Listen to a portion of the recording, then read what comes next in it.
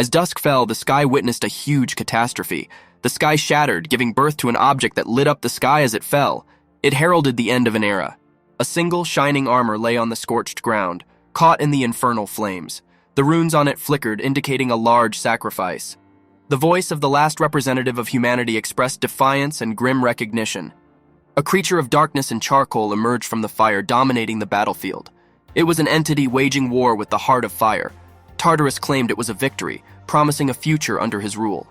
The Battle of the Titans began, a dance of fire and steel, their swords meeting like age-old foes. A warrior with a face expressing fatigue and determination was preparing for the climax of the battle. His eyes blazed with unquenchable fire. He was preparing for the decisive moment that would determine the fate of all. The rising sun colored the sky in shades of red and fire.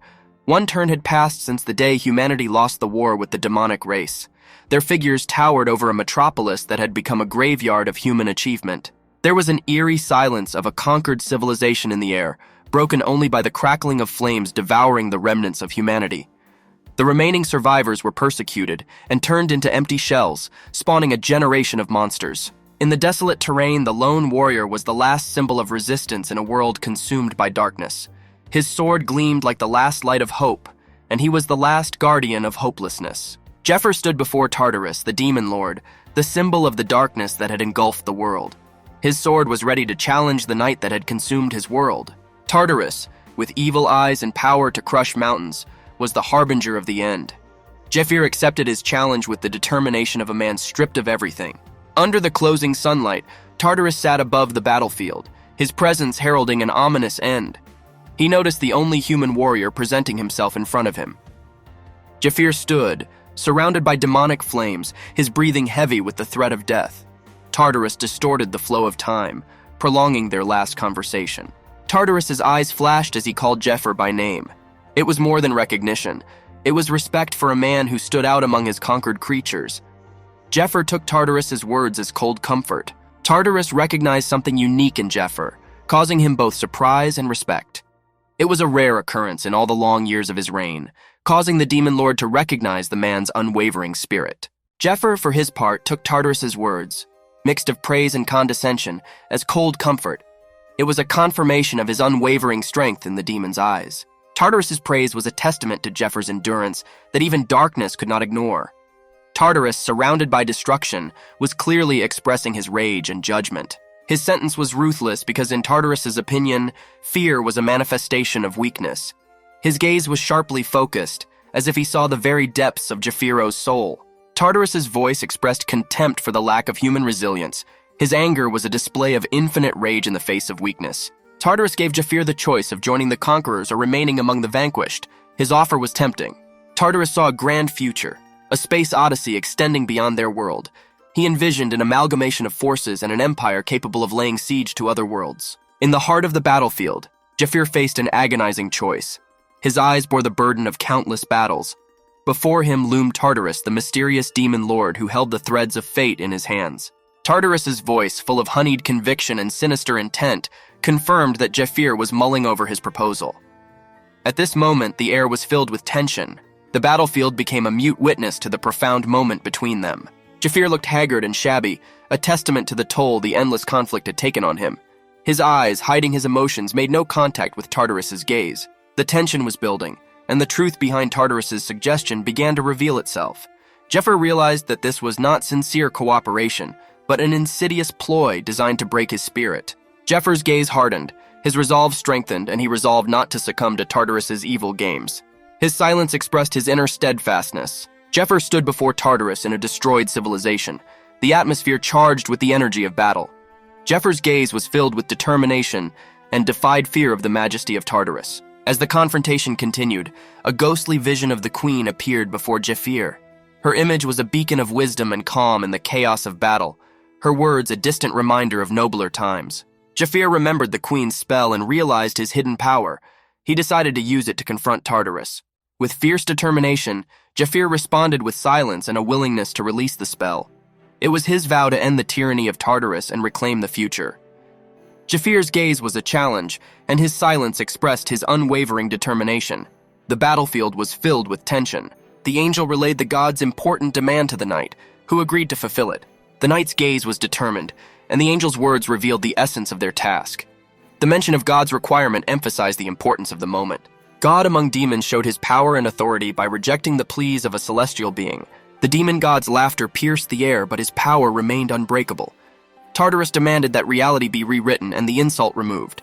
Jafir lay in the dust, trying to grasp the last shreds of hope, but his pleas went unheard. In a moment of frustration, Jafir uttered his last words and resigned himself to defeat. Instead of death, however, it was dissonance and surprise that overwhelmed him.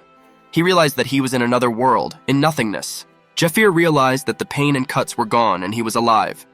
All his doubts vanished and he realized he had gotten a second chance. Inside the temple, he prepared for a new rebellion for redemption and salvation. His armor was a contrast against the glow of the temple. He stood in front of the central figure, ready for another fight. The temple was consecrated and filled with statues of deities, with a central figure directing the proceedings. Japhirus was immersed in thought, surrounded by statues of the gods in the Great Hall, and questioned himself about his whereabouts. Looking up, Jafir realized that he might be in the afterlife and uttered the word underworld.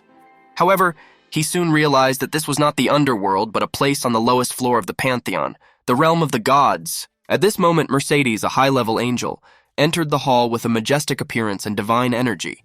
Jafir, feeling vulnerable without his magic, was shocked at the betrayal. Mercedes descended from the heavens, declaring her purpose as a mediator between the gods and mortals. Another warrior appeared, clad in armor from the night itself, ready to do the will of the gods and return to the past and future. Mercedes announced that Jafir would return to the past with memories and the power to change his reality. Mercedes convinced Jafir of the necessity of the journey, promising him success and return. Jafir stood alone in the grand hall, questioning the reality of his situation. He considered various possibilities, including illusions, but came to the conclusion that it was real. Jafir expressed his doubts about Mercedes' proposal and asked for an explanation. Mercedes assured him that there were no hidden conditions, and the offer from the gods came from good intentions. Jafir brought up the price to be paid and left room for doubt. The gods have been left indifferent to prayer and repentance, their artifacts destroyed and hope vanished. The human armies disintegrated and the clergy lost their powers. The gods no longer intervened. Jafir realized the betrayal of the gods and their decision to leave the world to its fate. Mercedes, with her wings spread, stood before Jafir, promising to help him change his fate. With a command, Jafir called upon Mercedes to provide him with a revelation. Mercedes agreed, hinting at something deeper and more mysterious. They were preparing for a discovery that could change their reality. Mercedes, an angel of the highest rank, looked at the exhausted Jafir with a solemnity that reflected the concern of the gods. She told of his heroic battles and valor that even the gods were amazed. Mercedes continued the story, expressing the gods' regret at the rapid destruction of the world. It was interesting to them how luck was smiling on Jafir. As she spoke, Jafir listened in anticipation of the revelation. However, her phrase was cut short, leaving him hanging. Jafir's voice rumbled, and there was a traitorous note in it as he expressed his displeasure. He was promised a full explanation, a secret to be revealed to him. Jafir's voice expressed his displeasure. Jafir expressed his rage at the angel and his displeasure regarding the revelation. His striking figure contrasted with the cold fury in his eyes as he challenged the angel to a dialogue and questioned the real interest of what was going on. Jafir turned back to the battlefield, remembering the queen, her unwavering pride even in the most brutal battle. She reminded him that they were all united in fighting for a common purpose and meaning in life, despite the worries of the Sky Watchers. Back to reality, Jafir clenched his fist hard and wondered if this was all entertainment for the gods. His words expressed a vivid displeasure toward them.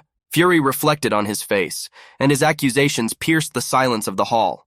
He exclaimed, believing that the gods were treating them as entertainment. His emotions were fierce, and he couldn't accept the idea that their suffering could be mere entertainment. Then Jafir unleashed his power, lighting up the hall with his anger.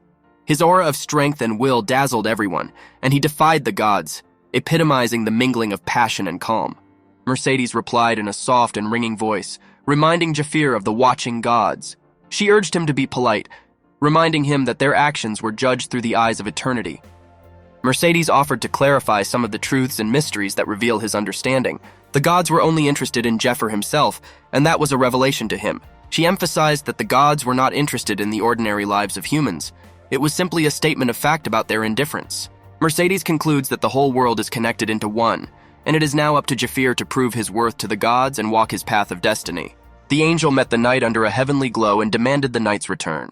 Jafir was determined, and the angel's words hinted at the knight's important role. a formidable demon among demons, demanded an audience and rejected the pleas of celestial beings. The demon demanded that reality be rewritten because of the insult. Angel watched the demon through the portal while the knight remained silent on his knees. Tartarus, the demon god, enveloped the 10 worlds in darkness, and the angel told of his destructive thirst. Japhyrus, the unshakable god, slew Tartarus, changing the notion of his invulnerability. Tartarus was hurt by Japhyr's actions, causing him to become proud and vengeful. Japhir took the angel's words stoically. A spark of rage and defiance slipped into the silence of his heart. Mercedes continued to speak, her voice resonating over the menacing war. Tartarus was eager for battle, and Japhir was ready for it. This was not just a fight, but a dance with destiny that would determine the essence of victory and defeat.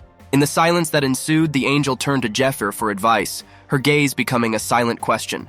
The worlds held their breath, waiting for the warrior's decision. The future of all worlds depended on Japhir's will. Japhir clenched his fist tightly, his determination evident. If Tartarus desired battle, Japhir was ready.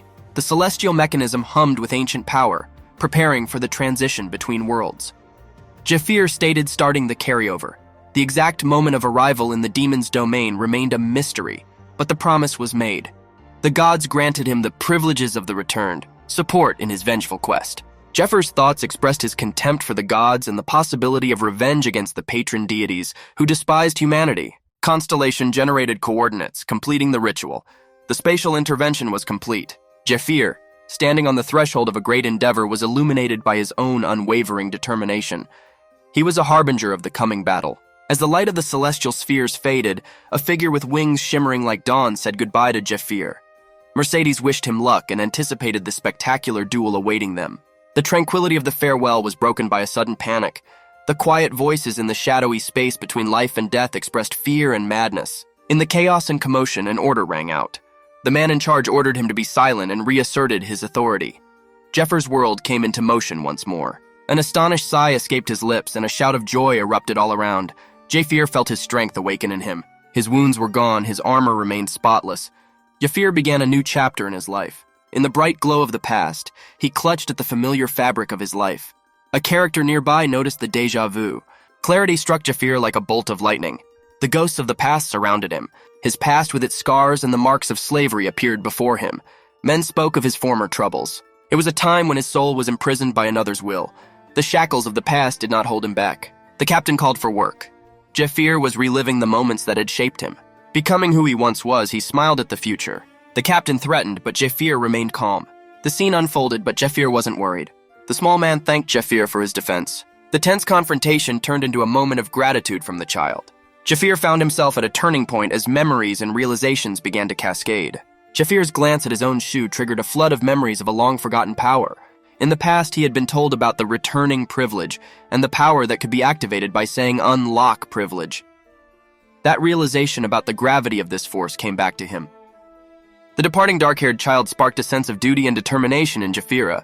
He stood amidst the aura of light and activated unlocking privilege. The power release surprised Japhir and his companions. The turning point began a new chapter in his adventures. The newfound power was changing the world around Japhir and filling him with inspiration.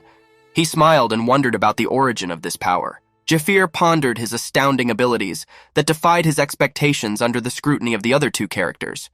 One of them marveled at the newcomer's skill. His dedication and skills with a pick in his hand were impressive. His energetic movements emphasized his industriousness and efficiency. Two observers invited Japhir to join their team, admiring his commitment to the task. In the commotion, Japhir swung his pickaxe around, causing astonishment to those around him. Japhir's journey in the world of his abilities continued, filling him with confidence and energy. The activation of the mysterious power promised remarkable changes. The newfound power stunned Japhir, who couldn't hide his horror. They wondered about the mysterious revelation before them, realizing its magnitude. Japhir saw blurry images of text and icons glowing and displaying an extensive list of skills and abilities that belonged to him. A smile appeared on Japhir's face, playing on his lips. He thanked the gods for this wealth of strength and ability. In the mining tunnels, the captain and supervisor gave Japhir the command to get back to work. The close-up of the boot and the cry to get back to work emphasized the seriousness of the situation. Japhir saw the man with the pickaxe. Their looks expressed recognition and respect. He realized from Japhir's speech that the man was the captain of the mining team, and he respected his authority. Japhir's hand clutched the pickaxe tightly, showing his determination. The captain felt frustration and determination. He mentioned difficult workers who did not listen to his instructions. It was a moment of internal struggle as he confronted the complex dynamics of the mining environment and authority figures. These images conveyed a tense encounter, setting the stage for potential conflicts in the world of the mines. A dramatic confrontation unfolded in the mining environment. The captain of the mining crew displayed an aggressive demeanor as he prepared to confront Jafir. His words were sharp as he offered to train Jafir. The captain intended to teach a lesson, causing Jafir's apprehension. But Jafir stood resolute in the face of conflict. The captain's whip headed toward Jafir, but he deftly caught it with his bare hands. The captain was surprised. Jafir calmly handed the whip to the captain, expressing apology and submission. Jafir offered to return to work in an effort to reduce the tension. The captain was silent, his credibility shattered by the unexpected turn. Jafir walked away, raising his hand in a sign of unharmed. The expression on the captain's face was dumbfounded, and the onlookers were amazed. It was a pivotal moment in mining, which caused displeasure for both captain and spectators. This indicated a change in dynamics within the mining team.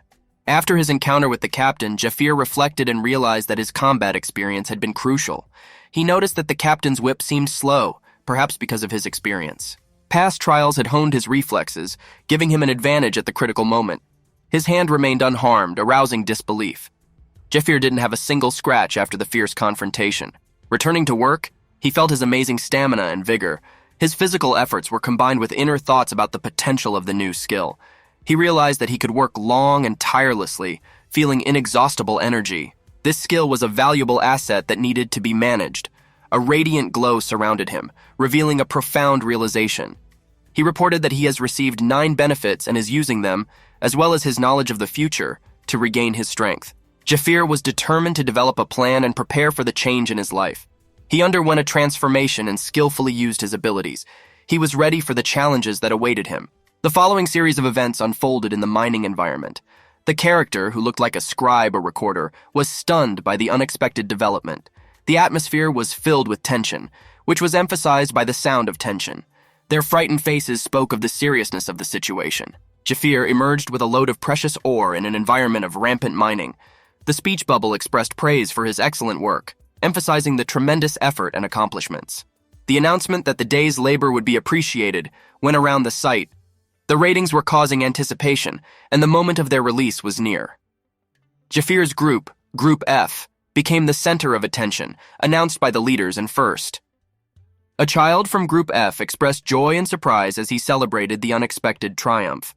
Jafir realized that this kid was part of their team. This unexpected turn of events shook the mining environment, causing Group B members to express their displeasure through their astonished facial expressions. These events highlighted the competitive environment in the mining industry, where productivity and teamwork are important. Jafir's leadership and effort led his group to an unexpected triumph, causing awe among his peers. Since the ratings were announced, events in the mining industry have become more complicated. Group H came in third, but the subsequent rankings were removed from the images, leaving them a mystery. Group E came in last place, much to the delight of Group H and the disappointment of Group E. The captain of the mining team provided clarity and announced that supplies and compensation intended for Group E would be redistributed among the first, second, and third place teams. This announcement introduced an element of fairness and resource allocation.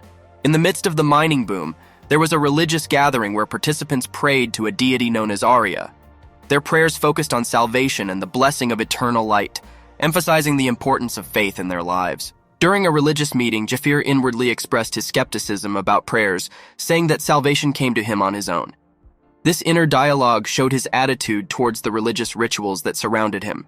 The last image represented the Temple of Arya, a religious institution. He was described as one of the 3 great gods of the world, which emphasized his importance. The dual role of the Temple of Arya as a religious site and the largest financial company on the continent was also mentioned. This combination of faith and financial aspects represented the complex role of the temple in the characters' lives. These images created a multifaceted narrative frame where labor, spirituality, and economics were intertwined. They shaped a world where characters overcame challenges and strived for success. The day at the mining operations ends. Tired workers emerge from the mines, their faces expressing hard work. One complains of fatigue, reflecting physical and mental strain. The narrative continues and it becomes clear that many workers in the mining industry have endured unbearable hardships. Many have lost their homes to dangerous monsters, leaving them destitute and forced to seek refuge in the mines. Some of them used to be adventurers and turned to the temple in search of salvation. Now they have to work tirelessly in the mines, mired in medical debt. Under difficult circumstances, Jafir realizes his position as a prisoner in the mining territory. Leaving without permission threatens his life, making him vulnerable. This realization fills him with determination.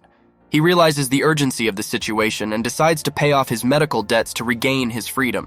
In the last image, Jafir looks determined and ready to defy the forces that keep him trapped. Despite adversity, the protagonist shows resilience and determination. In this world of vengeance and valor, he stands steadfast, ready to fight for justice. Amidst the swirl of etheric energies, a regal figure danced in the sign of power. She held out her hand with desperation, or perhaps commanding an invisible force. The swirling pink and purple swirls created a magnificent and terrifying sight. The tale returned to the gray-haired guard, with his tattoo on his shoulder symbolizing the journey and his promise to protect her. It was an oath expressed with a conviction that transcended time and the pages of history. In another scene, a woman in pure white clothing addressed the people with a kind gesture and an invitation to use her store or counseling service. Her words were an invitation to those seeking help or wisdom, and she majestically organized the flow of life and needs. In another scene, a woman in pure white clothing addressed the people with a kind gesture and an invitation to use her store or counseling service.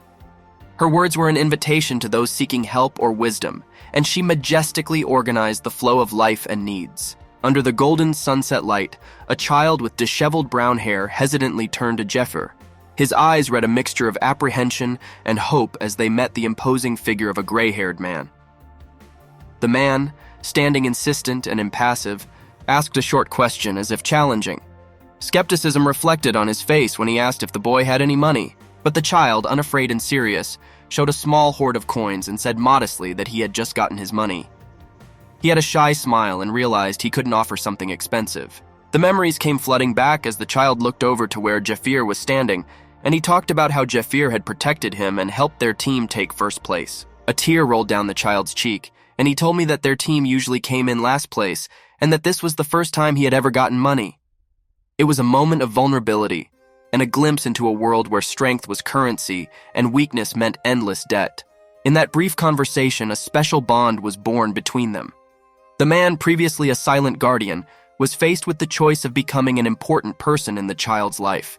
Their fates were intertwined in this moment, and every word and look added to the importance of that bond.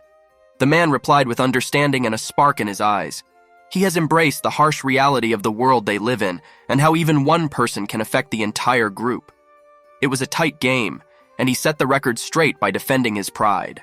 The frustrated child tried to explain himself, but his words faded away on the wind of misunderstanding between them. The man concluded the conversation by asserting his boundaries and leaving a hint of a joke at the end. A man came to the vendor's counter, and his request for restorative water brought a smile to the vendor's face. The vendor was welcoming but surprised by this request. The man was looking for something unusual, perhaps a potion with unusual properties. This conversation revealed complex character traits of a man and a child trying to make sense of the complexities of his world. They represented different worlds and the clash of morality and survival.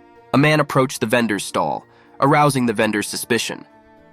The merchant asked pointed questions, paying attention to money and cautioning against overspending, which was typical of their world.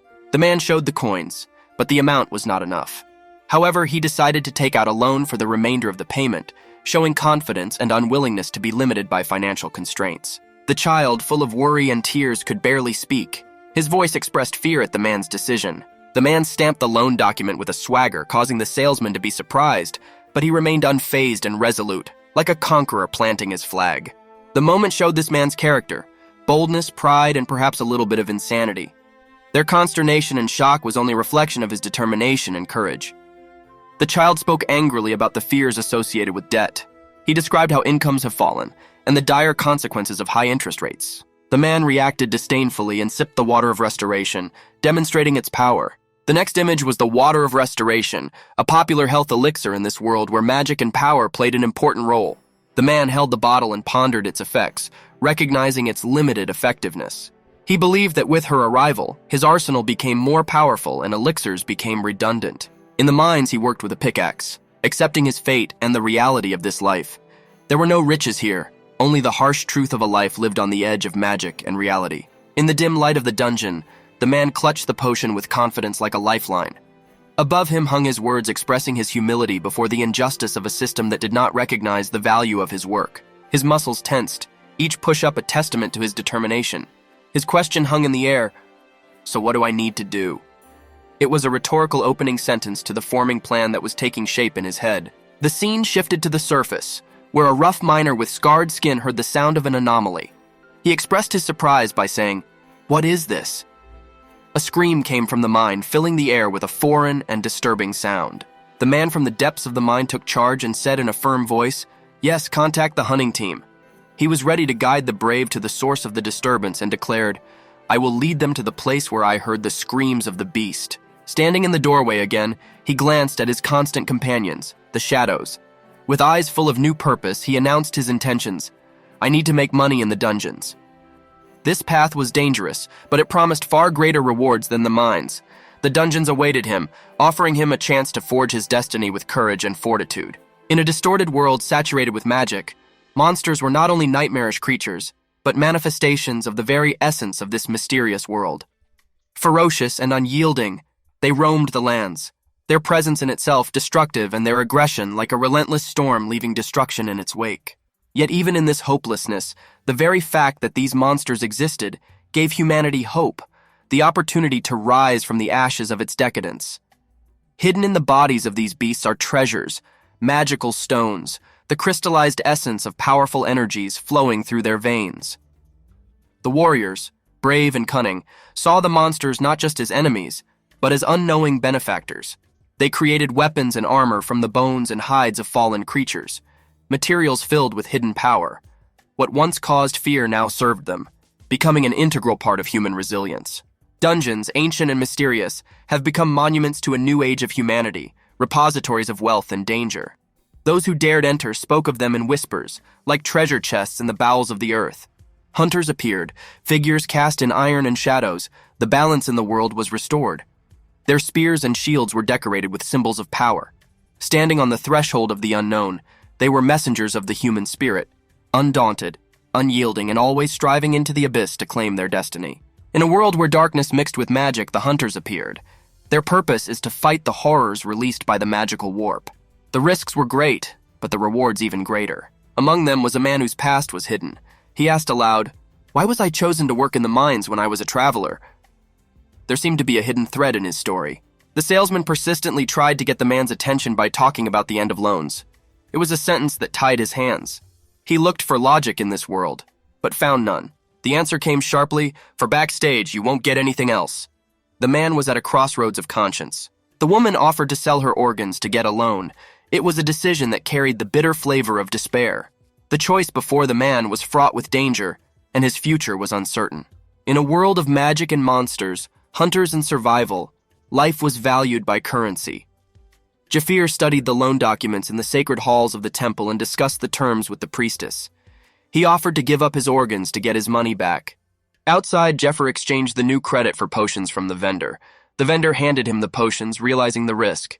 The priestess watched Jafir drink the potion, smiling and admiring his bravery or foolishness. Standing alone, bathed in the heavenly glow of the potion's magic, Jafir pulled himself together, silently vowing to face the trials ahead with the same determination that had brought him to that chasm between despair and hope. "Good. I'm ready to go," he muttered, his eyes fixed on the road in front of him where shadows danced with promises of doom. The final scene unfolded in the open air as a knight in armor approached, his voice cutting through the tension. He was asked if he was Jafir. It was a call to action, a call to the unknown. And as Jafir turned to face the figure in armor, it was clear that he stood on the threshold of a journey that could redefine his very existence. As the light of dawn pierced the horizon, Jafir stood on the edge of doom, determination reflected in his eyes, clear as the morning sky. The timing was perfect, he muttered to himself, a half-smile imprinted on his face, marking the happy coincidence of the moment. In the noisy center of the camp, figures in armor have gathered, their presence commanding and their purpose singular. Goethe, the leader of the reconnaissance team, introduced himself with the look of a man accustomed to the seriousness of his role. Dale and Marco stood beside him, silent guards awaiting the day's attack. Jafir offered his services with the casual confidence of a man familiar with the vagaries of fate. He hoped he could be of some use to you, he said, his tone a mixture of humility and confidence. He didn't have the typical skills of a dungeon explorer. He had a different arsenal. With mana detection skills at his disposal, he could sense the invisible and reveal the hidden energies of the world. As the veil of night opened in the sky, the importance of such abilities became undeniably obvious. To overcome the dangers that await them in the dark bowels of the earth, to move stealthily among the creatures of nightmares and magic, they need more than eyes. They need sight. With the subtle distribution of his mana, Jeffer could light their path in a way that torchlight never could. His gift allowed them to proceed with caution in a world that did not forgive heavy steps. For Jafir and his new companions, hunters and ghosts, the journey ahead was full of unspeakable dangers and unseen mysteries. Together, they would plunge into the abyss, where the line between predator and prey was as thin as the shimmering shadows they were to walk through. And there, in the heart of darkness, they will find their true strength or find their end. On the green outskirts of a forgotten kingdom lived a group of adventurers, each bound by a destiny yet to be revealed. Among them was a hooded figure shielded from the dangers ahead. Staring at the horizon, they mourned the coins spent on potions that were now deemed unnecessary. "There's the money I spent on night vision potions," the figure muttered with a mixture of regret and determination in his tone. "If you're ready, let's go," they shouted to the others, signaling the start of the journey. In the center of the group stood a knight dressed in chainmail, his helmet serving as a barrier against more than just physical enemies. He held out a hefty hammer to his comrade, its handle worn from countless battles. The hooded rogue on the side couldn't help but laugh at the sight of the miner, the odd one out in their company, who was using secret mana energy. "Oh, a miner who uses mana. That's interesting, haha," the brigand remarked, and the humor didn't quite reach their hidden eyes. The air became tense as the man with hair as white as the first snow of winter received a quiet reprimand. His companion hissed for him to shut up, reminding him of the dangers lurking in the shadows and the silence necessary for their survival. This gray-haired enigma, weighed down by heavy burdens and heavy thoughts, recognized an unspoken connection to at least one more soul in this motley assembly. Although they were both acquaintances, he reflected, he knew at least one of them. As they traveled, his thoughts returned to the moment of transformation, the time when his path was irrevocably changed to that of a hunter. When he was transferred as a hunter, he recalled, it was about a month after they cleared this dungeon. Under the weight of the inky sky, the adventurers faced the ominous silhouette of the dungeon entrance. A prophetic whisper among them hinted at a grim future. If things went the same way, 2 of them would die in this dungeon. A chill ran through the group, for the dungeon was a place where many stories ended in tragedy rather than triumph. Inside the gray-haired hunter, however, a military cunning began to take shape. His eyes, sharp and calculating, gave away his intentions. He had a pretty good idea how to use these guys, he pondered, seeing not just faces but pawns and knights on the chessboard of his plans. Their journey took them through a light-filled forest where even the most experienced of the group couldn't hold back a sigh of surprise. They uttered in unison, the beauty of this world not lost in their battle-hardened hearts. At the threshold of doom, a figure beckoned to me, and her voice broke the serenity. They called, their tone filled with insistence and seriousness. As they gathered, a mystical figure with eyes shining like 2 moons appeared out of the shadows. "They are the waiting crew," they announced, holding out a hand adorned with braided magical ropes. It was at this moment, hands joined and fates intertwined, that the adventurers stood on the edge of the unknown, their hearts beating as one against the drum of adventure calling them forward. As the morning sun tinted the ancient stone of the dungeon entrance with a golden hue, Jeffir stood with a mixture of anticipation and uncertainty. His arm, outstretched and vulnerable, was bound by a wiry blue rope woven from magical threads. It tightened around his wrist, the knot secured with mysterious precision by a comrade whose eyes shone like beacons from the shadows of his hood. "It's a rope bracelet imbued with magic," the masked figure explained, lifting his own wrist to reveal the twin of the bracelet that now took the warrior's skin. "If something happens to you in the stone mouth of this dungeon, the other bracelet he wears will break on its own. It would signal a call for help, a call for the full might of our base to defend them."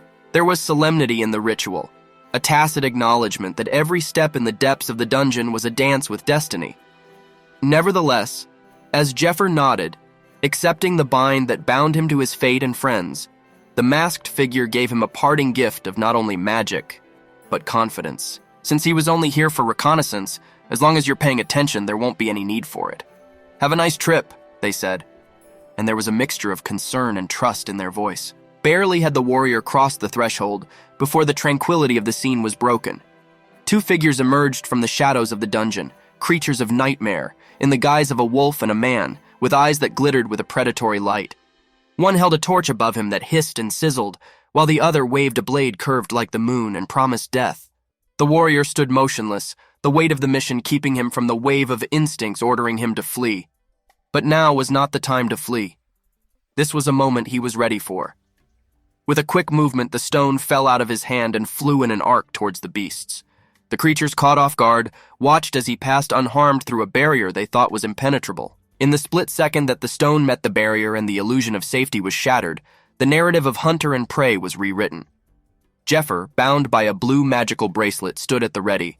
His fate was not written, but his resolve was as solid as the stones of the dungeon surrounding him. A scouting party had gathered in the shadowed veins of the ancient mine, their breath visible in the cold air. They stood amidst the remnants of a brutal skirmish, and the ground told stories of the recent carnage. There is another breeding ground on the other side of the mine, one of them said, and his voice echoed off the stone walls. Last week they were interrupted by hunting groups A and B.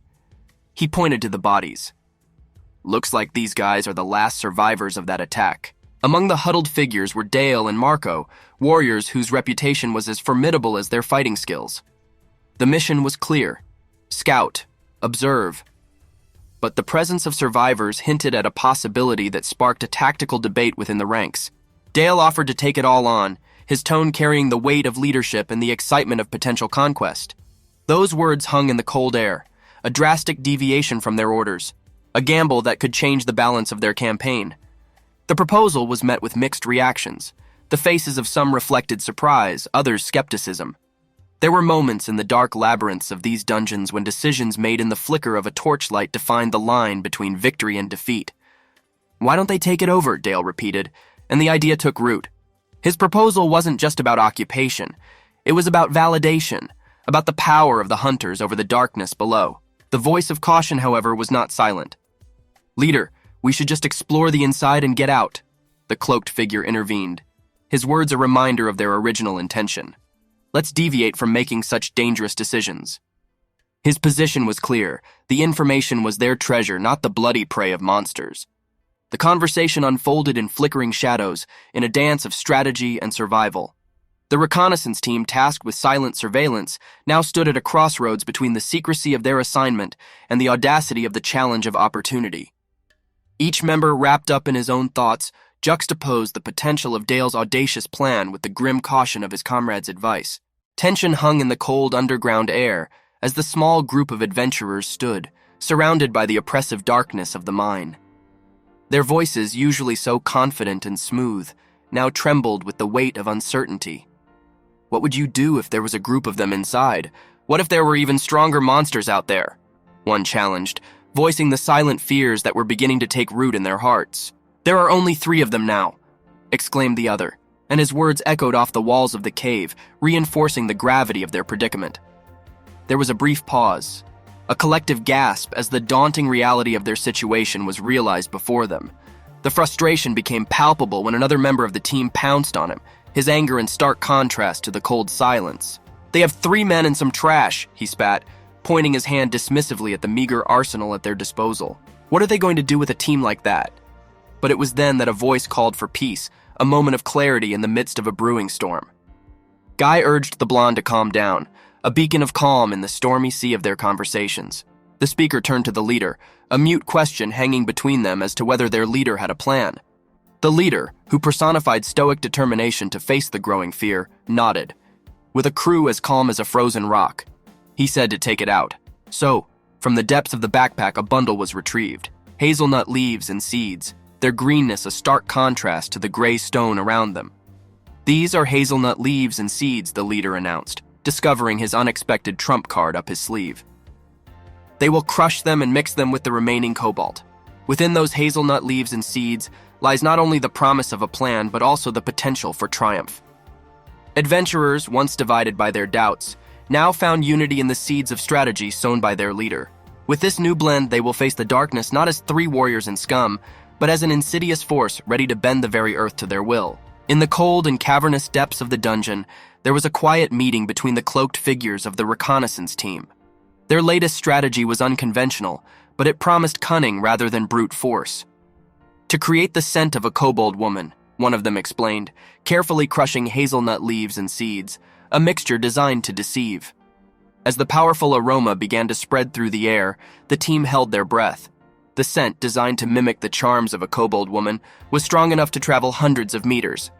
It was a beacon, a siren signal for creatures lurking in Stygian tunnels. Having set the trap, the adventurers waited, holding their breath.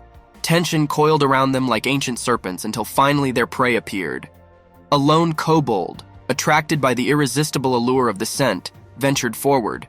His muzzle trembled in the air, deeply inhaling the artificially created scent that foreshadowed his doom. He grinned, a sound full of longing and desire, oblivious to the fate that awaited him. The adventurers remained motionless, shadows within shadows, while the kobold entered the heart of their trap. Then they'll take advantage of it, the leader whispered, his voice barely audible. In his hand he held the key to their victory, the last part of the game of predator and prey. With a swift and decisive move, the trap was triggered and chaos erupted. The kobold, trapped by his own instincts, was defeated. It was a testament to the ingenuity of the team, a triumph not of strength but of intelligence. When the dust settled and the echoes of the fighting died down, the adventurers became not just warriors but masters of the tactics of the dark and dangerous realms of the dungeon. In the dimly lit caverns of the treacherous dungeon, the air was saturated with the scent of victory.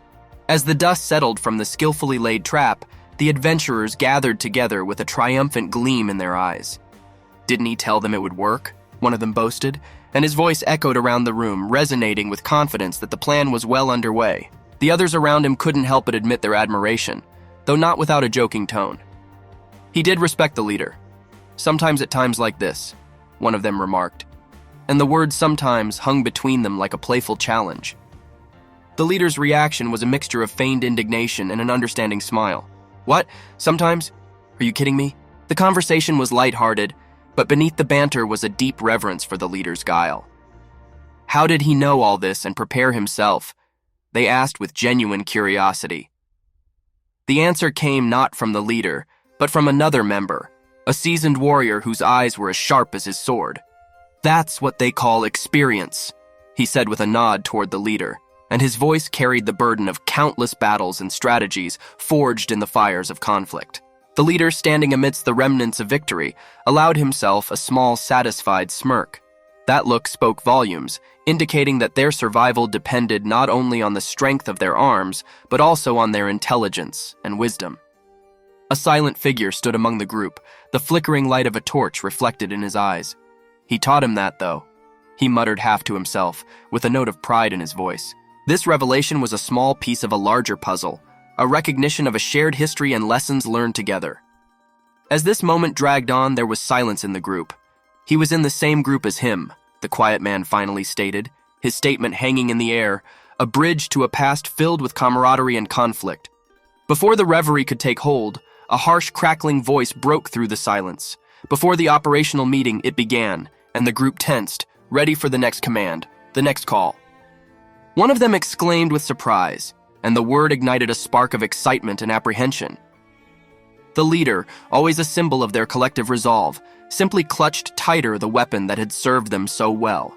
He answered positively, and in that single word lay the promise of new trials and new triumphs.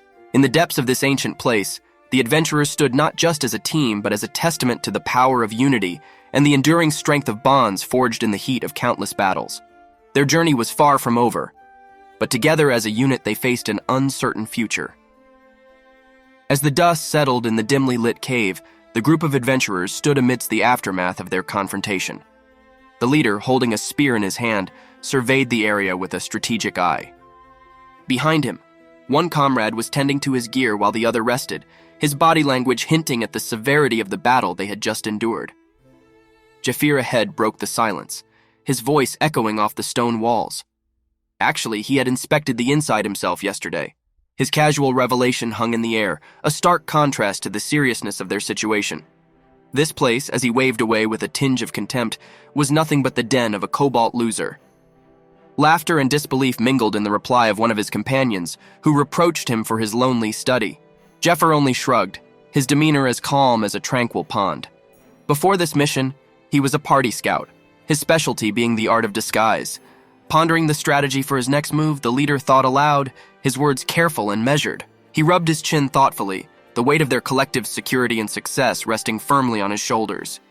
The gray-haired adventurer's reply was respectful but firm. He said it was only up to them, his gaze meeting the leader's with constant tension. His voice trailed off, leaving the sentence hanging like a thin thread. The silence that ensued was both ambitious and cautious, hinting at the enormity of what lay ahead of them. "That's because such a dungeon is too good to be shared with others," one of them muttered, expressing caution and greed and tactical foresight. It was a testament to their unity and the trust they placed in their leader, recognizing his crucial role and the respect they had for his decision-making skills. The leader acknowledged with a nod the importance of each participant's contribution. "He's quite useful," he acknowledged, recognizing the value of each person in their close-knit ensemble. Together they stood on the threshold of a decision, their bonds of camaraderie and mutual respect as strong as the armor they wore. With the dungeon promising hidden treasure and lurking dangers, their next steps would be taken with caution as they knew all too well the balance of risk and reward. In the green thickets of the ancient forest, the search for the elusive hazelnut proved to be a challenge. The thick foliage whispered the secrets of the forest, shrouding the land in mystery and hiding its treasures well. The hazelnut, whether a generous resource or a cunning individual, remained hidden amidst the whispering of leaves and the dance of shadows. Elsewhere, under a muted sky, an authoritative figure clad in ceremonial armor displayed the weight of his rank. With a determination common to many battles, the captain spoke of recommendations and transfers. Taking note of the worthy man's skill in the dangerous art of monster hunting, it was a testament to the man's skill and a promise of greater responsibility. In quiet conversation, the sentry in armor held out a tool, perhaps a weapon, to his younger comrade, whose eyes glowed with gratitude and the fire of ambition. "Use this," the captain ordered, trusting the tool to aid the young hunter in the trials ahead. The words were spoken with a respect as deep as the roots of the forest itself. As dusk enveloped the land, two figures ventured through the dim light, the cold of night caressing their skin. A sudden pause, the quiet whisper of a hooded man broke the silence. The captain, ever vigilant, responded with a simple but emphatic affirmation. At that moment, both became acutely aware of the unknown lurking in the shadows. Upon discovering the grim scene, a pile of carelessly abandoned bones, the hooded figure wondered about the origin of such remains. Are those leftovers from something someone ate? The question hangs in the air, full of implications. There, under the apparent trail of death, the narrative of survival and danger continued to unfold, creating a story of the unyielding cycle of hunter and prey. The air crackled with electric tension as the cloaked figure stood amidst the chaos, a lone guardian against the encroaching darkness. The words, cobalt bones. A mixture of question and awe escaped their lips as they faced the discovery that lay before them. The ground beneath their feet seemed to pulsate with energy, a silent testament to the power that was evident in the very bones of the earth. Without warning, the calm was shattered by the appearance of a ghostly entity whose essence was a whirlwind of cobalt fury. The figure, caught off guard, was tumbled to the ground by the inexorable force of a being seemingly made of the same unearthly blue. The world turned into a blur of motion and light as the creature from beyond struck with a force that resonated in the bones of the earth. Out of the turmoil, a new champion emerged. The captain in armor, a bastion of strength and authority, stepped forward with a determined shout. In the commander's presence, they began to weave the fabric of magic into a shield of light, their hands drawing ancient symbols of protection in the air. The circle of power shone with promise, a beacon of hope in the thickening gloom. As the captain stood resolute, a plan formed in their minds, a strategy for defense and escape. They had faced many foes, their confidence imprinted in every line of their battle-worn armor. It's a mana shield that can block the Oak Tribe's tribe leader, they pondered, confident in the power of their magic. The belief that the shield was indestructible was itself a fortress, a mental bulwark against the tide of doubt. However, even the most powerful can fail. A sudden impact, a breach in the barrier, and the captain's scream echoed through the night. The magic that had been their defense against the storm now shattered into fragments of light, scattering like stars in the night sky. The captain's voice, once filled with the confidence of command, now betrayed a hint of human fragility when the reality of their vulnerability lay heavy on the battlefield. In this dance of light and shadow, where every spell cast and every blow struck wrote the story of survival, the characters found themselves in the agony of a conflict that tested the very limits of their courage and their skill. In the depths of the shadowed cloisters, someone's figure paused, focusing its gaze on an invisible anomaly. A mat escaped their lips, a whisper that danced with the dust specks in the air, a piece of their confusion exposed in the dim light. Something broke the silence of the place that wasn't supposed to be there. Their hand emerged from the darkness, lifting a bracelet woven with whispers of ancient power. It was a talisman of protection, its integrity a silent guardian against unseen forces. "It is a bracelet with power," they said, and in their voices sounded the knowledge of its purpose. However, the ominous tearing of the bracelet spoke of a grim reality. If anything happens, it will break. And broke it. Not one but as many as three, their frayed ends a silent testament to an unseen cataclysm. The thought furrowed their brows as they looked at the broken strands. Is there something going on inside? The question hung in the air, unanswered, but filled with foreboding. Talismans were their alert system, and their silent alarm went off. Elsewhere, the reality of their fear came to life. The warrior, steeled in the steel of his resolve, staggered and muttered painfully, giving out the attack he had suffered. His armor, once spotless, was now marred by the marks of conflict, the blood, sweat, and dust of battle. In the midst of the chaos, another stood firmly, his posture an indomitable bulwark against the onslaught. He commanded the iron wall, a skill that had been honed in the fire of tireless training and on the anvil of war. He stood at the ready like a guardian against the storm. His body language spoke of unyielding defense, of an unwavering spirit. This tapestry of events wove a tale of sudden danger and desperate defense. A story where a broken bracelet heralded the destruction of a world, where whispers of defense turned into battle cries, and where the willpower of a warrior was checked by the inexorable hammer of fate. The air was full of tension, a palpable thread running through the silence of the room. The figure stood, narrowing its eyes in contemplation, watching the creature before it. It must be a child not yet a year old. They pondered, the seriousness of their tone contradicting the creature's deceptive appearance. There was no room for mirth here, for as expected, this creature was not to be underestimated. In everything but name and age, it was a predator, its presence a silent menace to all who stood near it. This creature, cloaked in the guise of innocence, held a dangerous secret. He had been raised on pheromones, deceived with a false sense of kinship by those who were now his prey. Predator! The word echoed in the minds of those watching, a harsh label for a creature raised by the hands it would inevitably turn against. Such was the nature of the beast, the cycle of predator and prey, where the nurtured becomes the demise of the nurturer. This abrupt realization set in motion a cascade of events. One of the onlookers announced his intention, and his voice cut through the silence like a knife. Jeffir said he would lend the spear, reaching out and clutching the weapon with the determination of a warrior. With survival hanging by such a thin thread, there was no time for debate, no moment for doubt. With spears in hand, they turned to face the looming threat. The creature, with its intimidating jaws and eyes that glowed with a cold, predatory light, waited. This moment was the abyss, the knife blade where the outcome of life and death precariously balanced. The posture of the men was resolute. The position of their shoulders spoke of past battles and determination to endure whatever came next. Jafir declares with a determined expression that he will now be able to relieve some stress, suggesting that he is about to engage in something that will allow him to vent or relieve tension, perhaps alluding to an upcoming battle or confrontation. The following image shows Jafir's hand with an energy or entity circling above it. It could mean the moment of decision or call, the preparation of power. Jafir holds his spear mightily and firmly and asks rhetorically if they really want to die. This depicts a willingness to fight and challenge the enemy, emphasizing the character's belligerence and readiness for confrontation.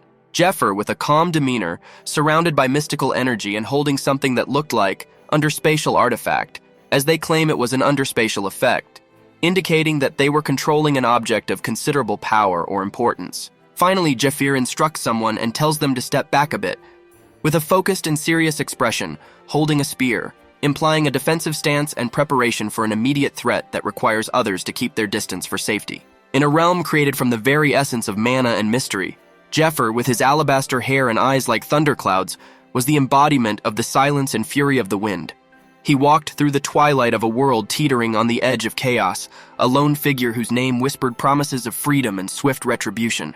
The knight was shocked that Jafir possessed such a powerful force. His movements were nimble and quick. He continued to be on the ground like that, with Jafir protecting him. And immediately, right off the bat, the knight asked Jafir what he was even doing, because the guy hasn't even trained for combatants and attacks, and he's so easily willing to sacrifice for his comrade. The knight immediately began to rise to his feet, thinking about the fact that Jafir might die at this rate.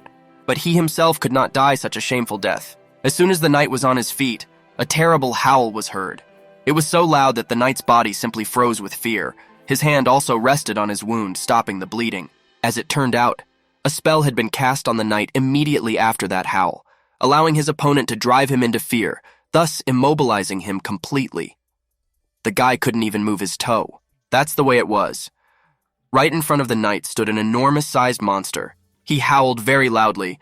His mouth was simply huge, and his teeth sharper than any sword of the bravest adventurer. Wielding a sword that cuts through despair and a wit as sharp as the edge of night, Jafir met his enemies with a calm born of storms and a ferocity that reflects the wild wind. His dance was a dance of blade and shadow, a ballet to the silent music of a world holding its breath. His potions poured outward, promising nightmares and dreams, generating fear and courage in equal measure. Jafir used a plant that prevented his opponent from imposing his Ispuan status on him. Fade, alchemist of shadows, was creating his secret glow in vials of liquid twilight. His potions, a pantheon of bottled wonders, were both a boon and a curse, keys to salvation and instruments of destruction. Their paths, intertwined by the hand of fate, were strewn with the remnants of quest and conquest. Jafir and Fade, hunter and sage, stood against the dark tapestry of night that sought to shroud the world in eternal despair. In the depths of that abyss, Jafir's blade sang its silent song, a requiem for the fallen and a hymn of hope for the battles to come. When the echoes of their struggle reached a climax, the two became guards at the edge of the world, a testament to the power of camaraderie. But immediately, Jafir throws the potion right at the monster. The guy thought about the fact that just this potion alone would be enough to completely kill this huge dog. His hand moved quickly forward, and the silhouette, even outline of a key, lit up on the palm of his hand itself. Jafir decided to use a potion whose recipe belonged to his old friend Fade. He was the king of poisons. It was number 72 on the toxicity scale of FIDE, and the potion was in 68th place. In the dim light of the fireplace sat two silhouettes of guys. Jafir tells Fade that everything really was fine. He also said that for Fade to tell him that he had made the new poisoned potion he had studied for so long was a sign of great generosity. Fade responds to this with a small chuckle and closes his eyes. Fade says the world was starting to crumble, so why should he have hidden it until now? And then the man adds that if this potion is unsuccessful, they should have used it better together. Jafir's voice cut through the chilling air, a determined whisper that carried the weight of his resolve, saying that he hoped Fade would take advantage of this, if he could kill at least one scavenger with his poison and save one more person. Taking a deep breath that seemed to draw all the wind into his lungs, he leveled his stance. The quick movement of the spear was followed by not just an exhalation, but a release of restrained rage, his muscles clenching and relaxing like a spring. The spear pierced the darkness, the blurred motion aimed at the unseen horrors lurking beyond sight. Elsewhere, hidden in the shadows, watched another figure with a scarred face that bore the marks of countless battles. A crooked smile played on Fade's lips as he whispered to Jafir that he could no longer ask anything from him. With a vial of shimmering liquid in his hand, he pondered the irony of what was happening. To drink 10 bottles in one sitting, he thought, is the price of power. But a 500% increase in efficiency was a price he was willing to pay. It was a smile of satisfaction, an acknowledgement of a plan set in motion, or perhaps a recognition of an inevitable end he had long since resigned himself to. In the heart of the battle, the warrior's movements were a dance of death, each swing of the spear a stroke of the artist. Weapons rumbled through the air, a symphony of destruction leaving arcs of force behind them, the tip of which left a poison hungry for the blood of their enemies. The clock was ticking, each second a precious grain in the hourglass of survival. Any minute now, the poison would be completely unable to spread, and Jafir understood that. Those words echoed ominously in his head, a relentless countdown that narrowed his focus to the immediate moment. Every heartbeat was a drumbeat pushing him forward. Every breath was a gust fanning the flames of his determination. His adversary, the Leviathan of the Deep, rose before him, a monstrous silhouette against the stormy sky. With a roar that shook the heavens, he lunged to meet the warrior's wrath. The sound was like thunder. The impact of the spear on the scales was a statement of his refusal to surrender. Jafir's onslaught was merciless. The air whistled with each strike, the blade of the spear forming a silver streak that carved light wounds in the encroaching darkness. His movements were a blur, a whirlwind of precision and fury that not even the shadows could evade. With a smooth motion that belied the ferocity behind him, Jafir completed his arc, his spear cutting an elegant passage through the air. It was the sound of the end, the last note of a deadly overture of blood and poison. There, in the center of the storm he had caused, the warrior faced the beast, its silhouette standing out sharply against the creature's towering body. The moment was frozen, a picture of man versus monster, each the embodiment of a different world. With a last cry that contained all his hopes and fears, Jafir rushed to the attack. The boy's quick word was an explosion, the sound of the inevitable clash between the kiss of the spear and the death of the beast. It was the sound of victory, survival, and above all, the sound of a battle that will go down in the annals of legends. Jafir's silhouette stood out starkly against the chaos of the battle, his weapon a mere extension of his indomitable will. A toxic mixture dripped from the blade, a green poison that glowed with an ominous light. Jafir growled something for them to take the item, his voice low, overlapping the noise of the battle. The poison, a gift from the Dark Ages, promised agony to anyone who tasted its kiss. With a burst of energy that sent ripples through the air, the warrior lunged at the towering beast before him. The world seemed to slow down as he struck, the spear finding its target with a force that could be both seen and felt. The sound of the blow was a loud call that echoed throughout the field, a testament to his strength and determination. The beast recoiled, its monstrous form contorted, displaying excruciating pain. The warrior's attack reached its target, the poison penetrating the creature's defenses. The beast immediately cried out very loudly, and this sound pierced through the noise of the battle, which was a clear sign of the warrior's effectiveness. Once again the creature howled, desperately causing it to echo in the ether. The pain was palpable, filling the space between the two, fighting with palpable fear. Poison was a cruel master, and Jafir used it with precision. Time, however, was the warrior's true enemy, as relentless as any beast he faced. His eyes narrowed, a mental countdown counting down the moments.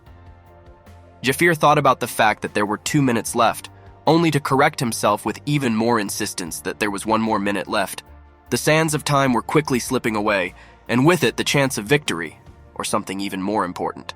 In this dance with death, the warrior was both choreographer and host, his movements a series of desperate stunts, each second precious to the previous. Poison was his ally, but time was a ruthless judge, and he intended to win this race.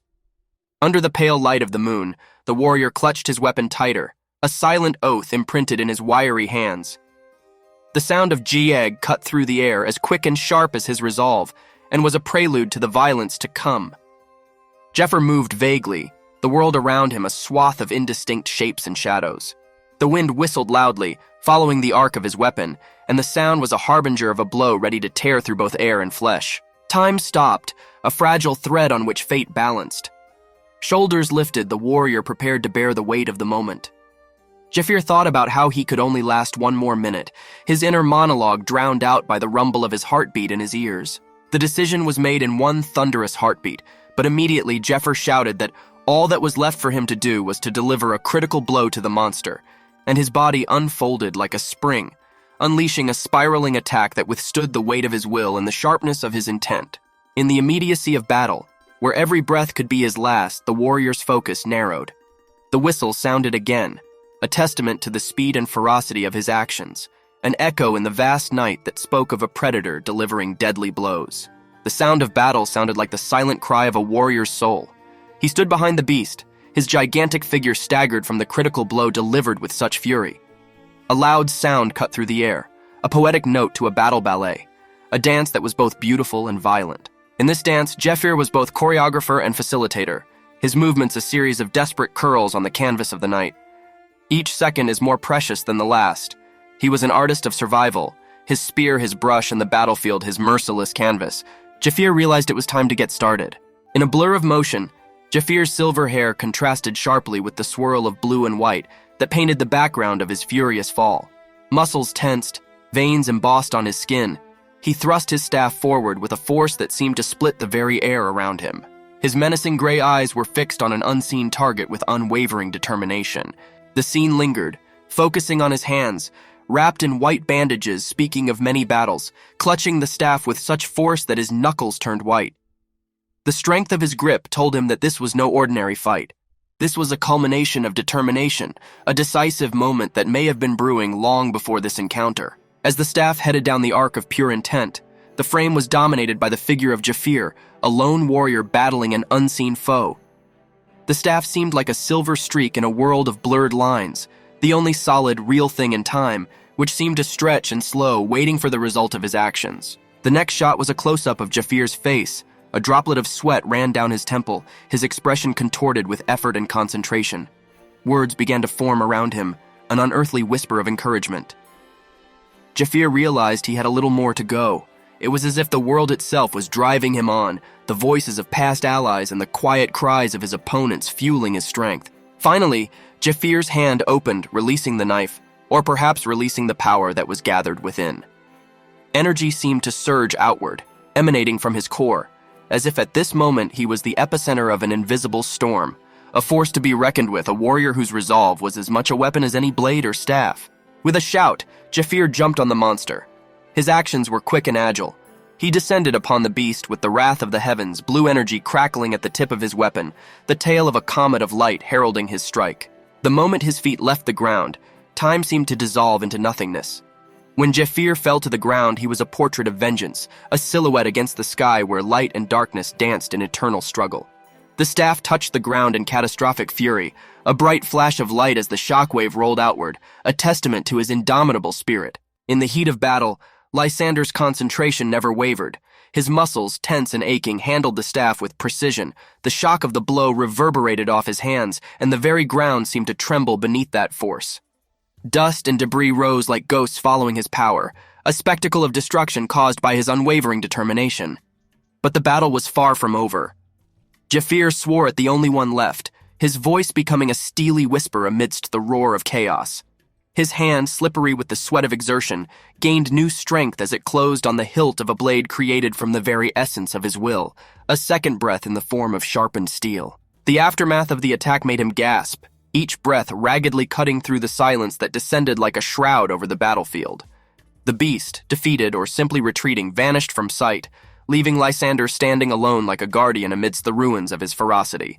When the dust settled and his breathing evened out, he reached out to pull his staff from the scarred earth, a silent symbol of his readiness to face whatever darkness lingered on the horizon.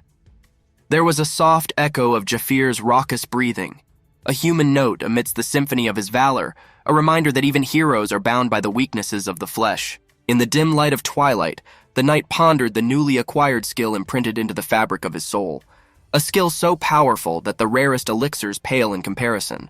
As the last drop of potion passed through his lips, a surge of energy burst out from within, his fist glowing with a sky-blue light.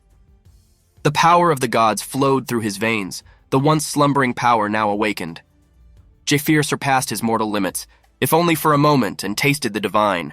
"Let's have a quick talk," he suggested, though the air around him crackled with the strain of unspoken words and unspent tempers.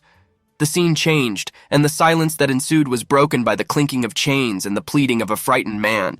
"No, it wasn't me," he muttered, eyes wide with a living fear of the unjustly accused. In the shadows, a figure clad in armor watched the transformation with a calculating gaze. The armored knight wondered if he could join a team of hunters. Recognizing Jeffers' newfound power was a silent bow to his rising fortune. But reality proved to be a harsh mistress. Jafir, now known for his miner's labor rather than his warrior's heart, stood at a crossroads.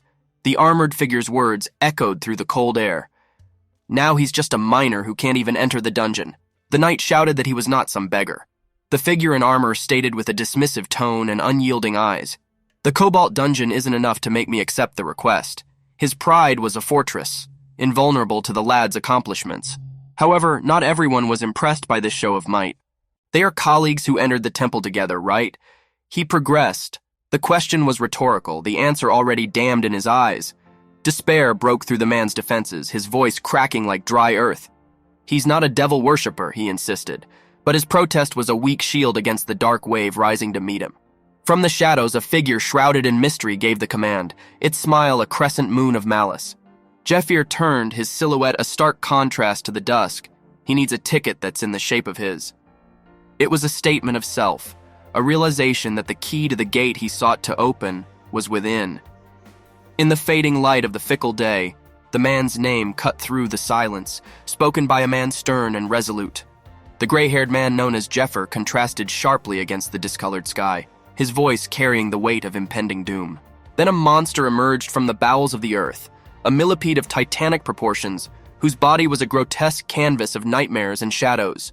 The air thickened with the threat that came from him. The ground shook with his fury. Suddenly, however, someone noticed, a detached observation amidst the chaos. The parasitic millipede has shown itself.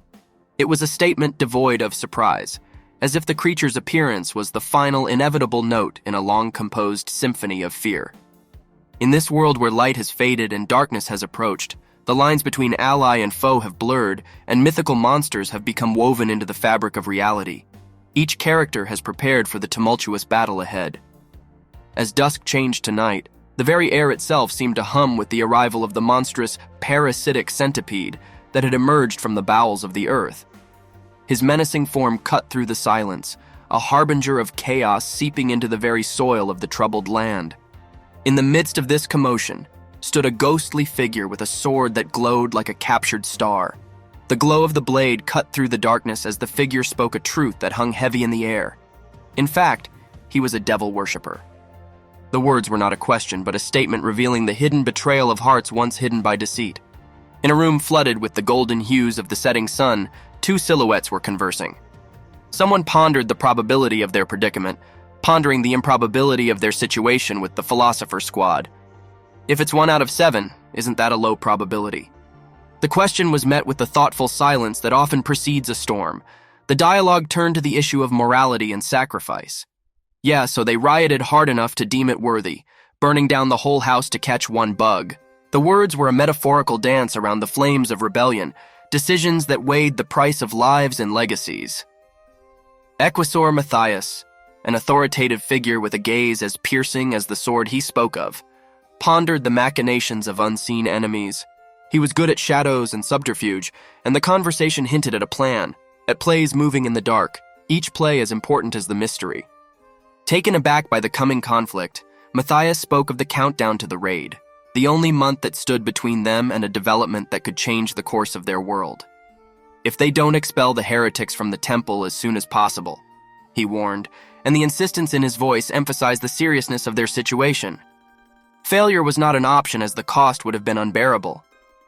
In his eyes burned a determination to confront the heresy that threatened to undermine their very existence. It was a game of strength and danger, and the stakes had never been higher.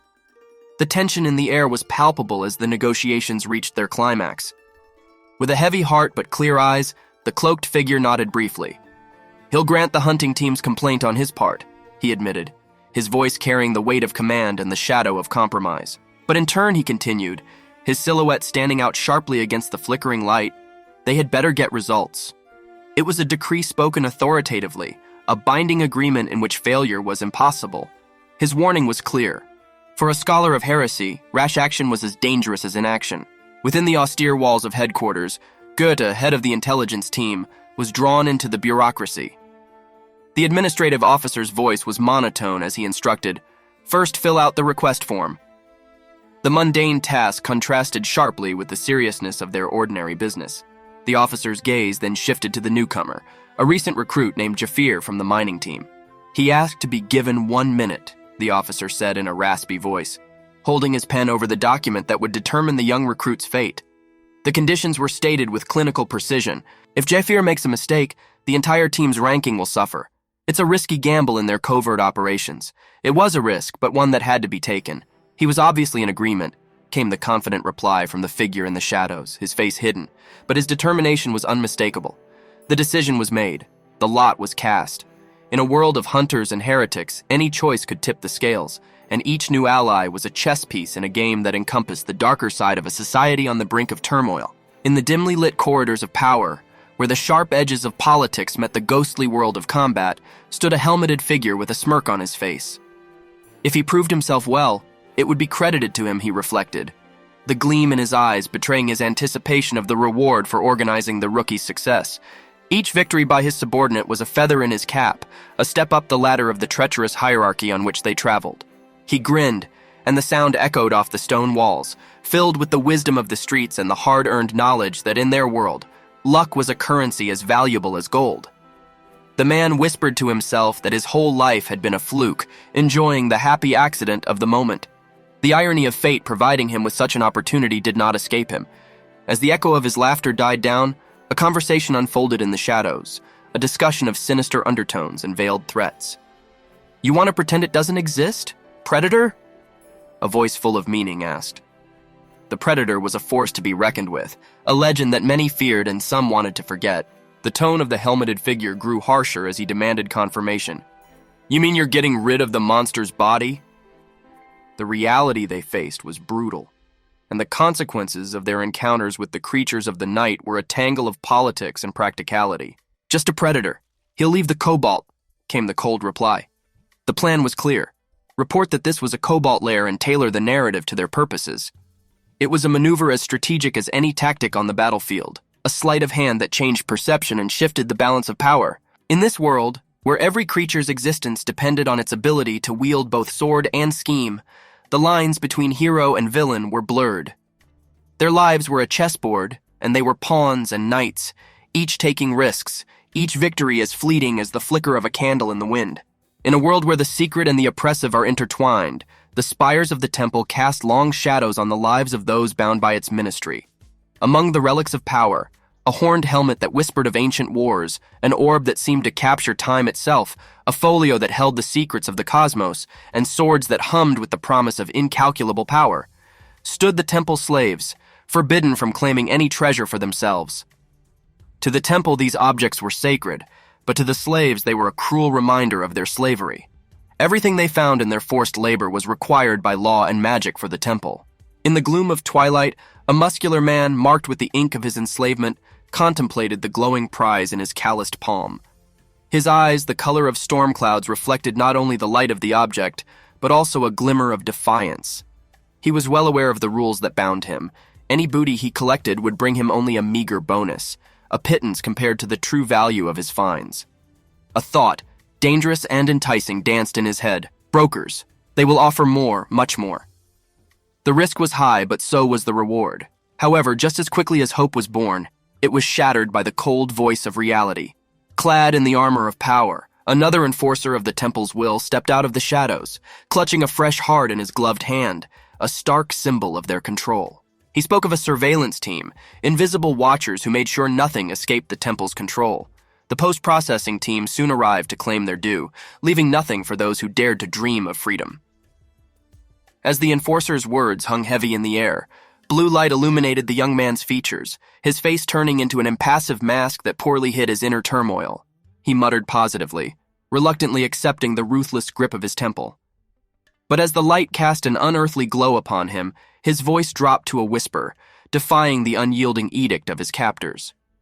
But he asked about what would happen next, with a note of slyness in his tone. At that moment, a spark of rebellion was lit within him, a spark that could ignite the flame of revolution. In the middle of the desolate space, where only the brave or enslaved dared to tread, a vortex of arcane energy burst out of the ground, its tentacles of light spiraling upwards into the heavens. It was a spectacle, a phenomenon of power that distorted the very fabric of reality, leaving a void where the monstrous creature had once stood. But he wasn't here. The wind seemed to whisper, and a mysterious riddle was revealed beneath the stars. The figure in armor, whose very essence was intertwined with the dogma of the temple, stared at this sight with wide-open eyes, unable to believe his eyes. He bellowed the fact that he had fallen into subspace, and fear and admiration mingled in his voice. The laws of magic as he knew them were adamant. Subspace, a hidden pocket in the folds of existence, should yield only to the most powerful of artifacts, not mere trinkets. Yet there lay evidence to the contrary. Disobedience to the established order had caused a wave of doubt about his steadfast beliefs. When the storm subsided, there was an unsettling silence. The beast they defeated, the monster whose blood stained the earth, was swallowed up by the vortex, wiped from the face of the earth without a scar marking its passing. Such completeness was unheard of, an anomaly beyond explanation, causing the minds of those who witnessed it to teeter on the edge of sanity. Following the maelstrom stood a man marked by fate, his wiry body outlined by the residual glow of the subspace anomaly. He asked a question, his voice calm but imbued with the promise of upheaval. Didn't he want a promotion? The words hung between them not as a question, but as an invitation to a dance of ambition and cunning. It was clear that he held the secret, the knowledge of the vortex that could elevate their situation beyond slavery. The scene changed from the wild freedom of the open lands to the confines of the wealth of the inner sanctum of the temple. There the man with the mark of a slave stood upright, while the other, formerly clothed in the power of the temple, now sat and prayed. He let him go through 3 more dungeons, the former captive offered, his terms spoken with the confidence of a man who had made a difference. He could have been rewarded for this sweep, he continued, his gesture magnanimous but calculated. But in return I get monsters. In the shadowed corridors of ambition, where the clanking of armor echoed off the ancient stone, a lone figure stood in contemplation. He was a warrior of thought, a strategist shod in steel. The helmeted leader, whose reign had lasted 3 grueling years, believed the dungeon sweep would affect his prospects within the temple's rigid hierarchy. Even smaller worlds such as the Cobalt Lair had their place in the great calculus of development. As part of his role as patrol group commander, he was acutely aware of their shortcomings in combat, shortcomings that marked their progress. However, among the trials they faced, he saw an opportunity, an anomaly in the form of a strong ally. Such an addition to their ranks could shatter the status quo, giving them unprecedented control over the dungeons at their feet, domains hitherto unclaimed and ripe for conquest. As the leader of the patrol, the first to penetrate the depths of the dungeon, he envisioned the path to ascend. A covert dungeon sweeping operation with minimal forces could strengthen his rank, bringing him from the shadows of obscurity to the shining halls of power. His ambition was a flame that could not be extinguished, fanned by the opportunity to turn the hierarchy upside down. Money, the ubiquitous siren call, motivated others like Jafir. But for our helmet-wearing tactician, it was the appeal of ascension, the sweet taste of a higher position that drove his plans. His musings were pragmatic, a good deal, a careful move. All that was required was to evade the prying eyes of those who could see through the veil of his intentions. Clutching the artifact that was the key to his release, he allowed himself to dream of a life beyond the oppressive reach of the temple. Dead as a chain, but the right sail can be the hammer that breaks it. Freedom was close, tangible, its tang on the wind whispering of worlds beyond the stifling embrace of the temple. Everything was ready for the grand event, a raid by the temple knights that promised to shake the very foundations of their world. Rumors have begun to spread about an object of unspeakable power, a secret that will soon be revealed, bringing with it a wave of change that could sweep across the continent. The leader's eyes glittered in the shadows of his helmet. The game was on, and he was no mere pawn. He was a player ready to make a move that would reverberate through history. In the silence before the storm, where the weight of fate pressed on the fabric of the present, the protagonist stood resolute, the fire of determination casting shadows in his eyes. He knew that the raid looming on the horizon was more than just an event. It was the fulcrum on which his future would be balanced. He must participate in this raid no matter what. He vowed quietly, realizing that the item he was searching for was a key that would open a new path, change the course of time itself. As the golden light flooded the tall temple building, the announcement was made. Jafir, a name that spoke of change, was now listed as part of the hunting team. Jeffer ordered them to gather all the materials they needed, a directive that set the wheels of fate spinning. The gears of preparation were turning, coinciding with the silent promise of the hunt to come. Reflecting on a past life, a ghost of what was, the protagonist mourned the missed opportunity that slipped through his fingers like grains of sand. This time he won't be so late, and he won't be so unprepared. The number of members of the hunting team does not exceed 20, he said, a fact that emphasized the need for notable accomplishments or influential connections. His participation was not just welcome, it was necessary. He had a plan, shrouded in confidence that his strategy was the right one. He was in charge of managing the intricacies of this plan, and his success lay in the delicate balance of timing and accuracy.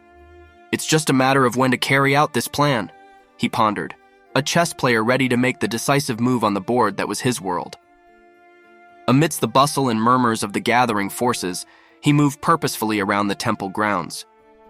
He pointed the fellow warrior to the supply depot, a place where activity was simmering as preparations for the raid intensified.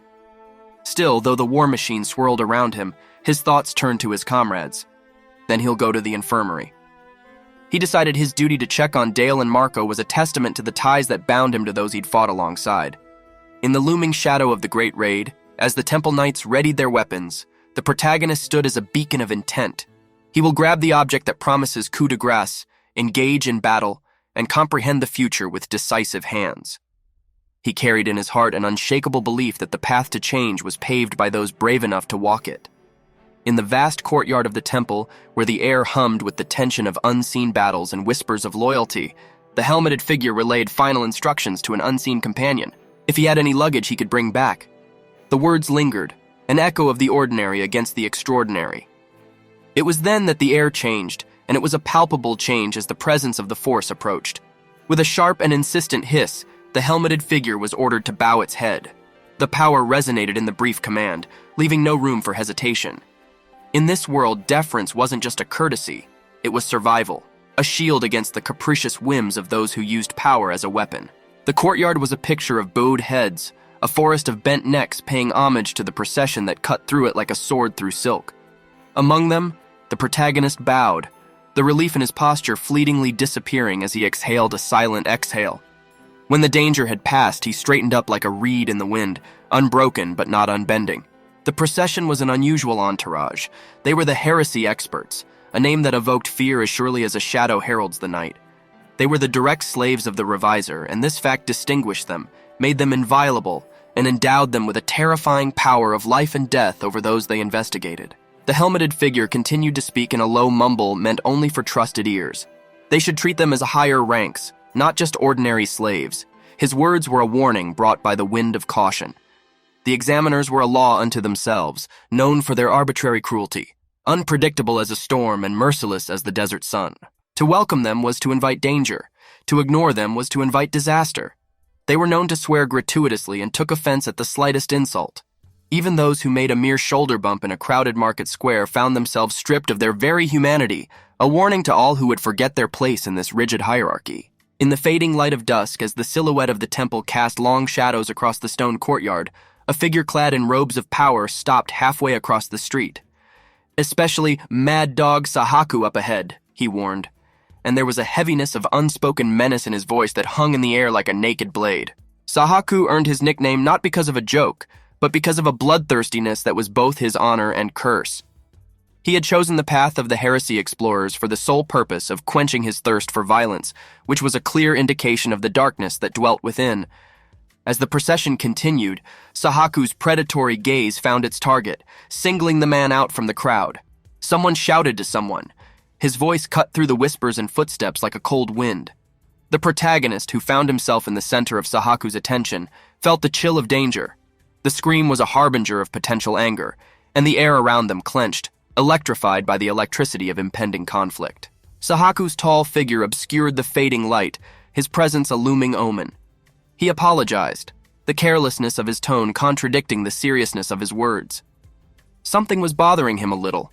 His statement was an enigma shrouded in power, the kind that portended misfortune to one who had unwittingly aroused his anger. With a twist as deliberate as it was threatening, Sahaku addressed the protagonist directly. He was there, dressed as a miner. There was contempt in the words, an indictment of the protagonist's appearance, containing an unspoken accusation. It was the kind of research that could unravel a person's fate, thread by unreliable thread. Unfolding himself with the ease of an unfurling snake, Sahaku's eyes flashed with a cruel light. His name was Sahaku of the Heresy Experts, he stated, his voice like a velvet stone. State your name and department. It was not a request, but an order, the kind of order that carved lines into the very stone on which they stood. This moment, the protagonist found himself at the crossroads of fate. Sahaku, the temple rabid dog, was an unbridled and indomitable force, a test of character and will. The protagonist's response must be measured but courageous, for in the world they inhabit, even words have the power to decide life or death. In the fading light of the temple grounds, an exchange of formidable desires unfolded.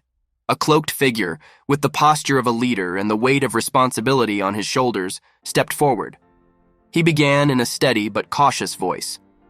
That friend was Jeffir, who had just transferred to my team. His entry was diplomatic, the pretense of a man who knew the delicate balance of power and the need for it to be carefully negotiated. But Sahaku, the mad dog, was an impulsive being, not prone to the subtleties of protocol or the intricacies of hierarchy. Roaring, he told the man to shut up because no one was asking him. His words were like the snap of a whip, breaking the politeness that hung precariously in the air. The air grew thick with tension. A palpable mantle enveloped the assembled with suffocating density. The cloaked figure jerked back, a sigh escaping his lips as if the words themselves were a blow to him. He wheezed a choked sound, testament to the terror that Sahaku's very presence could inspire. From Sahaku came not just the threat of violence, but the promise of it. An aura that spoke of dark alleys and blood spilled in silence. Mad Dog looked at him intently, and for a moment the world seemed to shrink, the bustling noise of the courtyard replaced by silence. Someone whispered that some sort of murderous aura had appeared, the words barely audible, but they carried through the crowd, a general acknowledgement of the predator among them. Sahaku's gaze stopped on the protagonist. His eyes flashed with a dangerous light. Roared the man, and that single word had the weight of a command. The protagonist looked on without flinching as the voiceover revealed the truth known only to those with the keenest senses. A mistake, even when he's just standing there. If it had been anyone else, they wouldn't have noticed, the voice remarked, a note of respect permeating the fear. The protagonist's eyes narrowed, tacitly confirming his enhanced abilities. But he's known to have extremely heightened senses, he admitted to himself, his gaze never straying away from Sahaku. Unspoken words hung between them, a silent clash of titans. In this dance of power, the protagonist was the only one who could really see in Sahaku the threat he posed, a man who was not just dangerous but was death incarnate. Nevertheless, he stood his ground, which is a testament to his own strength and the courage that flowed in his veins. In the heart of the Colosseum, surrounded by walls that had witnessed countless tests of character, he stood, a lone figure against the azure inferno. It was a sight that defied the ordinary. The protagonist was the epicenter of power, a high-level expert whose very aura spoke of incalculable power and unbridled potential. The electric blue light swirling around him was not just a display of his abilities, but a declaration of his dominance in a world where power was the only currency. His clothes, simple and modest, concealed the enormity of his presence. He was dressed as one would expect of a miner, a worker in the deep tunnels, and yet here he was in the arena, his new battlefield. Transferred to the hunting team, they said, and the phrase promised transformation. His skills had not gone unnoticed, and his appointment to the hunting team was a testament to his abilities, a hint of the power hidden within him. Around him, the bodies of the fallen served as a stark reminder of the trials every slave has to endure. Rigorous tests of the temple's performance, power battles, magical feats, were designed to separate the grains from the chaff and find those worthy to rise through the ranks. Only the most formidable could rise in this brutal ordeal. Jeffer was such an individual. His talents, originally squandered on the mining team, were now brought out into the light. But there was such a high-level expert on the mining team, the voices muttered incredulously. Their words silenced when they saw a man who defied expectations, who turned the very notion of order upside down. As he stood after his triumph, his gaze firm and unperturbed, it was clear that this was a turning point in his history. Jafir turned out to be not just a survivor, but a harbinger of change. It whispered the winds of a new era, ready to sweep through the corridors of power and challenge the status quo. He wasn't just a participant in the temple games. He was a force that could redefine them. Sahaku stood in front of Jafir, his eyes glowing with the excitement of the hunt. Not so strong that it can't be caught, he declared with the smug confidence of a cat cornering a mouse. Nevertheless, his voice betrayed the slightest latent respect for whoever he encountered.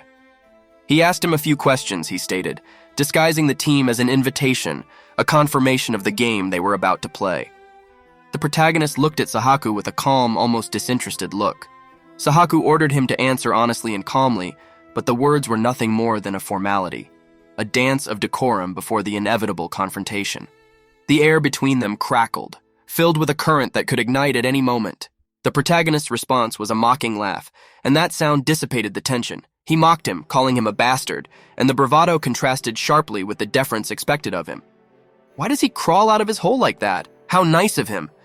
His words were a blade, sharp and dangerous, an open challenge to Sahaku's authority. Then in a moment of quiet tension, the protagonist's voice dropped to a mumble filled with ominous knowledge.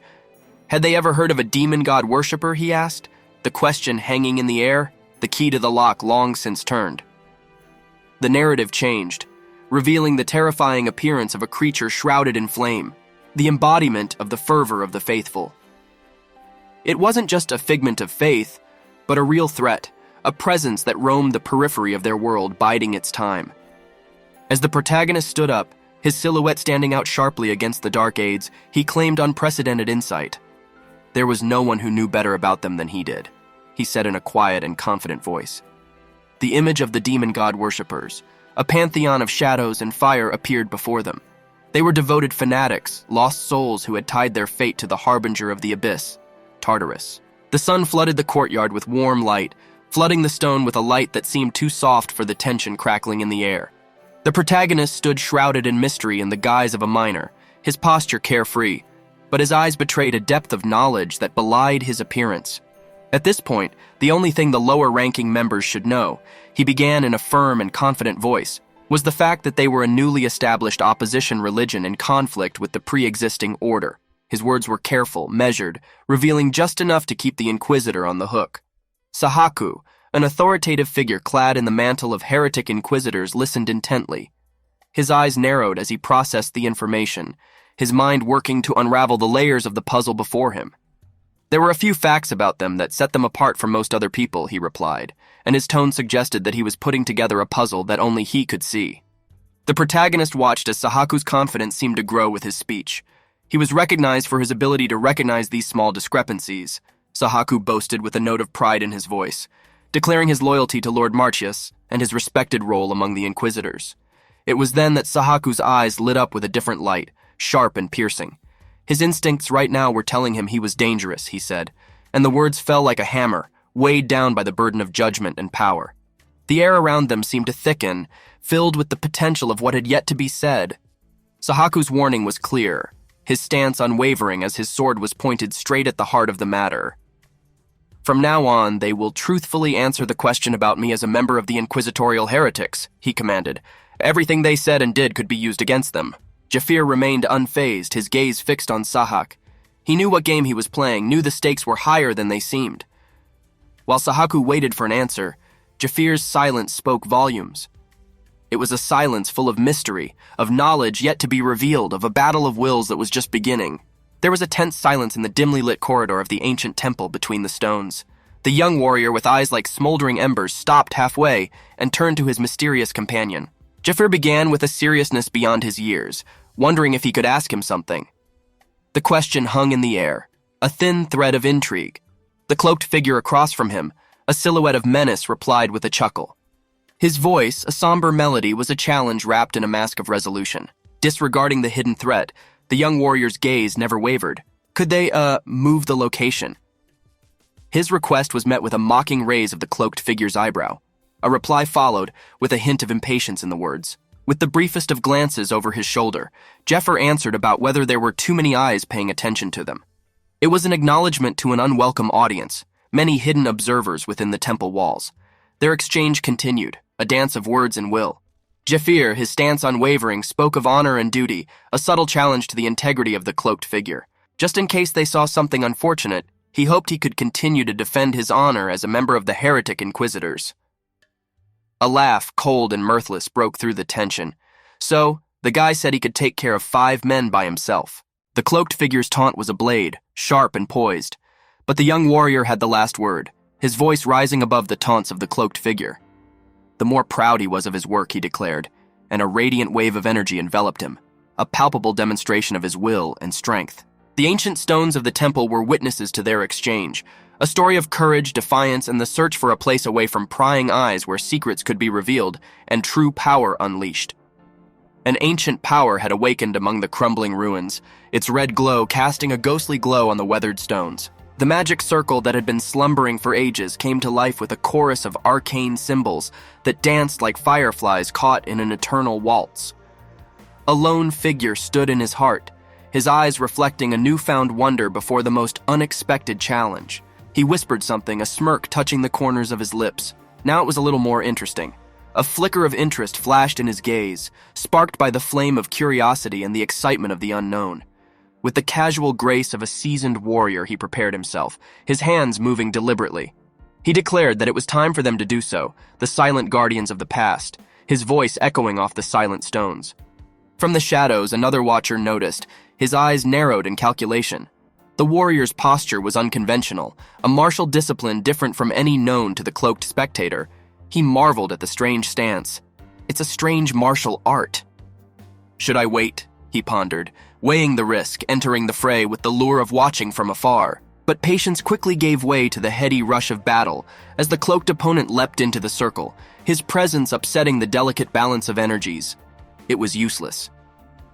Since he was above everyone inside the red field, he shouted. His confidence was a tangible force that sought to crush everything in its path. A clash of wills ensued, a storm of power and fury that electrified the air. They moved like shadows in the twilight, blows and parries weaving a canvas of combat that transcended the physical world. The circle pulsed, its borders a cage for titans clutching at battle. At the center of the storm stood an unyielding warrior, his determination a beacon amidst the chaos. He responded with a sudden jerk, his body becoming a conduit for the ancient power of the circle. The air split with the sound of his rending, a movement so precise, so imbued with the essence of the circle, that even the stones seemed to hold their breath. The confrontation reached its climax when the energies collided, a crescendo of power and magic that will be recorded in the annals of the temple's history. At this moment, the warrior stood in triumph, a testament to the resilient spirit of those who dare to tread the path of arcane magic. Victory flashed across the lad's face, a triumph carved from the very essence of determination. It worked. The words tumbled out of him as he stepped back, watching the fruits of his labor unfold with a mixture of awe and satisfaction. The plan, as risky as it was, worked exactly as he had envisioned. The trap, carefully set, worked. The air was heavy with the smell of dust and tension, a silent witness to the struggle that had just taken a dramatic turn. The opponent, a monster of muscle and sinew, met the lad's blow with a foot as unyielding as iron. His foot, it's like kicking a steel pipe. The boy's comrade, disbelief evident in his voice. A blow that should have felled any man barely made the giant flinch. As the giant's shadow loomed over the cobblestone, the enemy ally stretched, the impact of his failed attack leaving him vulnerable. He was a crumpled echo of defiance, his figure standing out against the billowing dust raised by the fight. From the periphery, a sharp shout cut through the chaos. Jafir was right. It was a call to arms, a warning resonating with urgency. Callan, known to his comrades as Jeffer for the way he moved like the wind, stretched at attention. His eyes, sharp as a hawk's, darted to the right just in time to catch a glimpse of danger. With the grace of a dancer and the ferocity of a storm, Jafir turned around. His body curled up and relaxed in one fluid motion, a counterattack that combined elegance and strength. There was a crackle of contact, a testament to his speed and accuracy. It was a movement born of countless hours of training, with every muscle memory honed to instinctive perfection. The giant staggered. The blow came with a thud that echoed among the silent spectators. It was the sound of a wave turning, the meeting of an indomitable will with an irresistible force. And in this frozen stretch of time, Jafir stood in the center, a lone warrior against the current, his resolve unwavering, his spirit unshakable. The tension in the air was palpable, as thick as the dust kicked up by shuffling feet on the stone floor. A laugh, dark and mocking, escaped from the throat of the tall man in the center of the ring.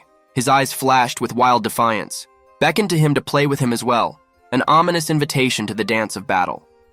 At the other end of the circle, his opponent Jafir remained unmoved. He responded not with fists, but with a cold refusal, and said that he had been able to talk all along. He also suggested that he try talking to other people. It was a verbal parry, sharp and cutting, meant to disarm the pride of the monster before him. There was contempt in his voice. They might think he was their pet, he added, and a smirk played on his lips as he turned his back, a final gesture of contempt. The giant's rage found another outlet. Chains that had been silent but still came to life, bursting with the force of his anger, scattering rocks and shrapnel like hail. The spectators, once eager for the spectacle, were now trying to escape, their screams piercing the noise. From within the maelstrom came a voice, calm amidst the chaos. Scary guy. It was a recognition not of fear, but of respect for the power possessed by the man they were all watching. It was a power that demanded distance, a power that spoke of unspeakable stories and battles fought in the shadows. The arena, the crucible of will, was the scene of Jafir's cold determination and the giant's unbridled rage, a tale of conflict where words were weapons and the environment witnessed the destructive dance of their rivalry. After a collision that shook the very stones of the ancient Colosseum, a warrior stretched out on the cobblestones. A muffled murmur rippled through the crowd as onlookers looked on, some in awe, others with a nascent realization of the shift in power they had just witnessed. The figure lying on the ground was Saha, a rival known for his brute strength, now defeated in the blink of an eye by a martial art so foreign and so fast that witnesses struggled to understand it. There was one voice from the bleachers that shouted that Jafir was strong. He realized this when he saw him fighting in the dungeon. But the spectacle they had just witnessed surpassed previous displays of valor. It wasn't just strength, it was artistry in combat, a dance of deadly grace that incapacitated Saha before the crowd even had a chance to gasp. Meanwhile, the big guy, as the crowd nicknamed him, rallied, making one last effort. His morning star chain, itself a weapon of mass destruction, crashed into the ground, leaving a web of cracks across the arena floor. Chunks of rock and dust flew into the air, a desperate attempt to salvage his staggered superiority in battle. But Jafir, still victorious, remained unshaken. Its shape resembled an island in the middle of a storm, each piece of debris deflected with an ease bordering on nonchalance. The chains that tried to bind him shattered against the invisible shield of his skill and fell like rain from the edge of a roof. There were whispers of tactical considerations among the spectators. What if he wins like this?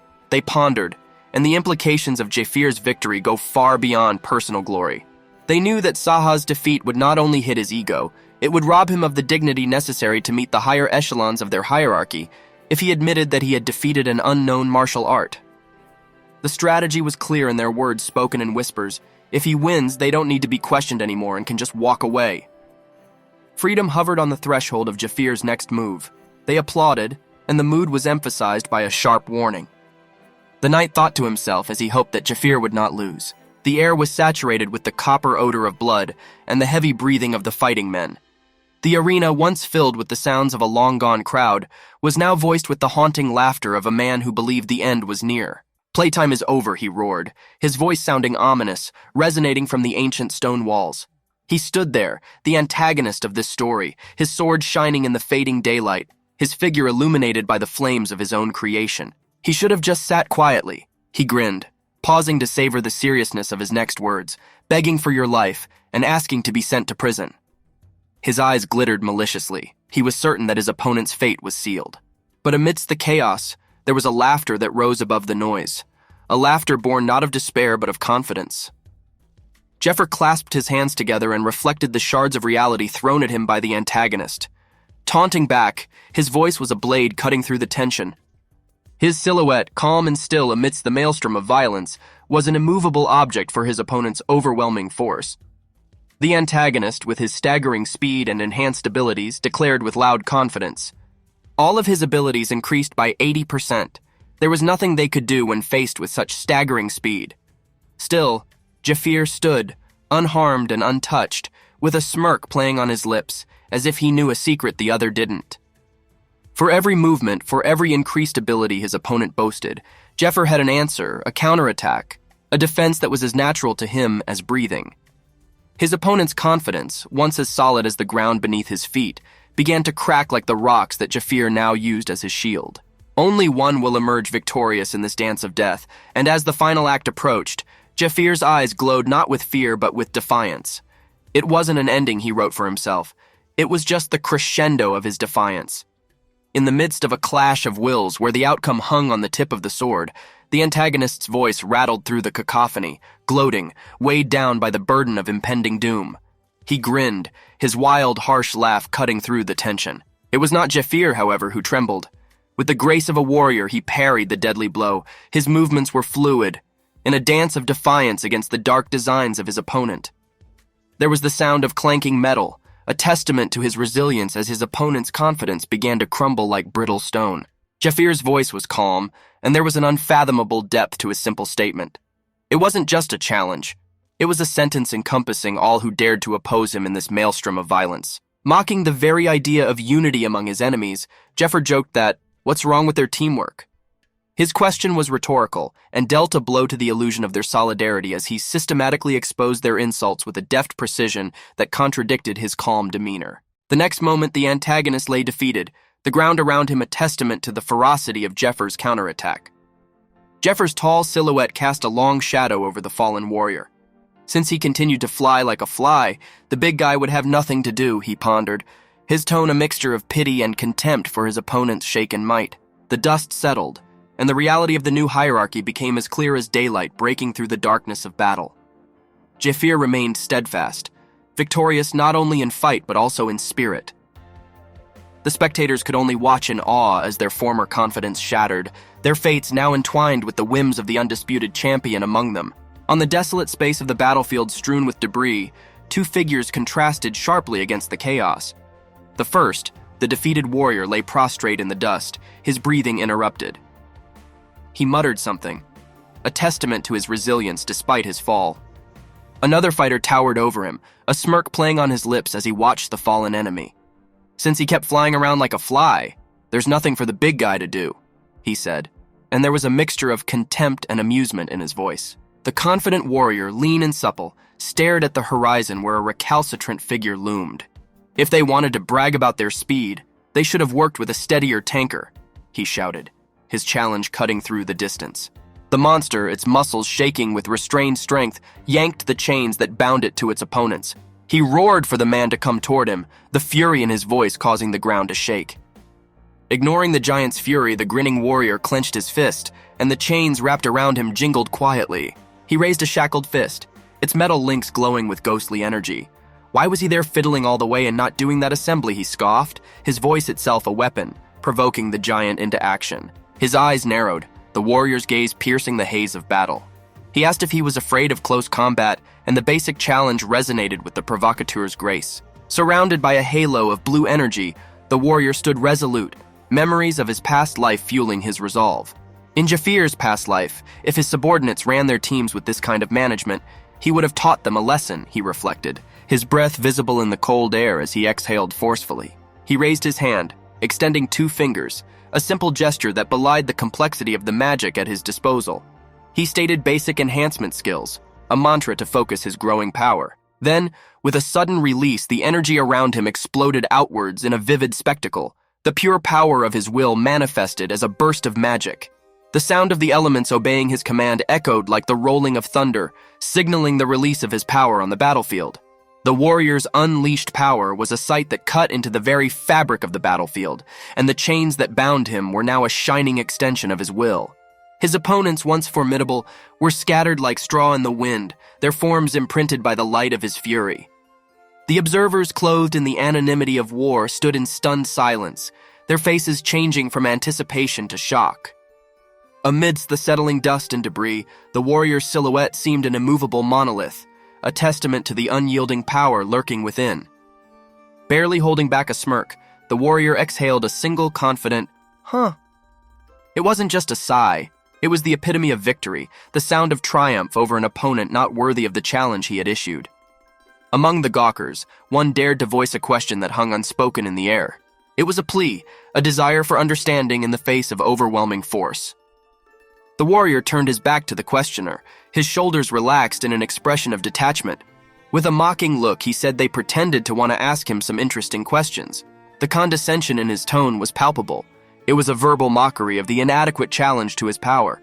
It was the only question on his mind, he continued, each word hammering home the importance of the investigation. His position was clear. Some truths are not meant for the unworthy. They had no right to hear that answer, Jafir declared, finally making his judgment. In his world, knowledge was power, and not everyone was considered worthy of sharing that power.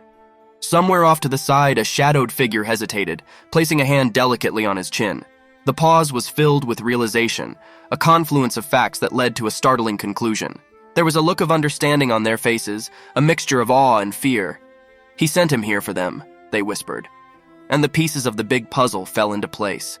It was a revelation that hinted at the strings being pulled from above, a tale of manipulation in which the warrior could be merely a pawn, or perhaps a king, in a game far grander than the skirmish that had just unfolded. Sahak, once a formidable presence on the battlefield, was now defeated. His strength had left him, his life force seeping into the ground beneath him. Above his bowed head, a grim specter of judgment hovered. Sahak lost. A few steps away, the victor, a warrior with hair as white as bone, walked away with the calm confidence of a man whose goal had been accomplished. His thoughts took a darker turn, colored by a foreboding of the inevitable consequences yet to come. The problem is that when he finds out about it, he reflected, The he in question a ghostly figure in the warrior's military strategy, one who has the power to unravel or tighten the threads of the plan he has so carefully woven. Next, his thoughts fell silent, the next phase of the plan already looming on the horizon of his mind. Jeffer knew what needed to be done, knew the roles and moves awaiting his team. But as he prepared to contemplate his next maneuver, a sudden weakness overcame him. Jafir couldn't even move a finger, he realized with a shudder. A chilling numbness spread through his limbs, a treacherous flood that robbed him of his free will.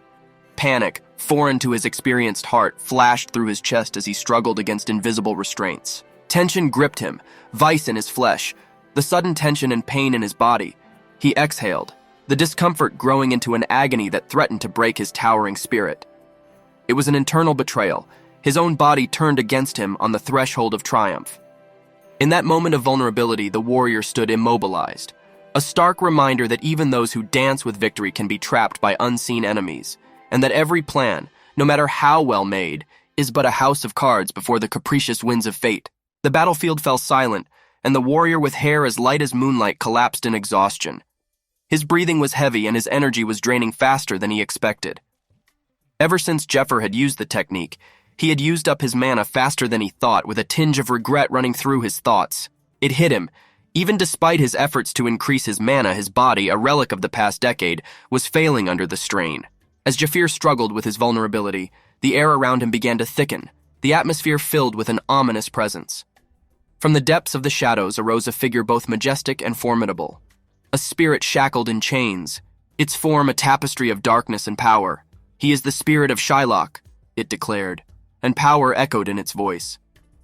It proclaimed its allegiance to the enigmatic Sir Uzra, the god of loans whose name whispered promises of binding contracts and high duties. The spirit Shylock followed the warrior with eyes that held ancient secrets and unwavering purpose. Since Jeffer has confirmed that the user's mana has dropped to 0, the Iron Wall skill will begin its collection. His words were a verdict, the final clause of a contract the warrior had perhaps made too hastily. The very craftsmanship that had been his stronghold was now a harbinger of debts to come. The warrior's eyes narrowed, jaws clenched firmly as realization pierced through the fog of his fatigue.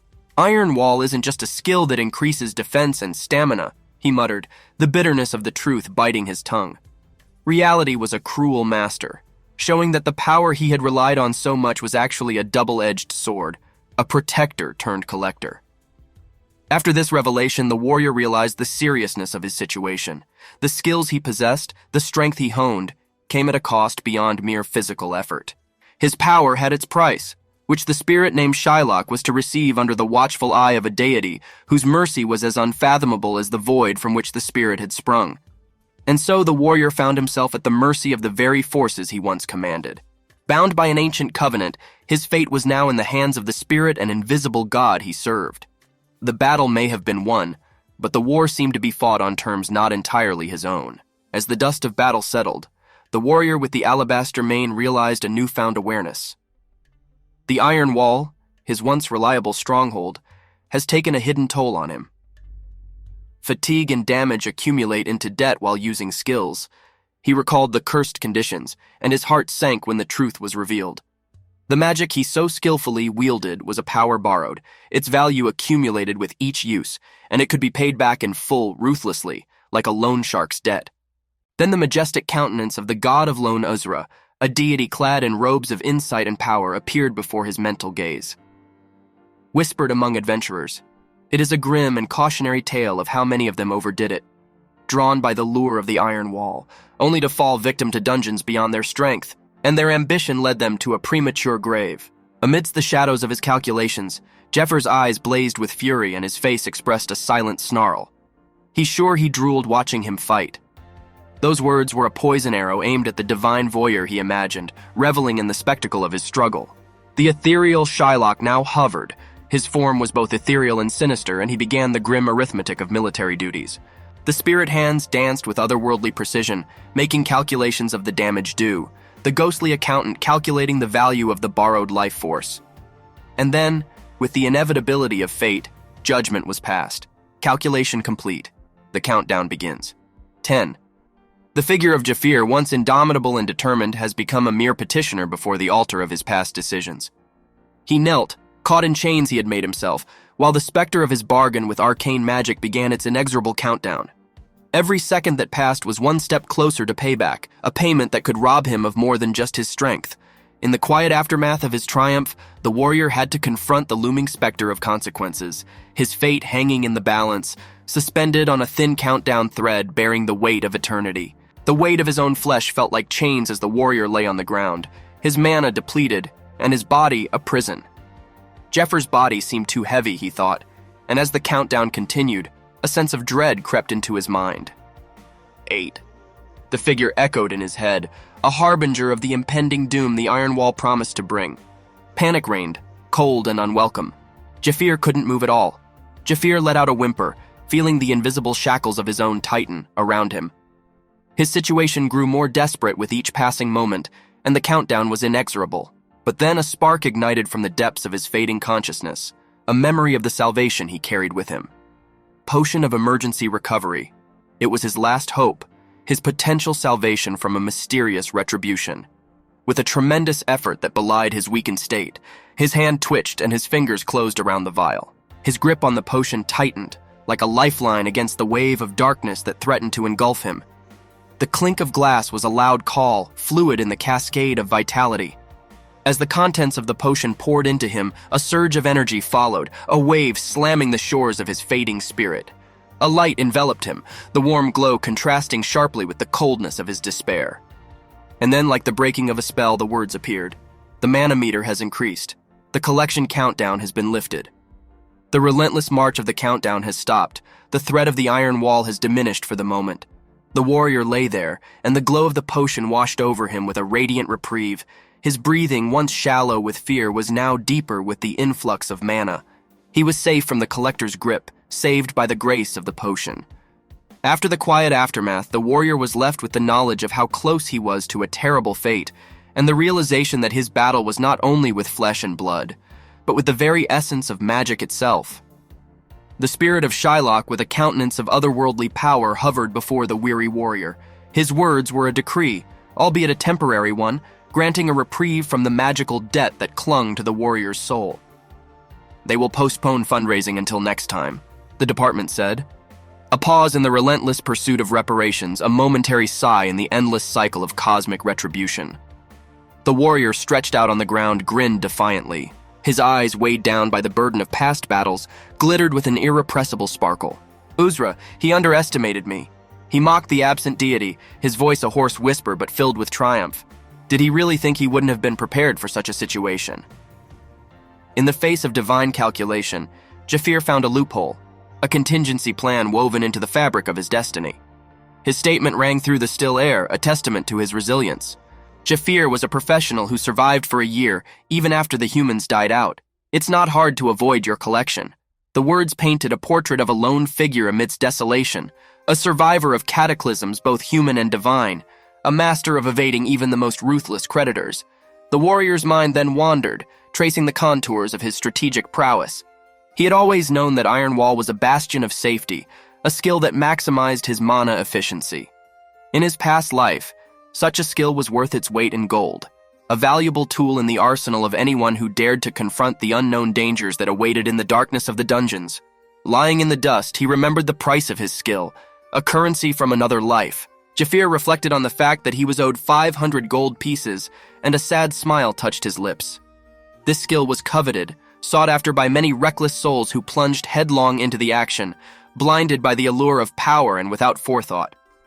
In these moments of respite, the story of the warrior unfolded, a chronicle of cunning and preparedness, a dance with destiny, where steps were measured not in tact but in the careful control of mystical energies. Jeffer lay there, a schemer whose plans allowed him to resist the inevitable, a player whose actions in the dark realms of magic were as deft as those on the physical battlefields of the past. As the warrior's consciousness balanced on the edge of the precipice, the brutal clarity of his predicament struck him like a cold wind.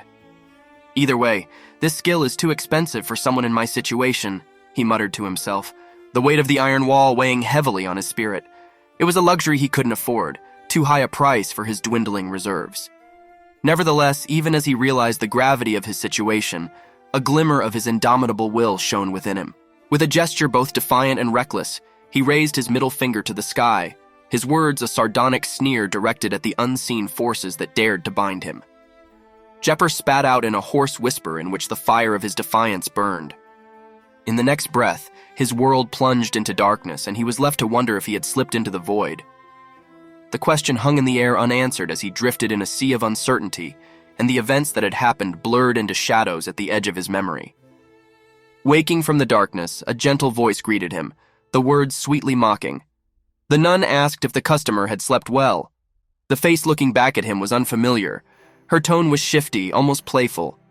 It was a stark contrast to the grim reality he had just encountered, and for a moment he was lost in the dissonance between the two worlds. Jafir asked his sister what that meant, and his voice pierced the silence in confusion. The surroundings were unfamiliar, the atmosphere at odds with the battlefield he remembered. His eyes, sharp as a warrior's, searched her face for answers, any sign of the reality he knew. The warrior found himself in the hands of a mysterious figure, a mysterious woman whose presence brought more questions than comfort.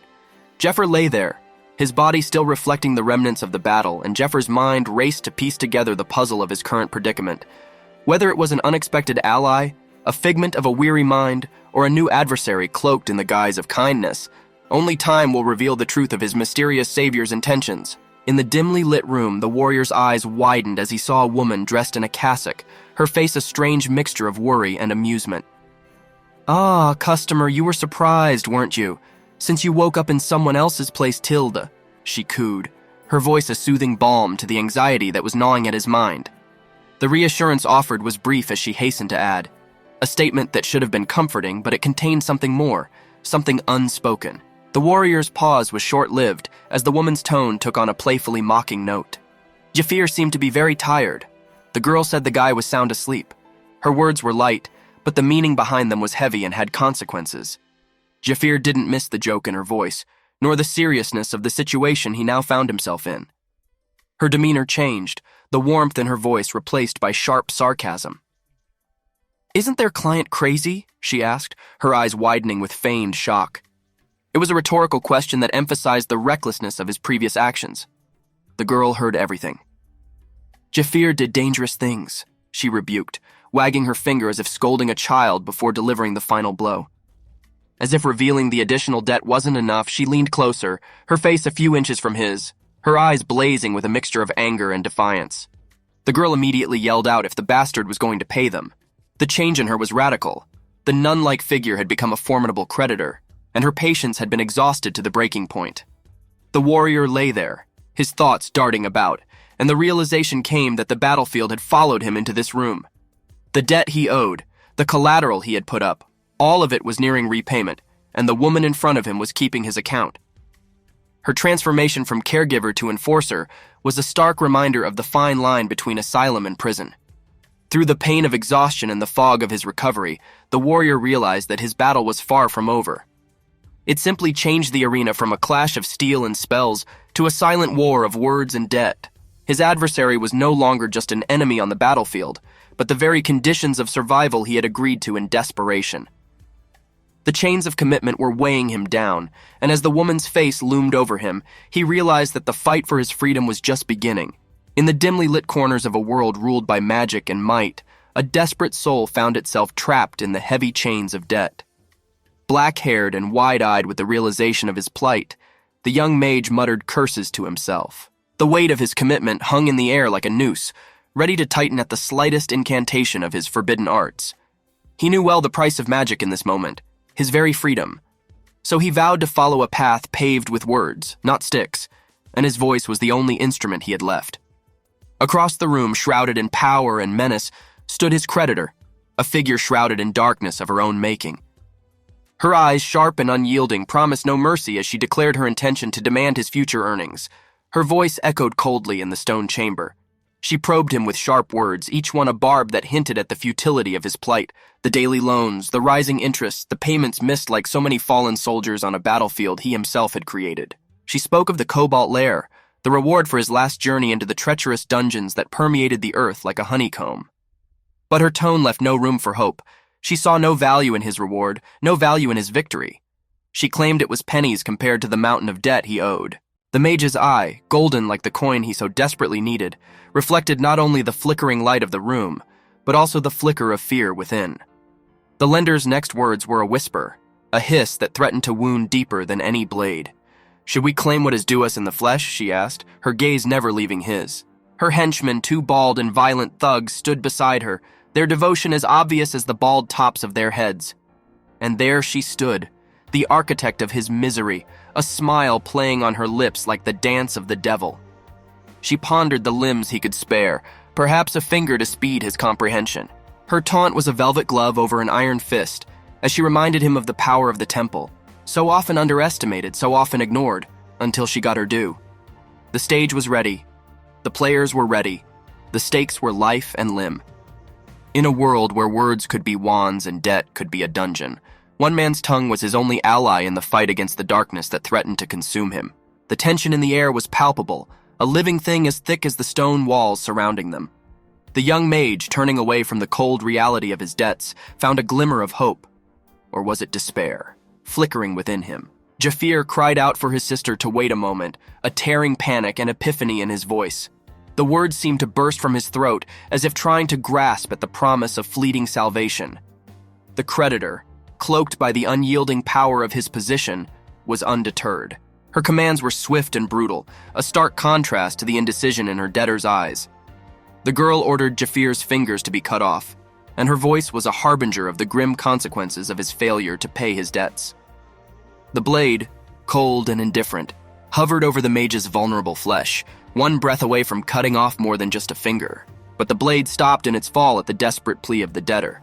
There was a moment, brief as a heartbeat, when the inevitability of this act seemed to hang in doubt.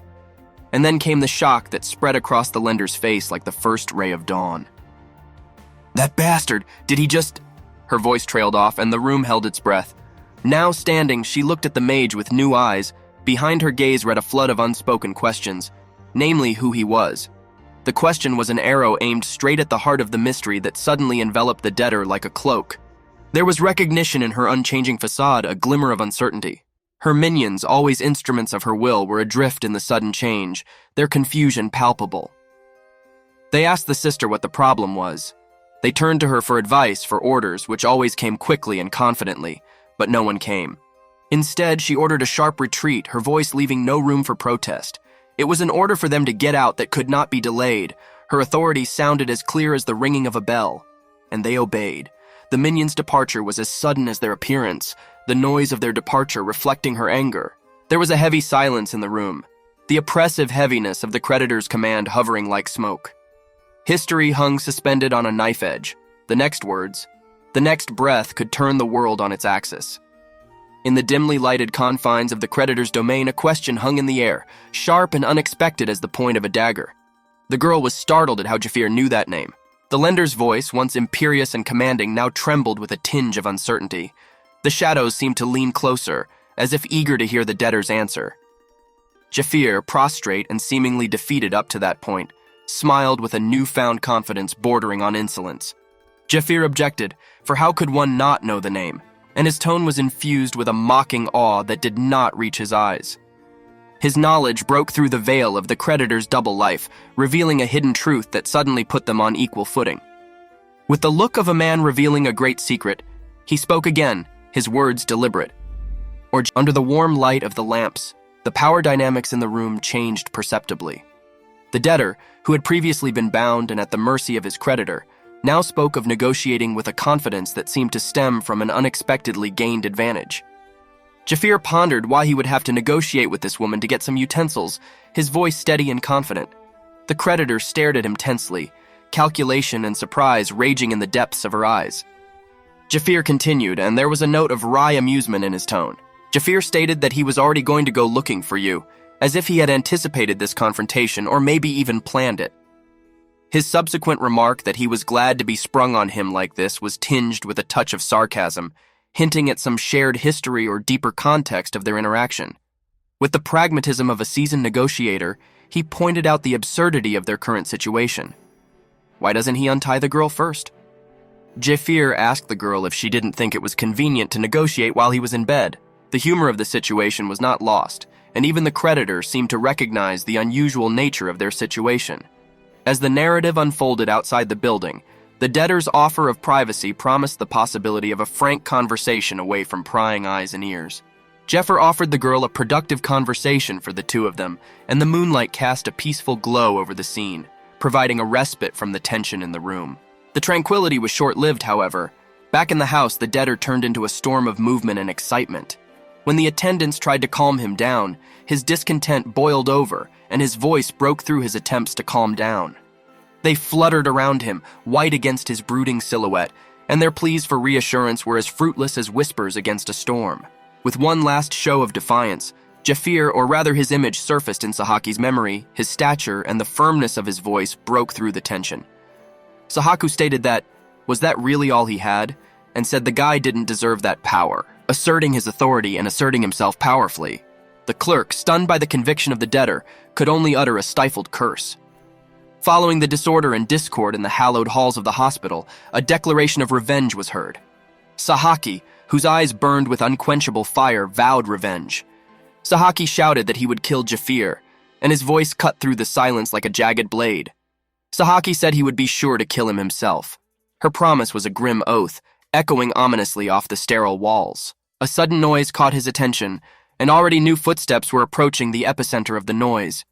A calm voice cut through the noise. Sir Ned came into the room and asked what the noise was, if someone had decided to make a scandal in the infirmary.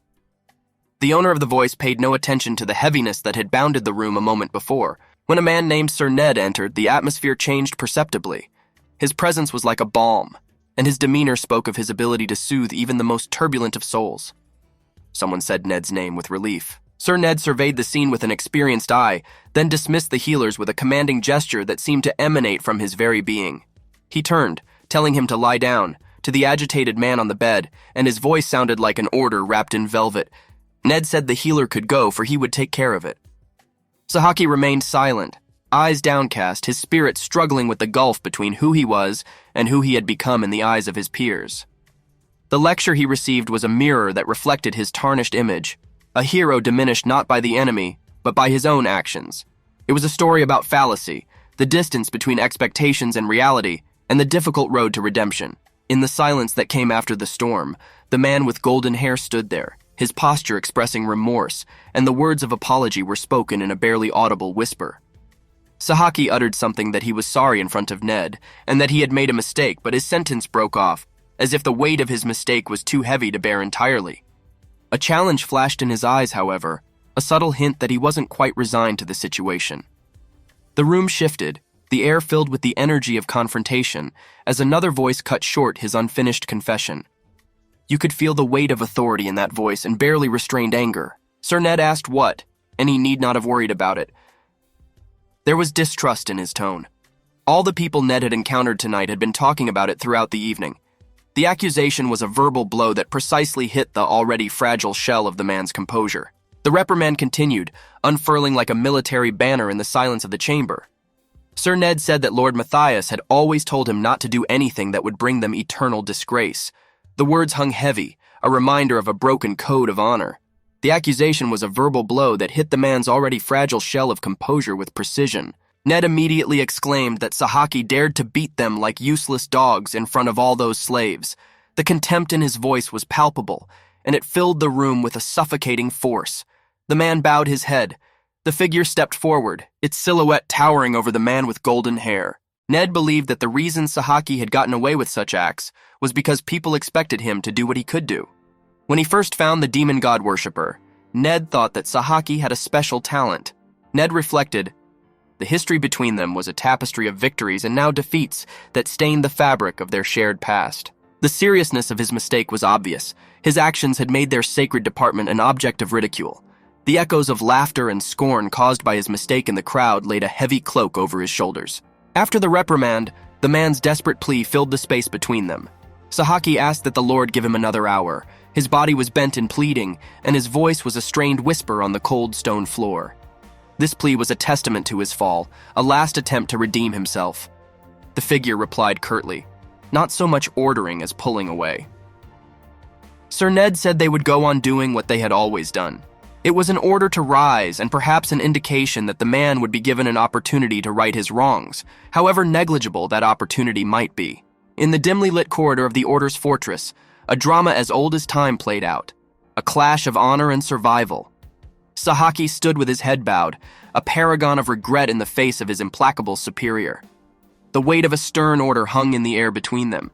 Ned ordered that those who brought shame upon them should not be left alive. These words were not just a statement, but a verdict hanging over his head like a sword of Damocles.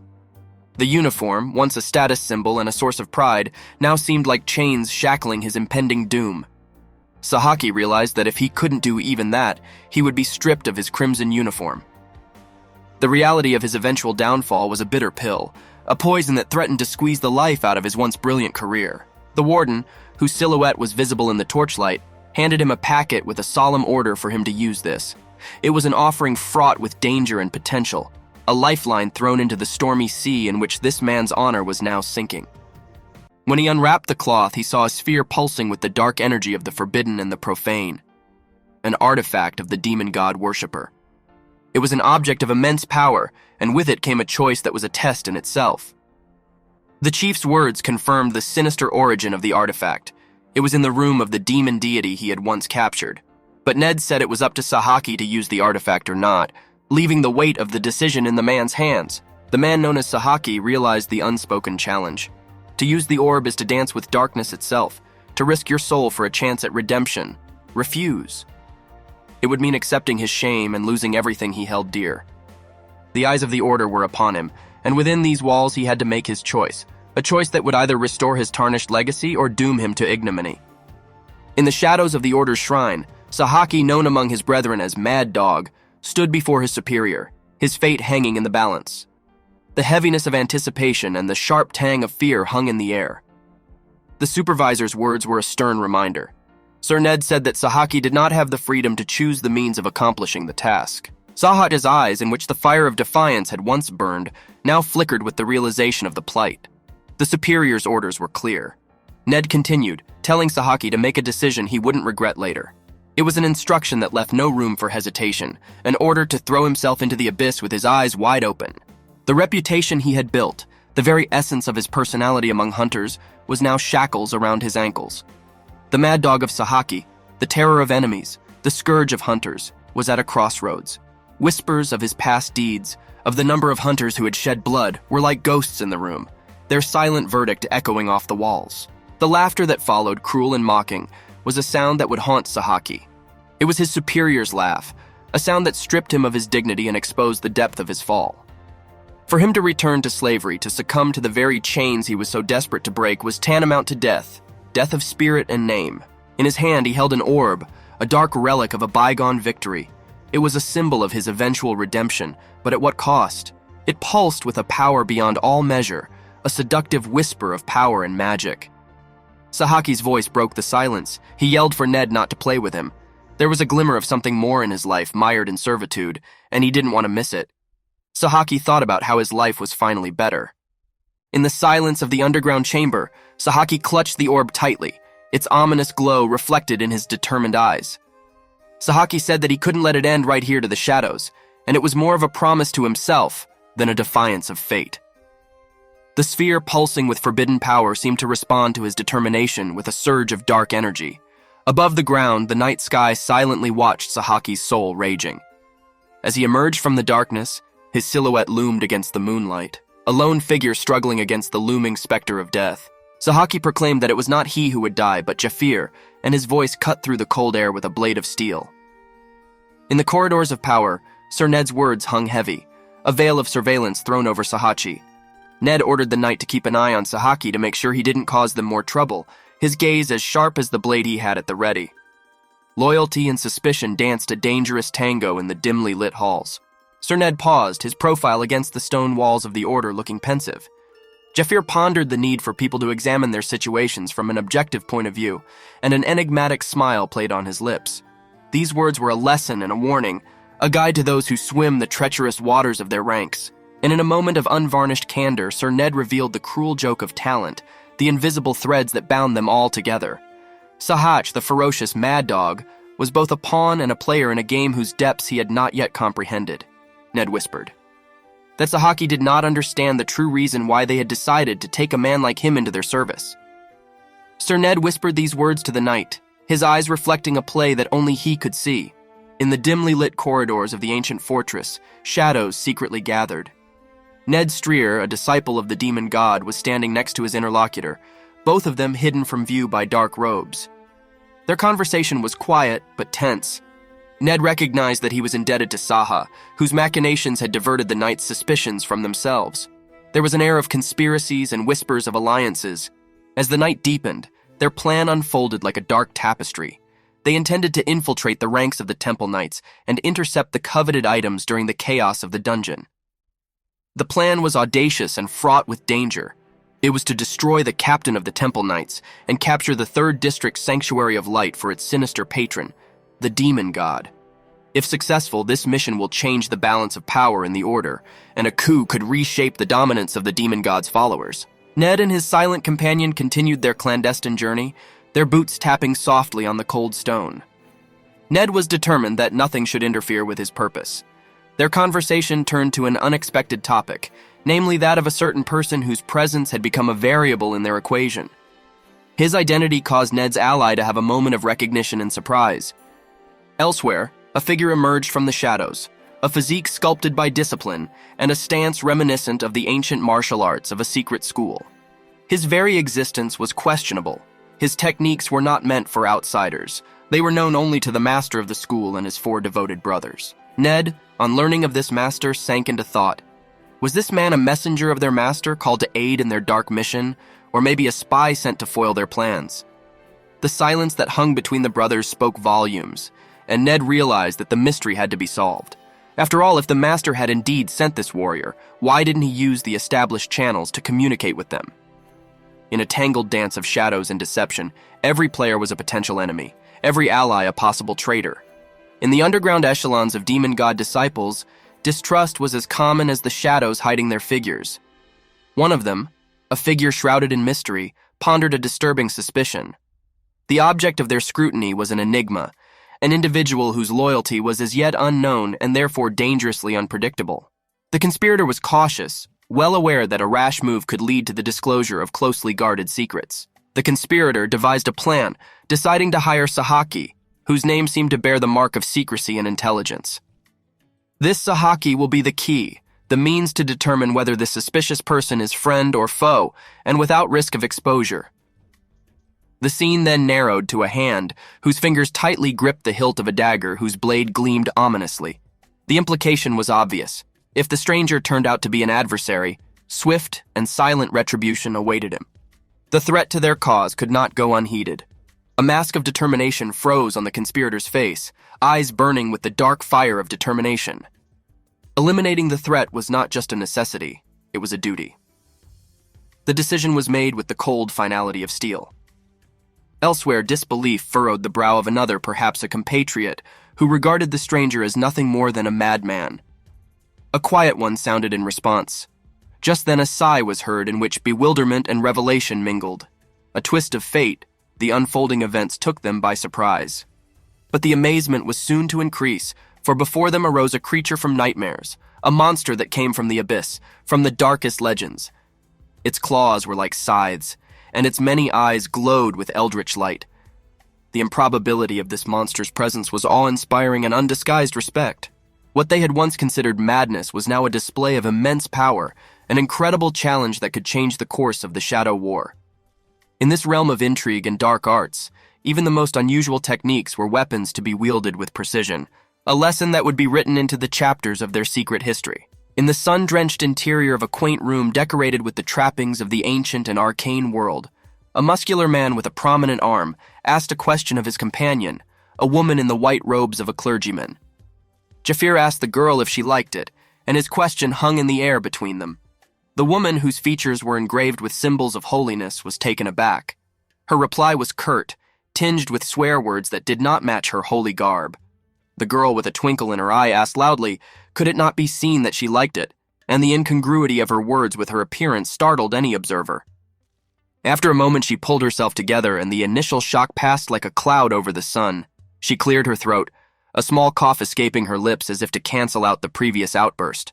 The girl muttered that in any case, let the guy let her tidy them up. There was determination in her tone now, not anger, indicating a return to some task that required her attention and concern. Her attention then shifted to a parchment, the sales list, on which was written Predator Corpse. The creature, once a huge mass of muscle and sinew, now lay lifeless, its value diminished by its lack of magical essence and damage to its corporeal form. Such was the commerce of this realm, where the remains of fallen beasts were a commodity, byproducts of their existence that were traded and exchanged. The second list revealed a whole scattering of items steeped in mysticism and divine craft. The advanced holy enchanters, an engraved miracle, healing rosary, and a rare salamander stone. They were artifacts of a world where the miraculous blended with the ordinary, where spellcasters worked at their craft with as much diligence as a blacksmith worked at his forge. Finally, the woman, with a businesslike and calm demeanor, moved on to the main question. The girl said there was nothing on that list that we couldn't get. But money was the problem, and her eyes reflected the gravity of economic reality even in the realm of magic.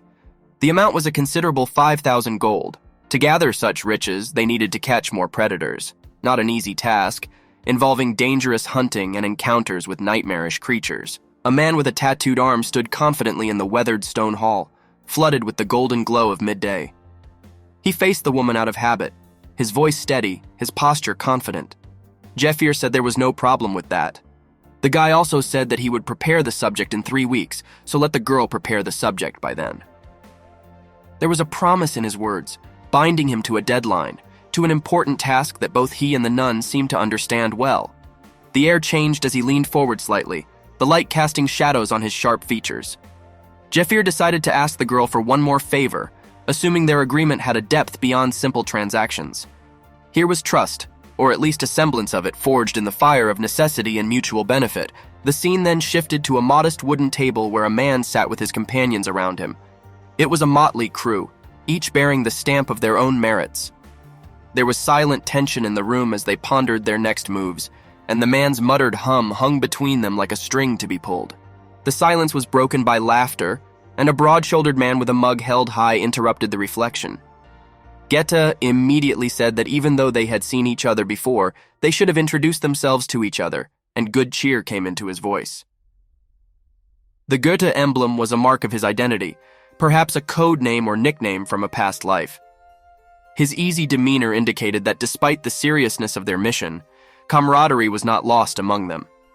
The familiarity continued when a man with sandy hair and a casual smile announced his presence.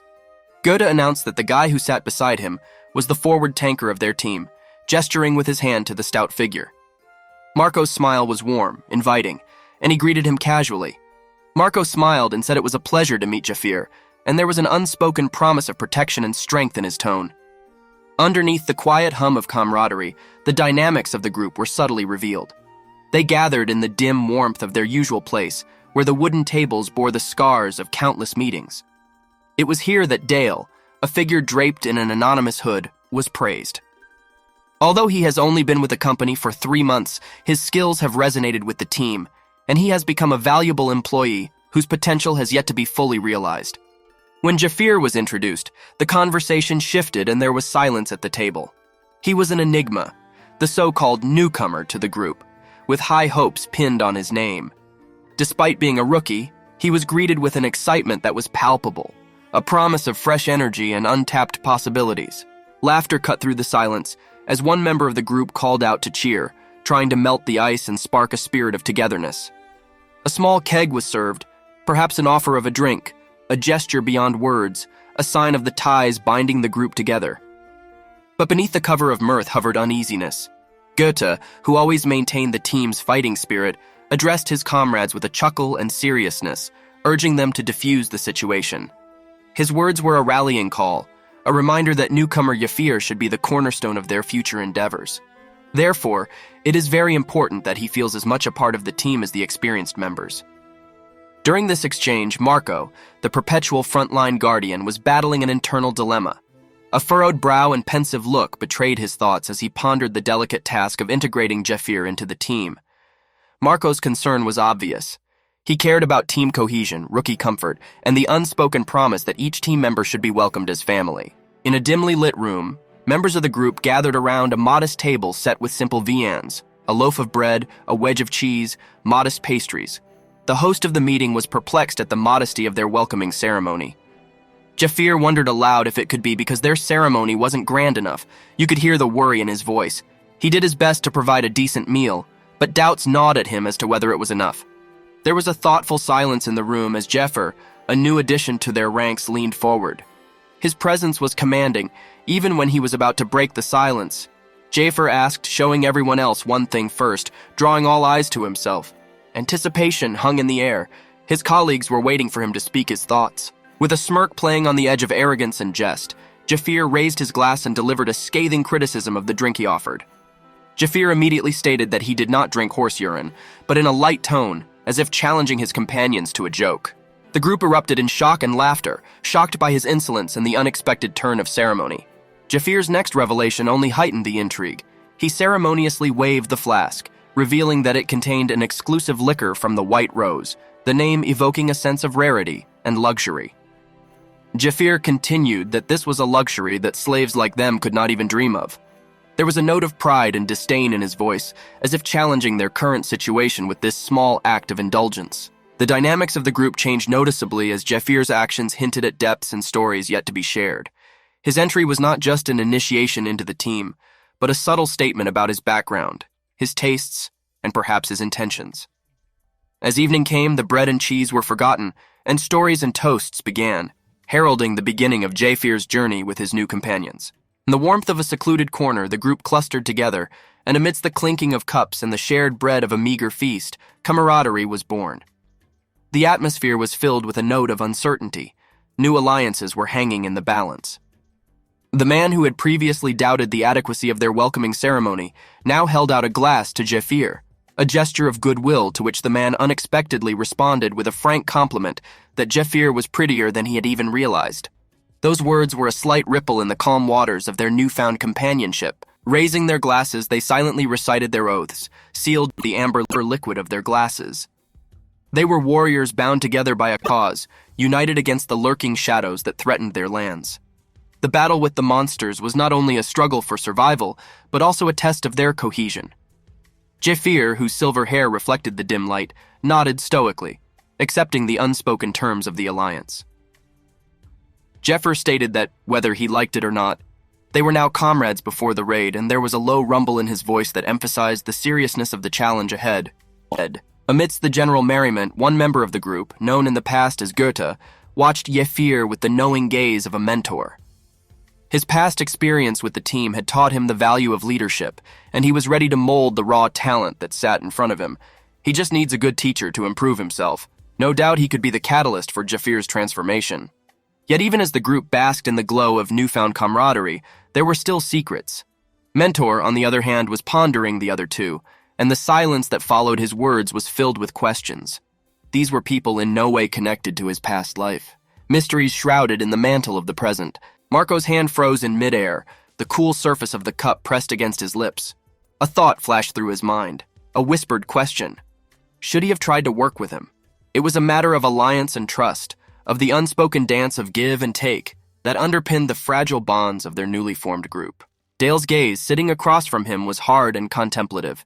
There was a depth of strategy lurking in his eyes, thoughts beating silently in them. Jafir pondered whether he should have gotten rid of these guys as soon as possible. His mind was set on the long game, always calculating his next move, even under the guise of camaraderie. Time flowed imperceptibly. He was a silent observer of their internal arguments. Jafir's fingers tapped a leisurely rhythm on his chin, a shadow of a smirk on his lips. Jafir pronounced that he had plenty of time to deal with this, allowing himself the luxury of patience, a momentary respite in the rush of decision-making. When it dawned on them, the coins glistened in the dim light like promises, and the chest opened to show them the results of their activities. There was a clear message within the stone walls of their meeting place that spoke of giving money to those who needed it, providing success to those who sought it, and giving respect to those who demanded it. Goethe followed closely with his experience and knowledge. He reflected thoughtfully that he had already been on the same team with Goethe in a past life, and that gave him an idea of how to behave with him. Goethe recognized that there was a subtle connection between them, and sometimes a guiding hand was needed to help them navigate the uncharted waters of their relationship. However, even as he sought to teach and guide, uncertainty remained at the edge of his thoughts like a shadow. He stammered as he wanted to say, "However, the other two..." These two were enigmas, unknown variables that defied the patterns of his past experiences. Jeffir's eye flashed a lone beacon in the semi-darkness of their shelter as he expressed the unspoken truth. It was a realization of the complexities hidden beneath the surface of their code, a realization that the human heart does not always follow the transactional rhythm of give and take.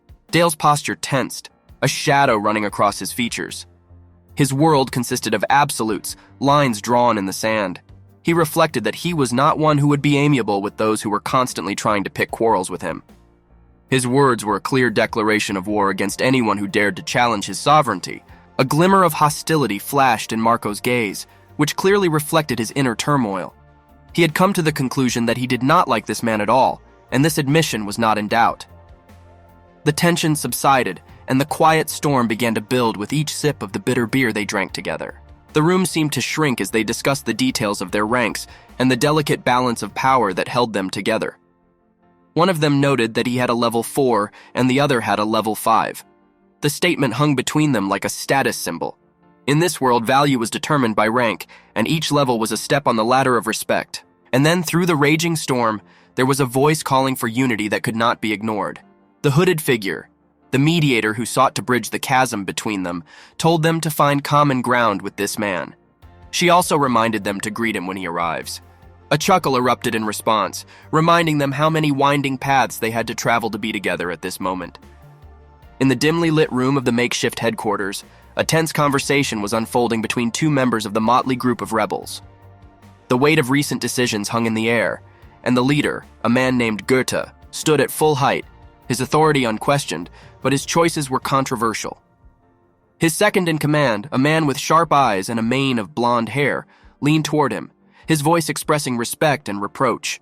He recognized that Goethe, being the leader, had every right to do so, but expressed the thought that it would be better if they discussed it with him first. The blonde-haired man with a bitter note in his voice joked, asking who could have done it, pointing a finger in the air to emphasize the previous transaction.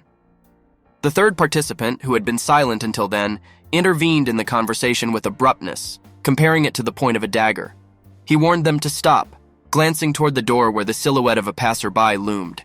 It reminded them that walls have ears, and their rebellion can be heard. The tension eased like a wave as the blond man shrugged, a smirk on his lips. He announced that they had already decided to accept him into their squad, and a conspiratorial smile flashed in his eyes. He also added that they have already decided to split the bounty between the three of them. His casual disregard for protocol, the ease with which he leaned back in his chair and brushed off the gravity of the situation, spoke of a man accustomed to walking on a knife edge. He reflected that letting things run their course might not be a bad idea, and he felt comfortable with the chaos they were moving through. This chaos could both mold them into leaders of the new world and fracture them into forgotten whispers of rebellion. In a secluded corner of their den, tensions had reached boiling point. One member of the group, sensing the disappointment, grabbed his head furiously and expressed his displeasure at letting things run their course. There was contempt in his voice. The very air around him seemed to vibrate with the fury of his thoughts, in which he condemned his comrades for their gullibility and carelessness. He didn't know how to hide his distrust, and it flared openly as he faced another member of their group, whose figure stood out against the darkness. He stated that he still did not trust the member, and his voice became a hard line drawn in the sand. He blamed the newcomer for daring to take his place in the established order. To him, such insolence was not just insulting, but threatening. The blonde-haired man, whose slyness was as much a weapon as the blade he likely carried, let his facial features reflect his skill. He remarked that as time passed, we would soon learn the truth of what had happened, and he said it with calmness and confidence. His words hung between them like a prediction of imminent exposure. He knew that crooks were made more vulnerable by the relentless passage of time. He stared off into the distance, pondering the inevitable nature of their world. His words expressed who the hunters were and what lessons dungeons teach. They pointed to the reality of this world, where the merciless landscape of the dungeons was both a battlefield and a furnace, where the fortitude of those who dared to go into its depths was forged. Then their story transported them from shadowy rooms and whispered conspiracies to the grandeur of history itself. The action is transported to the majestic cave city of Edelweiss, an ancient marvel of human resilience and ingenuity. A city born in the belly of towering mountains, its walls are a chronicle of centuries. Here, in a place where the past meets the present, the group will soon be tested and its bonds strained under the weight of legacy and survival. Their journey took them through stark and majestic scenery, but nothing could have prepared them for the amazing sight that opened before them after only 2 days' travel from the temple. One of the hooded travelers could not hide his surprise and exclaimed that he had no idea there was such a place 2 days' journey from the temple. His gaze was drawn to the unusual houses set in the natural fortress of the mountains. He pondered aloud, perhaps more to himself than to his companions, wondering if all these structures really did serve as human habitation. The thought seemed to him as mysterious as it was fascinating. His companion, armed with a spear and well-versed in the terrain, nodded with pride in his voice. He bragged about how the inside of these homes were even better, touting the comfortable living spaces designed for recreation and healing. He described the place as a refuge for those who temporarily left the temple or came to help. Another listener, on hearing this conversation, expressed a slight envy of the missed experience of the past, and said that the chief might have taken it with him then. But their reverie was broken as quickly as it arose. The ground beneath them shook, and the air was filled with a grim foreboding. One of them expressed his notes of accusation and fear in his voice, asking why he had decided to bring him here after this place had turned into a nest of monsters. The question was serious and suggested betrayal or a serious miscalculation that had led them into danger. In the face of this threat, the calm hand stretched out, fingers spread as if wanting to grasp the invisible threads of magic running through the world. He announced his mana skill called mana detection, summoning arcana as naturally as a human breathing. His skill became like a beacon to help them penetrate the darkness and face the terrible reality that lurked in the shadows of the cavernous city of Edelwine. Their adventure suddenly took an unexpected turn, and now their only goal was survival. In the shadowy corridors of the dungeon stood a lone figure representing a conduit of arcane energy. As he channeled mana through his body, it spread like a spider's web, invisible but omnipresent, extending the range of his senses far beyond flesh and bone. He was a beacon in the darkness, and every pulse and pattern of the hidden life of the dungeon presented itself to him. He whispered the shape of objects within his detection radius. His voice merged with the flow of magic, sounding like a low hum. Any movement or disturbance of the fine grid of his spell would immediately give away the presence of their target. Above them, under the protection of the mouth of the cave, his comrades gathered with weapons ready for action. They discussed the next steps in whispers, realizing the gravity of the task ahead. One of them asked what they were inside the place we were headed to. His hand gripped the hilt of his sword tighter, searching for confirmation. Another member of the group responded that this could be determined by signs left at the entrance while looking carefully around the area. The signs were there for those with search skills, barely visible traces of passage, disturbances in the dust, and remnants of magic. The leader stated that this was the plan, and his words cut through the tension like a blade. His gaze was hard, and his resolve unbending. They have faced danger many times before, danced on the brink of death in different circumstances, and each time they have come out victorious. This time it will be different. After making a plan, they moved stealthily, trying to avoid the webs that dotted the dungeon like woven traps. Their job was to find a nest of baby spiders, which were a threat at an early age but become deadly if allowed to grow. The leader instructed them quietly and clearly that they must first go through the dungeon, avoiding touching the webs, and reach the burrow where the baby spiders were. The plan was simple but also full of dangers. One wrong step, one accidental touch of the web, and a whole herd of poisonous spiders would descend upon them. 608. The leader continued to explain the strategy, further pouring a paralyzing potion into the hole and waiting to easily destroy them. This plan came out of an urgent need and the realization that sometimes the direct route is not the most prudent. In the dark dungeon, guided only by reason and will, the group of adventurers were ready. The mage's hands glowed slightly as he prepared to cast a spell, and in that moment, they became more than just a battle group. It was a force united against darkness, a light that would not be extinguished. The mouth of the cave opened before them, silently indicating the threats within. The white-haired mage held his wand tightly in his hand and spoke of the upcoming arcane challenge. He recognized that he would have to maintain the mana detection skill during their stay here, and his young face was already expressing concentration. His companions, hidden under the hoods of their robes, nodded understandingly. They were aware that the monsters they were about to hunt were a serious threat, and their quest was dangerous. However, since they must sleep during the day if we are careful, his voice broke off, leaving the suggestion hanging in the air like a promise. It was a faint hope, but in the dangerous world they navigated, one had to settle for little. The urgency of their mission was palpable, and when one of the hooded men interjected into the conversation, it was clear that it was doubt, a reluctance born of wisdom and experience. The hesitation was short-lived, however, as the reality of the situation descended upon them like a veil. "It's not about whether it's difficult or not," the second figure said with a seriousness that didn't match its camouflage appearance. It was the voice of reason, the voice of a seasoned warrior who realized that some battles choose them, not they choose the battles. The danger they faced was not a matter of choice, but of urgent necessity. The seriousness of the task was emphasized by a stern statement. "The four of us can't make it." His words echoed off the stone walls, foreshadowing the dark battle to come. Then, as if summoned by their conversation, the monsters themselves appeared, the black steel spiders. They were nightmarish creatures with carcasses gleaming like wrought iron and eyes glittering maliciously. Their very presence was an insult and a test of courage for these adventurers. One of them whispered that they were monsters with a hard as steel shell on the outside. There was awe and fear in his voice. These creatures were not just spiders. They were a threat to life, a scourge that could not be allowed to flourish. The threatening nature of the spiders was further detailed. Their aggressive abilities were unmatched in attack, but the real nightmare lay in their high fecundity and unquestioning reproduction. The mage concluded that dealing with a nest of black steel spiders was more difficult than the adult predators themselves, and his words left a heavy sense of distress in the air. At this time, it became clear to them that their quest was not just a hunt, but a race with an ever-growing threat of contagion that, if not stopped, could take over the entire land. The four of them stood up against the darkness, their resolve as strong as the armor of the enemy. This was their mission, and they would meet it face to face, using steel and spells mixed with bravery and cunning. In their hearts burned the unquenchable fire of heroes, and this fire lit their way through the darkness. The cave, lit only faintly, seemed to close in around them, becoming like a tomb with echoes and shadows. One of them, hiding under a hood, expressed his doubts with a seriousness that demanded attention. He declared that this was not a place the four of them could handle, and the gravity of their situation was clearly caught in his words. It was a recognition of his limitations and a tactical decision to return with reinforcements capable of countering the terror that lurked within.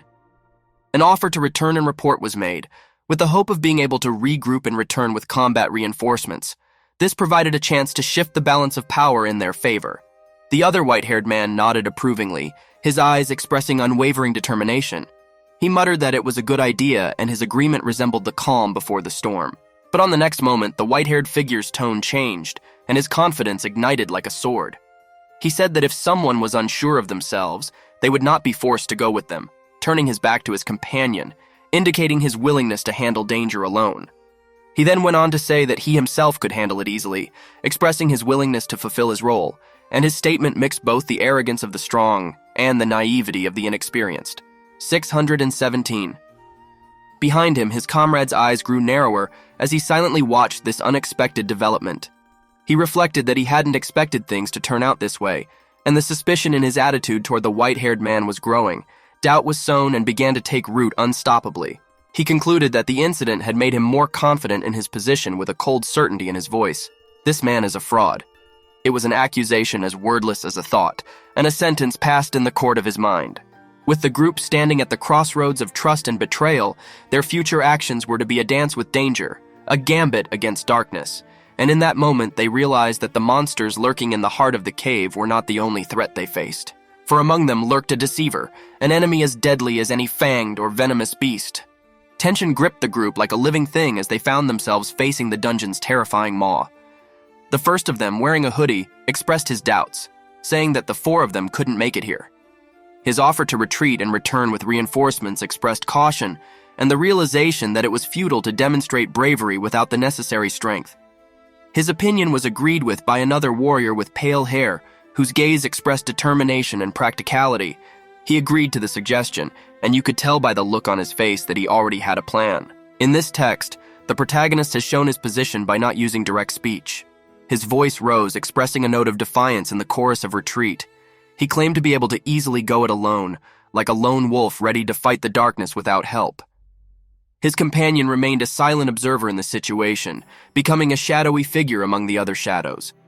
The hero was defiant in his statements, which only increased his suspicion, and his confidence in the correctness of his decision grew stronger.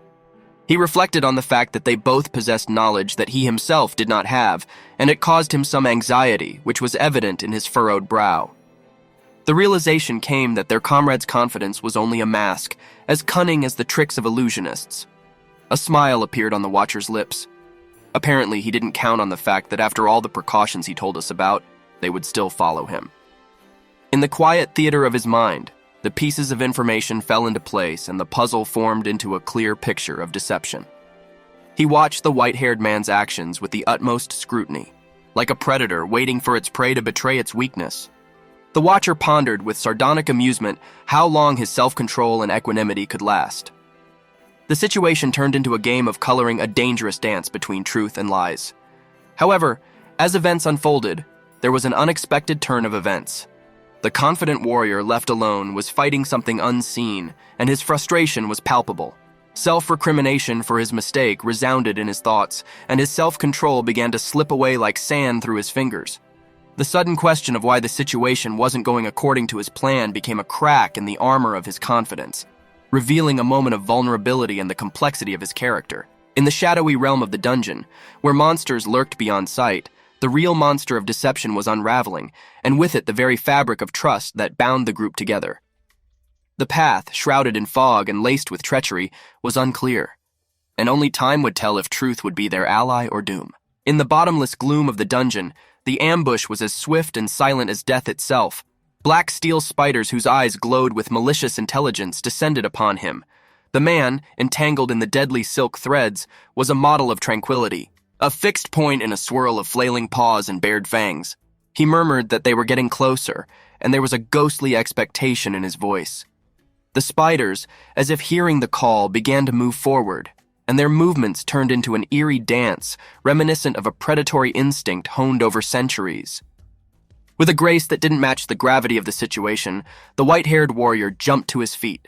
His body moved with the precision of a honed blade, each blow a deadly promise to the monstrous arachnids. He was like a hurricane, his every movement carving a deadly path through the swarm of creatures that sought to overwhelm him. The spider lunged, its fangs seeking the warmth of life, but met the warrior's cold rejection. The creature recoiled, unable to withstand his attack, and immediately mocking words rang out in the cave. He asked if the spider was surprised that it couldn't bite him. His confidence was a bright beacon in the darkness, his skill a hammer hitting the anvil of their despair. But this was no mere display of bravado. The fire of knowledge burned in his eyes, the realization that the battle was his doing. With each spider that fell, the truth of his skill became more and more apparent. They were witnessing more than just a lone warrior battling the encroaching darkness. They were watching a display of exceptional power that would become the stuff of legend. Under the dome of the cave, shrouded in shadow, the air crackled with the energy of impending doom. The white-haired warrior stood at the very center of the storm, his arm raised and serving as a conduit for the pulsing blue energy that swirled around him. This was not just a show of force, but a prelude to an attack that would decide their fate. The order has gone out. Everyone move in. His voice cut through the chaos and served as a reference point for his comrades in the darkness. They realized the importance of his command, and obeying, they headed towards him, forming a strong alliance against the surrounding darkness. Together they stood like a constellation of warriors ready to face the terrors of the night. Their formation was an impressive display of determination and fearlessness against the slow-moving shadows. They were an unbreakable chain, where each link had been hardened in the fire of shared battles and unwavering trust. The white-haired leader recognized that their plan was hanging in the balance. He pondered that, in the end, this was just a plan, and he had no idea what might happen in the dungeon, whispering these thoughts to the beat of his heart. His determination remained unchanged, however, because in the unknown that the monster hid, he found the only certainty. To express his camaraderie, he handed his scarf to Marco, showing attentive gestures. That scarf covering the weapon became a symbol of their combined will, a hidden threat that could fall upon an unsuspecting foe. There was a pause, a respite between the calm and the storm before the battle resumed with renewed vigor. In the depths of the dungeon, where light dared not linger, the warriors prepared for battle, each one standing guard against the darkness, each heart beating the drum of war. In the depths of a shadowy cavern, entangled in a labyrinth of silken threads, stood a lone warrior. The task was clear, using the arsenal at hand to break free of the web that threatened to immobilize and entangle. As the warrior swung his weapon, a sense of unwavering purpose enveloped him. He swung his hammer with a force born of necessity and created a whirlwind that tore through the subtle traps set by unseen enemies. Despite the cobwebs stuck to the hammer, he smiled grimly with the corners of his mouth. They were weak, those silken threads, and one by one he could tear them apart. However, his sense of triumph was short-lived, for the reality of what was happening soon dawned on him. Many opponents emerged from the shadows, and their number seemed endless. The question of how many arose in his mind, reinforcing the realization of his isolation and the gravity of the task. Determined not to give in to threats, the warrior pressed his lips together, his resolve becoming unwavering. Growling for the little bastards to get out, he fended off the swarm's attack with defiance. His movements were as if in a fog, each blow a symphony of survival and resistance. And then, amidst the chaos, a new adversary emerged, a creature more formidable than all the others. It was a true test, a dance with death as the warrior met her with a flurry of blows. The battle was intense. The stakes were life and death. The warrior parried and struck with all his strength. This moment was a test for the warrior, a moment that would define him not by results but by his resilience and determination to face impossible odds. The battle continued, and amidst the chaos of sounds, including the clanking and hissing of monstrous opponents, a strategic moment arrived. The leader, with an unwavering gaze and steely determination, called the monsters to unite. He muttered mentally as they gathered all the monsters, devising a plan that would require all his cunning and strength. A comrade with a bunch of blonde hair moved forward next to him, a light of confidence in his eyes. He expressed his willingness to care for others, and his voice provided a calm contrast to the surrounding chaos. Together, they rushed into battle, forming a unit of courage and suppressed rage. The fight was like a whirlwind of events, of mixed and confusing movements, where the outcome of the fight and the possibility of survival hung on the edge. After the dust had fallen, the warriors stood breathing heavily, letting out short and sharp sighs. Around them, like the aftermath of a hurricane, lay the nets of fallen enemies, tangled and tangled. The brief moment of triumph was quickly cut short. One of the warriors began to stagger, keeping a hand at his side. He swore silently under his breath, and the pain left tense features on his face. The battle had left its effects, leaving marks on his body as a stark reminder that no victory comes easy. There was bitterness in his voice when he said he shouldn't have relaxed and assumed things would be easy. His eyes closed for a brief moment, and pain and remorse were reflected in them. He also expressed regret that he sought help from a certain person and became an object of ridicule. In the silence that followed, his words hung heavy. The monsters may have been defeated for now, but the scars from the battle remained deep, imprinted not only into the flesh but also into the warrior's pride. The battle was over, but it seemed the war was far from won. After an intense fight, the golden-haired warrior sat crouched down, his face showing signs of fatigue and pain. An ally approached him from the shadows and held out a bottle with a direct command to drink. The word hung in the air like a lifeline thrown in a warrior's turmoil. The bottle contained a mixture of healing water and herbs that promised healing like an elixir. It glimmered with hope and the promise of relief. The tired warrior looked at the bottle with some doubt, and his face expressed surprise. As the healing properties of the liquid began to permeate his body, the blonde-haired warrior wondered about his ally's combat skills. Throughout the battle, this ally showed amazing insight into what was going on. He was silently amazed at his over-receptiveness, which seemed almost supernatural. Jafir, sensing the unspoken approval, shifted his gaze to his wounded comrade, and sympathy was reflected on his face. He suggested that everyone makes mistakes. He'll be more careful next time. His words sounded like comfort and a show of camaraderie. It was a gentle admonition, characteristic of brothers in arms. The golden-haired fighter took another look at the potion and fiddled with his smile. He admitted that such things had become commonplace for him. His words carried notes of both submission and defiance. It was a recognition of the path he had chosen, full of danger and conflict where wounds were as natural as breathing. In this brief respite, the warriors shared a moment of understanding, a tacit acknowledgement of the dangers they faced and the unspoken bonds that bound their fates. They were kindred spirits, bound by the battlefield, their camaraderie forged in the crucible of battle. In a time that was not yet his own, a time that whispered of past lives and old battles, he was a mentor to warriors. Images of soldiers standing in formation danced in his mind, their faces a mixture of determination and confusion. He was their guide, their teacher, and on his shoulders rested the heavy burden of their inexperience. Many times he showed them the way, but despite his clear instructions, they strayed from the path. Now in his current life of sword and shadow, he was once again acting as a seasoned veteran. But his approach changed. He realized that lessons learned through personal experience are far more indelible than those that can be conveyed in words. Better, he thought, to give the young a chance to falter, to find their own footing in the tumultuous dance of battle. He could see the wariness in their eyes, the questioning looks that seemed to pierce through him. They wondered about him, about his past, about his secrets. Still, he hoped that in time, through the trials and tribulations of the dungeon they were now in, they would understand each other. There was a clang of steel, and the blonde warrior leapt to his feet, his movements precise and graceful. His weapon cleaved through the air, cutting down monstrous foes with a strength that did not match his earlier thoughts. Each blow was a word in the language of combat that he possessed so fluently. With a fierce shout, he struck the decisive blow, and the defeat of his opponent was marked by the sharp sounds of battle. The echoes of his victory echoed around the neighborhood, testifying to his skill and reminding those he led of the power of lessons learned in the heat of battle. As the dust and rumble of battle rose up around him, through this chaos he heard the voice of a warrior exclaim victoriously. His heart began to beat harder, and adrenaline pumped through his veins, and he watched the monsters. Their movements appeared sluggish, and their reactions slowed due to the effects of the alchemical potion. A figure appeared in the periphery, silhouetted by the intermittent light of the skirmish. The flesh around her stomach was softer than on her back. Jafir ordered a kick to the guy's stomach, and his voice sounded like a beacon of tactical wisdom in the turmoil.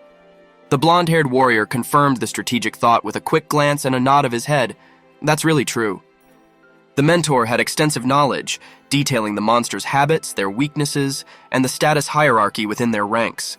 It was as if he had a folio of ancient strategies stored in his head, and the best ways to kill lay before them like a victory map. When the blonde-haired warrior engaged his opponent, his blade glittered like silver death. He marveled at how deeply his comrade understood their situation.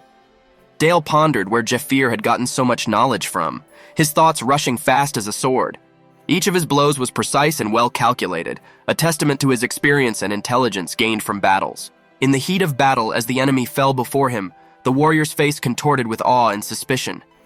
The boy whispered to himself who it was, and the words were lost in the din of their victory cry. The question hung in the air unanswered as they stood among the defeated monsters, and the warrior's respect for his ally grew, flavored by the mystery of his deep knowledge. In the fading light of the battle-worn sky, Dale stood atop the defeated beast, his huge figure prostrate beneath him. He shouted that they would do it, and in his voice you could hear the triumph of their struggle. Below, his comrades froze in place, their faces mottled with the marks of war. Goethe shouted that Dale did a great job, and a smile broke through the dirt on his face. Dale, leaning on his weapon, nonchalantly replied that it had been easy, though the sweat on his forehead indicated that the battle had indeed been hard. As they gathered among the shadows of victory, one seasoned warrior approached Dale, his gait confident and his presence commanding. Jafir said the battle wasn't bad for a first-time fight, a sense of experience in his voice. Jafir said to Dale to continue as well. His words were few, but carried the depth of his mentor's approval. Dale, standing guard over the carcass of a defeated enemy, was the image of a warrior born in the chaos of battle, a silent guardian among the spoils of war. An epiphany quickly came to one of the younger warriors watching. His words dissolved into the cool air, awe and wonder audible in them as he pondered the possibilities of his comrade. When the realization of their combined strength came, the leader's voice broke through the reflection. Jafir decided to regroup and go eat with Goethe. It was a call to pause, to refresh after hard work. A simple answer followed, a recognition that even warriors must rest. After the clash, the warriors were bound together not only by the battle, but by a common humanity that longed for respite and a camaraderie that would help them survive more than one more fight. When the dust of the last skirmish settled, the warriors' armor still rang with the echoes of battle. In the midst of the lull, one of them, shrouded in mystery, turned to the other, and his curiosity pierced the silence. The warrior with hair as pale as moonlight paused, a smile playing on his lips. Jafir said he was an explorer, envisioning his past as a canvas of untold adventures. But the inquirer was not convinced. Seeking a deeper truth, he continued. They were a member of a large guild or an apprentice of someone famous. His eyes narrowed in search of a sign, the solution to the riddle.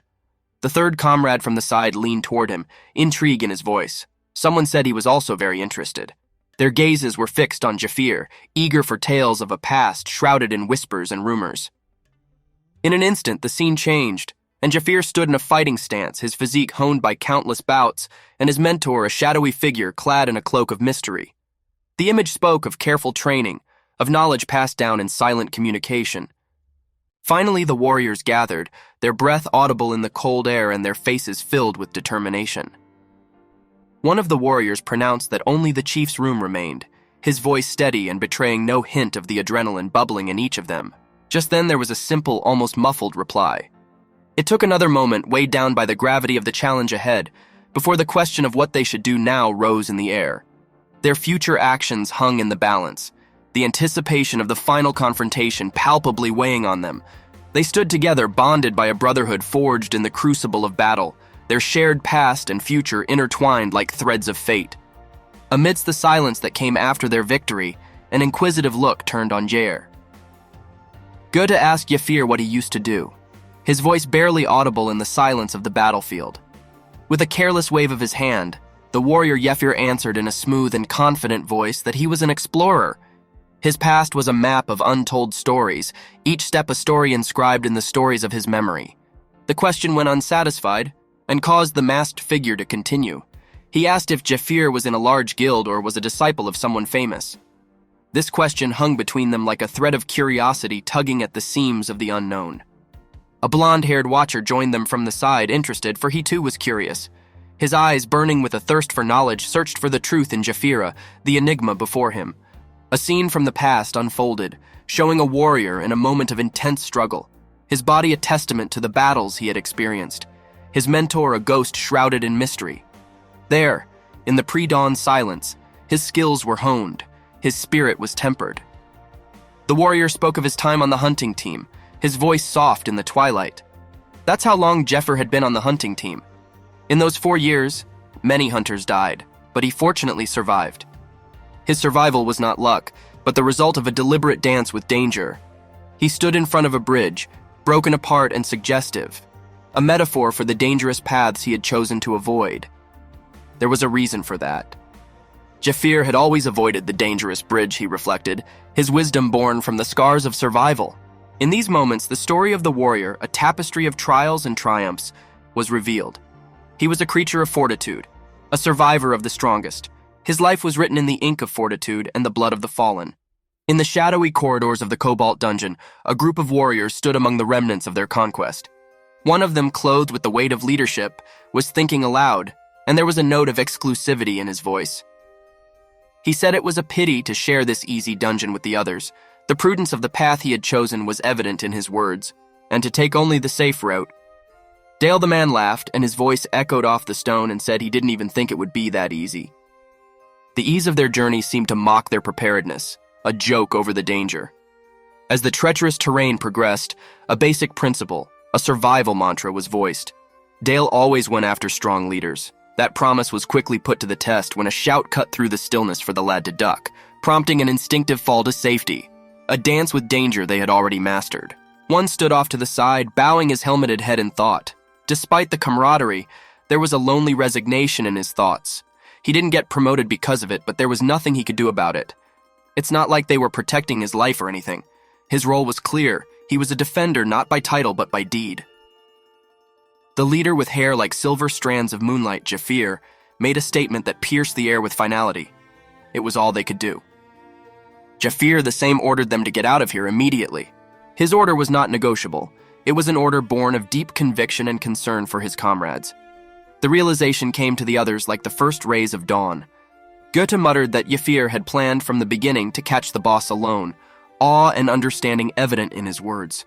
They realized that their presence would not help him in his solitary battle, would become a burden in his silent war. One of them, Dale, reluctantly agreed, and the air grew heavy with unspoken respect and the solemn seriousness of the moment. They withdrew, leaving their leader alone to confront the darkness, a lone guardian against the final storm that awaited him in the heart of the abyss. In the dim twilight of the dungeon threshold, the figure stood at the crossroads of fate. The one clad in the ring gear, whose eyes remained closed in silent contemplation, opened them to see a glimmer of hope. The guy said that since they were there, why don't they go all the way? The offer hung in the air of the cave like a delicate invitation to travel together. The next moment, however, the hooded figure's calm was shattered by confusion. eyes narrowed at the unexpected response. They immediately said their partner's name once, Marco, in disbelief.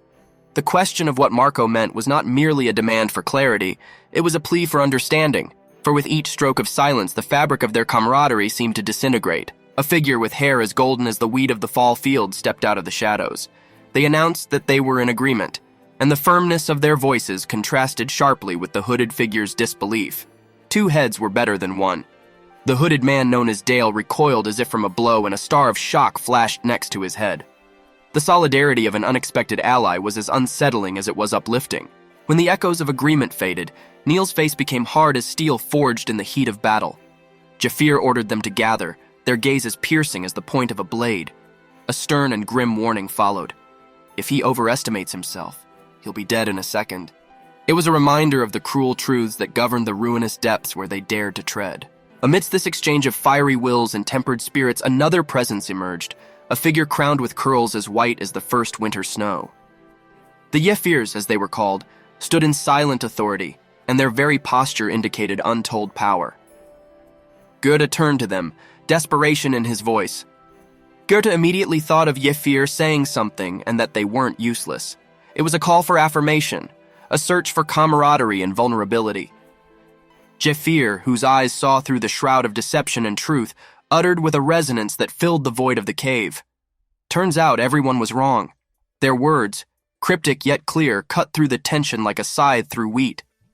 With a final look and newfound authority, Jafir continued that he had told him to get out. From now on, he'll be choosing his roles. It was not just a statement, but a proclamation of a new order, a new way forward. As the group tried to realize the gravity of Jafir's words, the very air seemed to shake with anticipation. Jafir, once a silent observer and now an unquestioned leader, turned toward the heart of the dungeon, staring out at the vast horizon, and in a voice that seemed to echo from time itself, that there was the main point of the dungeon. In the labyrinthine depths of the dungeon, where light and shadow danced an eternal waltz, a pact was made, based not only on necessity, but on newfound respect, and the unspoken promise of the trials they would face together. Their journey began not at the beginning of their descent, but here and now in the quiet understanding of shared hardships and the whisper of unfolding fate. In the murky depths of an ancient cave, the adventurers stumble upon the heart of darkness, the nest of the Spider Queen. Shadows danced across the walls and countless spiders scurried about in the silken chaos. The nest was filled with the crackling of paws on cobwebs, a symphony of terror that echoed throughout the cave. On guarding the entrance stood the Spider Knights, a legion as silent as the grave. Their exoskeletons gleamed like polished obsidian, and each limb was a spear of midnight steel. They were the defenders of the nest, unwavering sentinels with a single task, to protect the offspring and their queen at all costs. At the back of the nest, the Spider Queen reigned supreme. Her appearance was both majestic and terrifying, a lordess draped in the velvet of shadows. She was the undisputed master of the spider cave, her presence omnipotent and pressing the air. A lone figure made its way through the treacherous paths woven by the queen's subjects. With each cautious step along the woven threads, they whispered to themselves that this was the only safe place to be. The irony of safety being at the heart of danger never left them, but the path offered a narrow margin between life and death. The Spider Knights held on with unyielding determination, their eyes glowing in the gloom like emerald lanterns. They formed an impenetrable ring around the spawning hall, a fortress of limbs and fangs, so that their queen could safely fulfill her role. No creature dared to disturb their silent vigil. Amidst the oppressive gloom, a silvery gleam flashed in the dim light. The adventurer, cloaked in a semblance of calm, revealed the key. It shimmered with a ghostly glow, a beacon of hope in the impenetrable darkness. The key was not just a tool, but a symbol, a promise that even in the darkest abyss, a path to salvation could be found. However, just as suddenly as the key appeared, the scene inexplicably changed. Sacks of flour came into view, the mundane appearance of which contrasted sharply with the previous danger. It was an unusual and abrupt transition, making one wonder if it was a regular pantry or a cleverly disguised trap. The shadowy silence of the cave was broken by the creak of a drawn bow. A silver-haired figure stood in the semi-darkness, bow in hand, bowstring drawn tight. The arrow embedded in the bow wasn't just a projectile. It hummed with a charge of energy, a harbinger of destruction waiting to happen. With a sigh that seemed to make the very air of the cave freeze, the archer released the arrow. The arrow cut through the darkness, a streak of destined fury, and struck its target with a force that turned stone into shards and sparks. These sparks, eager to fulfill their unintended purpose, fell on the flour sack scattered on the floor. In an instant, the beneficial particles turned into fierce flames. The explosion bloomed like a deadly flower, petals of flame and power unfolding in a swift, destructive chain reaction. The archer was well aware of the instability of flour dust suspended in the air, an ancient method of warfare repurposed for the modern trap. This phenomenon, known as a dust explosion, turned the very particles of sustenance into instruments of destruction. As the firestorm raged, the archer, the epitome of calculated calm, leapt out of the maelstrom. Nimble and unharmed, they landed at a safe distance, the orange glow of the inferno reflected in their eyes. His lips curved into an understanding smile as he replied softly and briefly, but the words came out in a whisper, lost in the roar of the flames. The explosion, while catastrophic, was no accident. It was an elaborate event, a testament to the cunning of the archers and their mastery of the situation. As the flames licked the ceiling of the cave and the echoes of the explosion subsided, it became clear that this encounter was just one move in a grand scheme, a deadly dance of strategy and survival. After the explosion, Jeffrey looked around the battlefield. The flames that devoured the insides of the dungeon cast an ominous light, revealing the silhouettes of their opponents who remained unharmed. Jeffrey muttered that alone wouldn't kill them, with a note of disappointment in his voice. The creatures, black as the charred stones around them, loomed defiantly over him, their eyes gleaming predatorily through the fire. Reluctantly, the archer reached into his quiver for another arrow, a darker one whose tip glistened with a deadly compound. Everyone immediately shouted that it was a poison arrow. It was a tacit concession to the gravity of the situation. A more insidious approach was required. When the archer released the poison arrow, the creatures moved forward, not stopping to face the fire that would be the doom of any smaller creature. Their chitinous bodies were designed to survive, to hunt, to kill. Pausing, the archer displayed a spherical iron extracted from one of the dead creatures. It was black iron's spider gland. Jeffrey explained it to them, demonstrating its use to his companions. It was a tool, an opportunity, a weapon turned against its former masters. Also, Jafir said that if it was squeezed, a spider web would come out. The comrades, armed and attentive, nodded understandingly. The question of whether spider webs would work, almost rhetorical, was met with a confident answer about the sticky nature of these creatures' secretions. A plan was forming, a trap was being prepared. Yefir ordered the boys to spread the webs in the places he would order, authority sounding in his calm but firm tone. He raised his hand, pointing to strategic locations invisible in the shadows. Yefir immediately mouthed for Goethe, Mark, and Dale to get ready to leave. The team spread out, moving with purpose and precision. They weren't just fighters. They were survivors, thinkers, warriors who understood that sometimes the best way to counter the power of nature is to use it to your advantage. In the smoldering silence that ensued, the archer waited, the poison arrow silently promising the coming confrontation. It wasn't just a fight, it was a chess match, and the archer was playing several moves ahead. Jeffrey stood at the precipice of the boss dungeon, narrowing his eyes, assessing the dense maze of webs spread out before him. Jeffrey thought it was even harder in the web boss's dungeon to himself, realizing that engaging in direct combat in such a cramped room would be foolish. Jafir realized that they had no chance of winning there. With the clarity that comes with experience and the acumen of a seasoned warrior, he said decisively. Jeffrey realized then that he should take them outside. His voice was low and commanding, with the confidence of a plan formed in it. This was not an act of retreat, but a tactical shuffle. As he prepared himself, the archer let out a mighty hum, setting his plan in motion. His body twisted like a spring, every muscle ready for the explosive action that followed. There came a moment when preparation and opportunity collided. He switched to a sprint, and his silhouette became a blur against the ominous dungeon. With each heartbeat, he brought the battle closer to the open ground where he had the advantage. His movements were purposeful, each step a measured dance of predator and prey. As he broke out into the open, the reality of the battle became apparent. Jeffrey noticed that only one last Spider Knight remained. The gravity of the battle felt in his voice, and yet one could not help but notice a note of triumph in his voice. Where once there had been many, now only one opponent remained, a testament to his strategy, skill, and indomitable will. The last Spider Knight loomed in the fading light, his visage both menacing and majestic. Archer was to perform the last act of this deadly ballet. He knew that the hardest battles often lead to the greatest victories, and he was ready to win his. Anticipation hung in the smoky air, the silence before the storm barely containing the archer's calm breathing. Jeffer whispered as it approached him, more to himself than anyone else, straightening to its full height, and the arrow was already laid and ready to fly. The ground beneath him vibrated with the impending impact, and as the walls of the narrow passage into the dungeon began to shake, the archer's warning sounded again, echoing quietly in the chaos around him. It walked on him. A monster appeared from the depths of the shadows. The Spider Queen, a monstrous creature from nightmares, lashed out in fury and fire. Her green eyes, glittering with anger, stared back at the archer, deadly blood dripping from her fangs. However, the archer stood without moving. In his hands was the Spider Queen's poison, a deadly irony aimed at the heart of the monster. Jeffer shouted that it was the Spider Queen's poison, and his voice defied the roaring fire. With the calmness reserved for true masters of war, he drew the bowstring back, aiming the poisonous projectile with deadly precision. The narration changed, and a voice cut through the cacophony, explaining the terrible nature of the Spider Queen's poison. Her poison was highly acidic, but the scariest part was the special effect it came with. The words lingered, becoming a grim prelude to the unseen powers the archer was about to unleash. In a quiet room, far from the battlefield, the archer outlined his plans with meticulousness. A defense ability, a curse that disables regeneration ability. Jafir explained these things to his companions, pointing to anatomical drawings of the beast.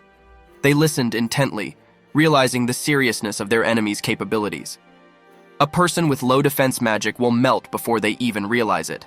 It was not only the physical might of the Spider Queen that had to be fought, but also the clockwork of her cursed biology. Every second, every movement was a carefully calculated step in the dance of death he was leading.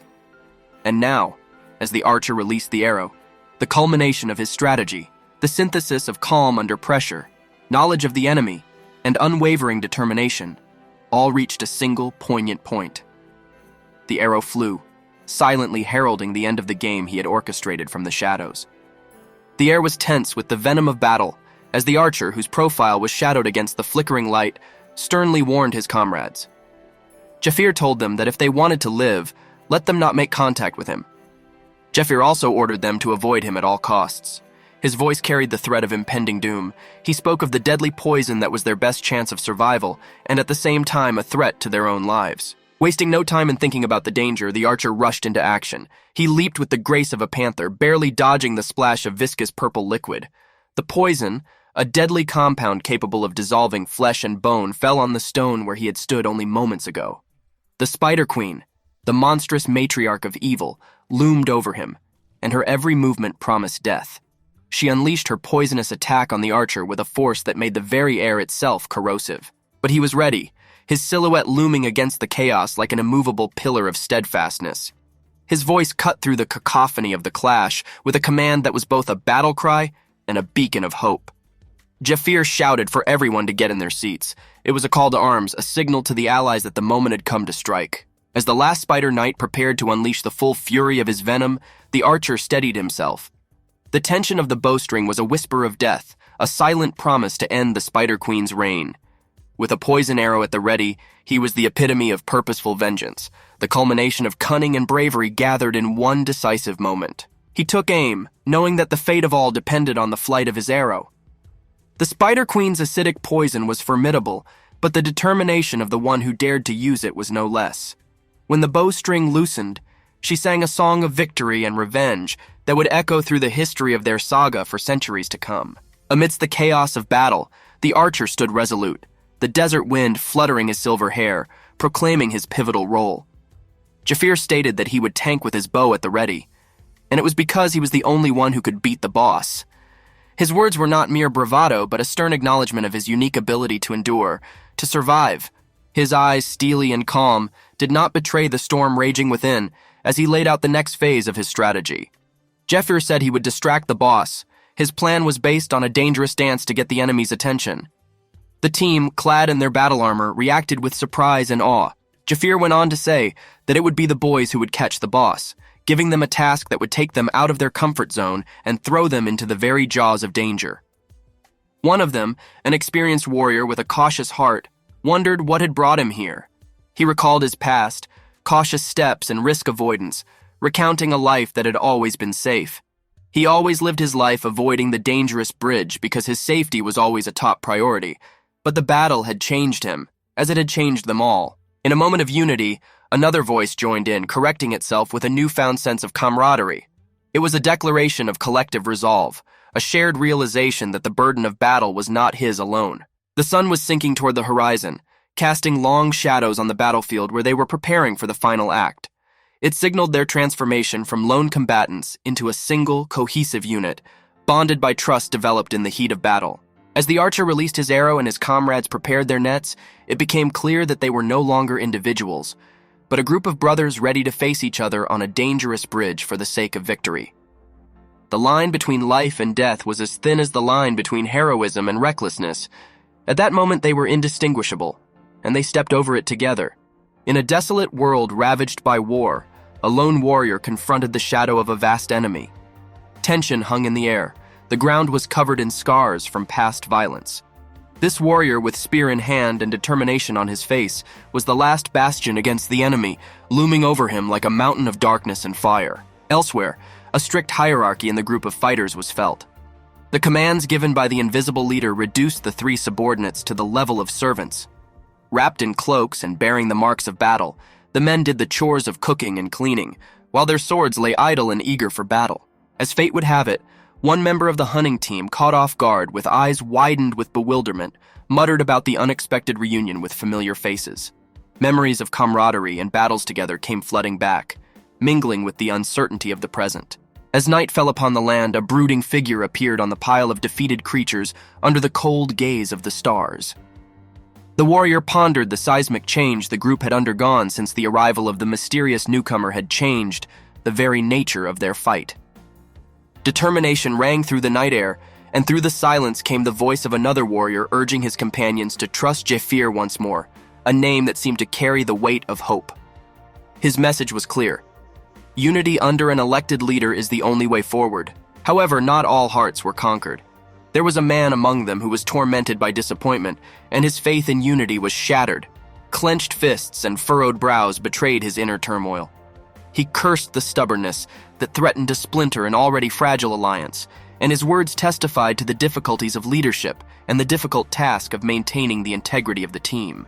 Amidst the chaos of ringing steel and battle cries, a lone figure stood on the battlefield with his weapon drawn.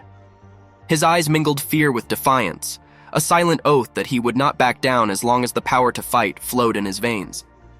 His cry, echoing shrilly across the field, was a challenge to both his enemies and the fear gnawing at his resolve.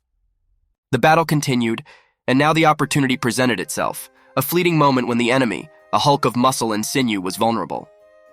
The warrior, who took advantage of the moment after the explosion that broke through the monster's defenses, realized the precarious edge on which victory was balanced.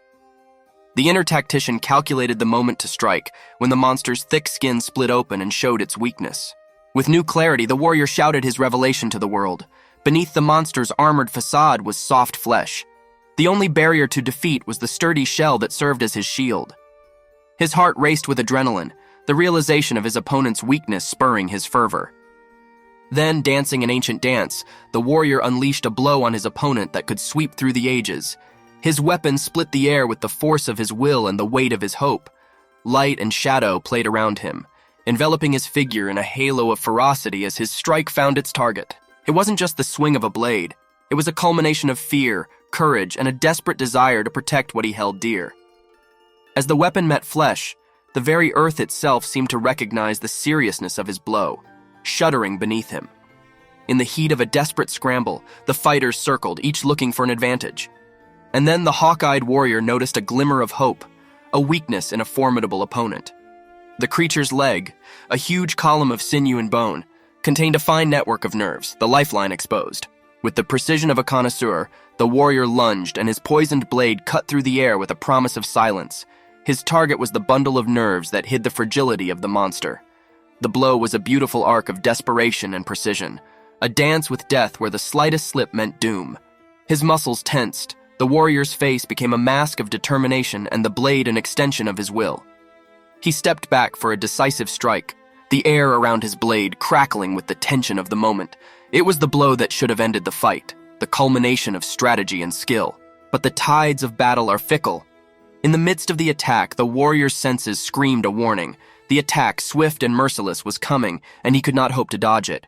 His eyes widened, the realization looming over his heart like a shadow.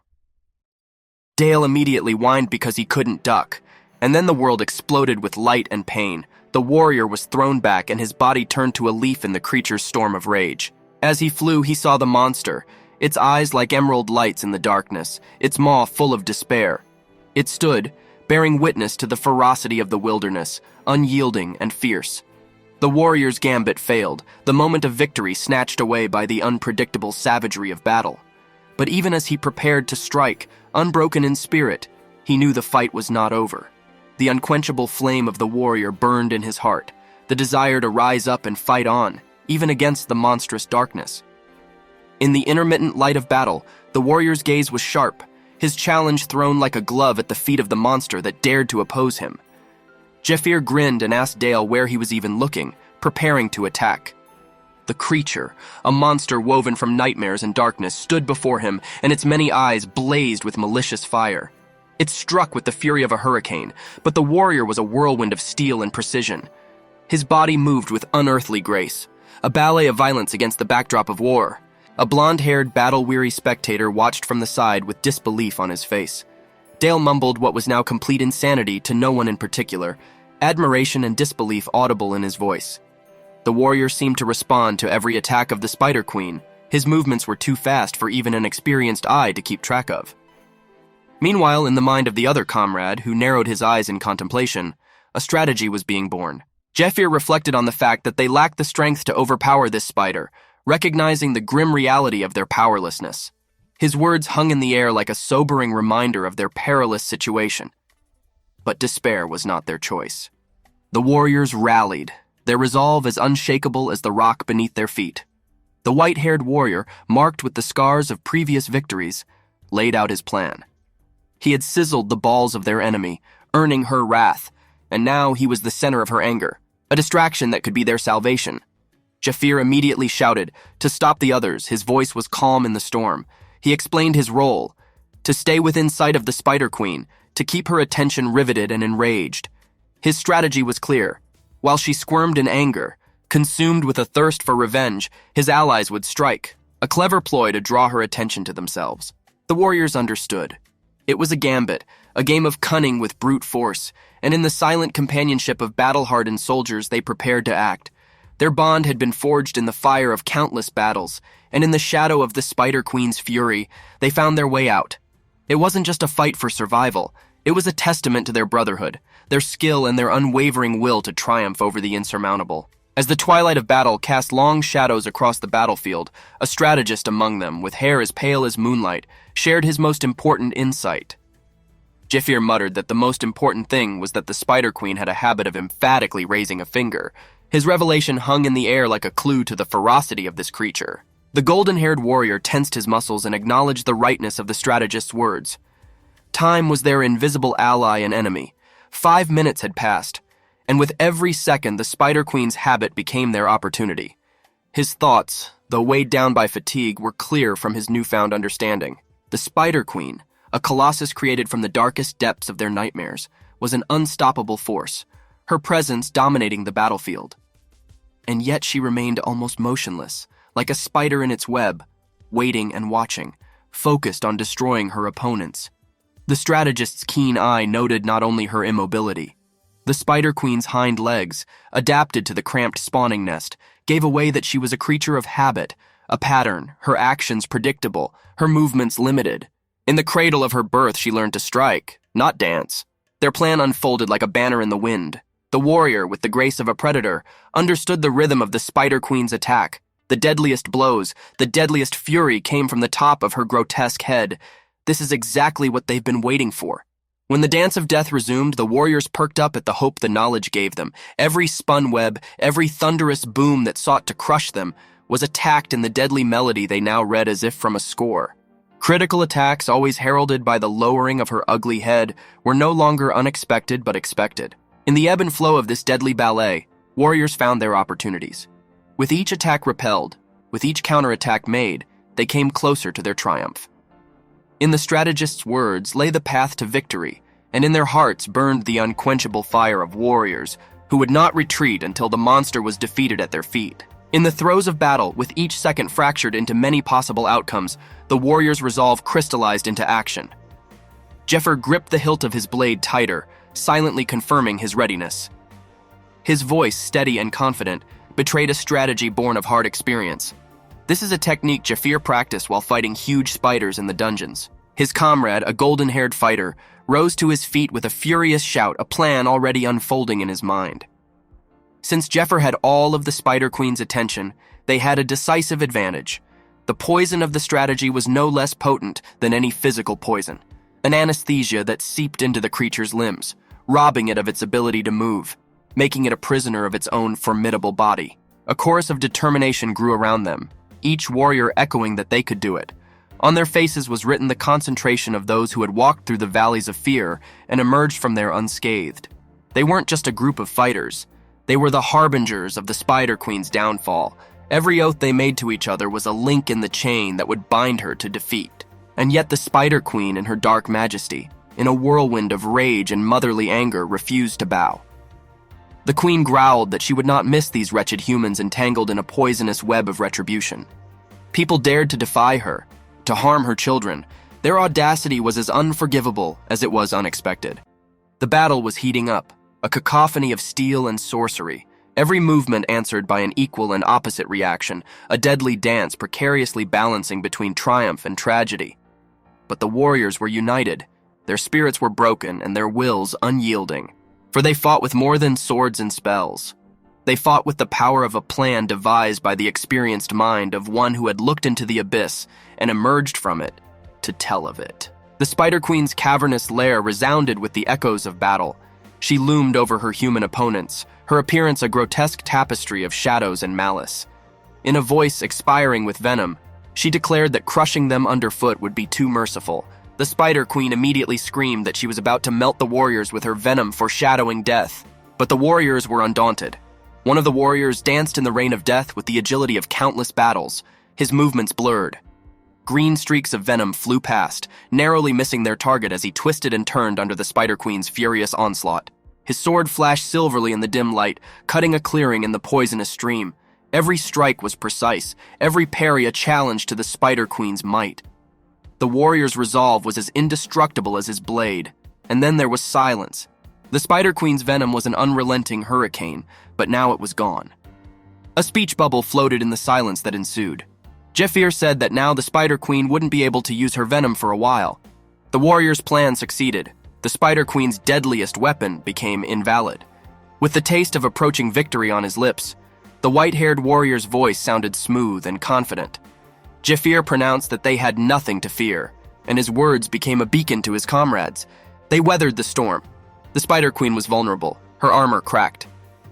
His sword rose again, becoming not just a blade, but a symbol of their indomitable spirit. It split the air, a blow meant to end the nightmare they had all endured. The reign of the Spider Queen was coming to an end. Her tyranny over the dungeons, over fear itself, was to be destroyed by the hands of the few brave men who dared to oppose her. The feverish noise of battle echoed through the cave, a symphony of steel and survival. The warrior, whose silhouette loomed against the looming figure of the Spider Queen, leveled his breathing. A mantra flashed through my head, a whisper overriding the rumble of my pounding heart. Jefir pronounced him to take his time and do everything precisely. Every move was a deliberate dance with fate. Every decision walked the razor's edge of life and death. His eyes, fixed on his monstrous foe, burned with a clarity forged in the crucible of battle. Jefir thought in this fight, and the air around him crackled with the electric voltage of the moment. The Spider Queen, a nightmarish deity in her own right, towered over him with terrifying majesty. However, a spark of uncertainty flashed in her eyes, a reflection of the warrior's unwavering gaze. A foreboding of the end, either triumph or tragedy, was in the air. Jefir continued, thinking about the fact that whoever doesn't get confused will win. These unspoken words became the common credo of the warriors encircling the beast, and their camaraderie became an unbreakable chain. They moved as one, each strike a note in their deadly harmony, each parry a beat in the rhythm of battle. Then, with a crescendo of rage and fearlessness, they struck. The Spider Queen's terrifying roar tore through the abyss, a sound that was forever imprinted in the darkest corners of their memories. But it was not a cry of triumph, but a cry of defeat. When the dust settled, the warriors stood in the silence of victory. Their bodies bore the marks of battle, but their spirits shone brightest. Everyone immediately started shouting joyfully, saying that they had succeeded in winning. Those words were a declaration, an emotional release of all the tension that was building like a hurricane. As they looked at each other, their faces told a story of sacrifice and strength. After the tumultuous battle with the Spider Queen, the warriors stood amidst the ruins of victory, and the silence of the lair echoed around them. The golden-haired warrior's voice broke the silence, a note of uncertainty amidst the triumph. Dale thought about how the word won wasn't quite right in this situation. Looking off into the distance, an unspoken thought stirred in his head. As the specks of dust danced in the light shining through the gloom, understanding appeared in his eyes. Dale recognized that Jeffer was the one who had allowed them to pick up the victory over the Spider Queen, and there was a reluctant respect in his tone. It was an acknowledgement of the invisible hand that guided them, the strategist whose insight turned the tide in their favor, gave them the edge they needed to survive and win. The warrior's frozen gaze softened with reflection, a drop of sweat rolling down his temple. And so, Dale realized that depending on the person who was giving the orders, the matter of the battle changed considerably. This revelation, whispering into his soul, spoke of a hierarchy within their ranks, a subordination that could change as subtly as the shadows. The thought lingered, budding in the fertile soil of his ambition. Dale thought that if he continued to follow Jafir, he would become much stronger. This thought was left unfinished, yet full of possibilities, the future unfolding in his mind, with uncharted paths and untapped potential. The strategist, whose white hair contrasted sharply with the dim background, pondered the practicalities of his success. They couldn't erase the marks of the battle, the scars on the ground that testified to the Spider Queen's death. Jeffer pronounced that since they couldn't get rid of any trace of the Spider Queen's sojourn, they wouldn't be able to take all the loot like they had with the Predator. His voice the epitome of pragmatism. Then he turned, pondering the spoils of their conquest. Jafir decided that he would take a couple of spiders that were bigger and take them to the White Rose, already strategizing how to proceed, distributing the wealth as a token of his hard-won success. Amidst the harsh expanse of desert stood Sir Jafir resolutely, a figure of calm authority, his white hair in stark contrast to the bleak background. His glasses caught the reflections of the departing sun as he turned to his faithful comrades with a firm directive. Jafir immediately ordered the boys to take only exclusively what they needed. An air of respect hung in the air as one of the fighters quickly responded by calling Sir, signifying not only agreement, but a willingness to do his bidding. As the shadows thickened, the blonde-haired lieutenant, his muscles tense with effort, took hold of the heavy sack, insisting on relieving his commanding officer of this labor.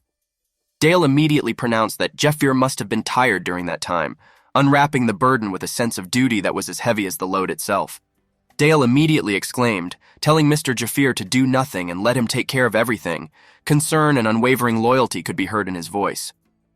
Nearby, Sir Jafir, calm for a moment, took a modest sip from his flask.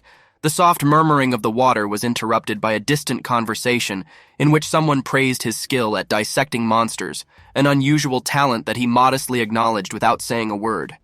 The tranquility was broken by the anxious voice of Dale, who asked how long the lads were going to stand there and whether they would keep Sir Jafir waiting. The question was sharp, as a reminder of the respect Sir Jafir demanded. As the day drew to a close, Sir Jafir reflected on the efforts of his team and the fact that through their contributions, he had been able to maintain his strength. Thanks to their contribution, I was able to save some energy, he reflected, feeling grateful. Strategically, he pondered a future in which the dangers of the hunt would be mitigated by the cohesion and skill of his squad.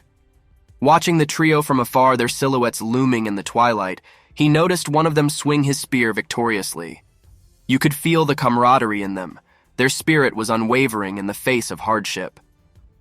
Sir Jafir's lips curved in a rare smile, and his inner monologue gave out a silent praise. The three of them aren't so bad.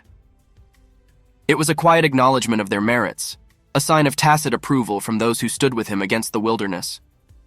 In the twilight of reflection, doubt flashed in Sir Jafir's keen eyes. Though he recognized the merits of his comrades, he was haunted by one thought. Yet that is all they are, he pondered, feeling the weight of unspoken words in the air. There was admiration in his gaze, but it was clouded by the harsh realism that not all battles are won by valor alone. The scene abruptly shifted to the night sky, where a figure shrouded in mystery and darkness stood. The silhouette seemed to pulse with sinister energy, contrasting sharply with the celestial background. The words flashed through his mind. They wouldn't be much use in a fight with him. A chill ran down Sir Jeffers' spine as he thought of the formidable opponent ahead, the specter of a challenge his team was not yet prepared for. His hand, clutching the bottle tightly, became a symbol of their current state, a longing for strength, for resources, for hope, experience, equipment, people. It ran through my head, and each word was weighed down by the weight of truth. It's not enough for what's to come. The realization came with the finality of twilight. The coming conflict demanded more than they had, more than they were. Sir Jeffer, his profile looming against the dim light, felt the weight of leadership pressing down on him. I have to think of something, he whispered to himself. It wasn't just a thought, but a vow to find a way, to find a strategy that would help them through the storm brewing on the horizon. As the narrative drew to a close, the majestic cathedral building stood proud and unwavering. It was in these sacred halls that the revelation took place, when the silence was broken by a reverent voice. Oh, so it really is a predator. There was a sense of surprise in the speaker's voice as he recognized the unexpected good fortune. I didn't think you would return with such a valuable find. Yes, it was a triumph, but it hinted at the unleashing of a dangerous game in which the hunter may well become the hunted. In the hallowed halls of the temple, an exchange took place, shrouded not in mystery, but in the openness of shared commitment. The sack, laden with promise and potential, passed from one weathered hand to another. The giver assured of its usefulness, the recipient shocked by the magnitude of the gift. "Oh God, all this," the recipient muttered, and the heaviness of the pouch sank not only into her palm but into her mind. A woman dressed in the white robes of the divine order, with the symbol of her faith on her head, expressed her gratitude. "Thank you. The goddess will surely reward you for this good deed," she proclaimed with a smile as warm as the light filtering through the stained glass windows. She offered further assistance in the form of subspace pouches, indicating an abundance of resources and generosity of heart. Yet in the shadows cast by the flickering candles stood a figure whose thoughts were shrouded in a deeper darkness than the alcoves of the temple. He watched the exchange with the interest of a scholar and a skeptic, noting the irony of shady dealings in an iconic place. "It's interesting to see," he pondered silently. His cynicism was a contrast to the obvious holiness of the place. He reflected that the world knows that corruption can infiltrate even the holiest of places. Outside, a city spread out, a testament to the influence of the temple, a civilization built around the spires of faith. Coins tinkled and jingled, a river of gold flowed from the hands of the devout into the treasury of the deity, offering wealth as a sacrifice of protection. It was the knights and battle slaves who swore allegiance to the temple that made sure that no monstrous entity could disturb the peace bought by prosperity. The watcher, whose gaze was as piercing as a knight's sword, pondered the true nature of security in this world, where the divine intersected with everyday labor. "Well, I guess safety is an expensive luxury," he agreed, his words coming out in a whisper, lost amidst the chants of prayer. "Even better, at least we can now buy it with money." Those words, though spoken softly, carried the weight of truth in a world where the cost of life was measured by the ability to survive, and survival itself was a currency traded by those willing to pay for it. In the world where they lived, a providential voice whispered a formidable prophecy. "Afterward, it will be difficult for you to ensure your safety, even if you sell your body." This prophecy hung in the air, a silent ghost looming over the bustling streets where the two figures floated on the current of fate. The priestess, whose robes reflected the golden hues of the setting sun, walked beside her companion with a sense of accomplishment. Predator and Black Steel Spider, big names that carry weight in their profession, were sold. The buyers were punctual, the deal was favorable, and their steps were as light as if they had completed an assignment. Yet there was a sense of surprise and newfound respect in their exchange. "I never thought you'd get me Black Steel Spider so quickly," the priestess admitted, a tinge of surprise in her voice. The man next to her, known for his calm demeanor and silver hair, acknowledged the praise with a nod. His next question, practical as always, went to the heart of their enterprise. "So how much did we earn?" The answer came not with a smile, but with a grim tilt of the head. 48% of the target, the priestess admitted, and her eyes reflected the seriousness of the situation. 20% of the sales went to pay off the debt owed to the temple. She wanted to say something else, but the continuation hung between them, laden with significance. This man, perhaps Sir Jeffir, had already moved on to the next phase of their plan, the details of which were hidden as securely as the contents of the pouch he held in his hands. "I asked for the lab to be cleaned up," he said, a statement that was both innocuous and laden with secret intent. He presented his work clothes and a pass, a ticket to the place where their next act would take place. The priestess unfolded the parchment, a shopping list of the Silver Alchemist's silver set rented for a reason. The priestess talked about how they had very little time, the lab's schedule, and the need to leave no trace behind. It was clear that their mission went far beyond everyday affairs, hinting at alchemical experiments that required secrecy, precision, and perhaps a touch of the forbidden. As the evening light turned to dusk, Sir Jeffer stood firmly on his own, hatching a plan in the quiet chambers of his mind.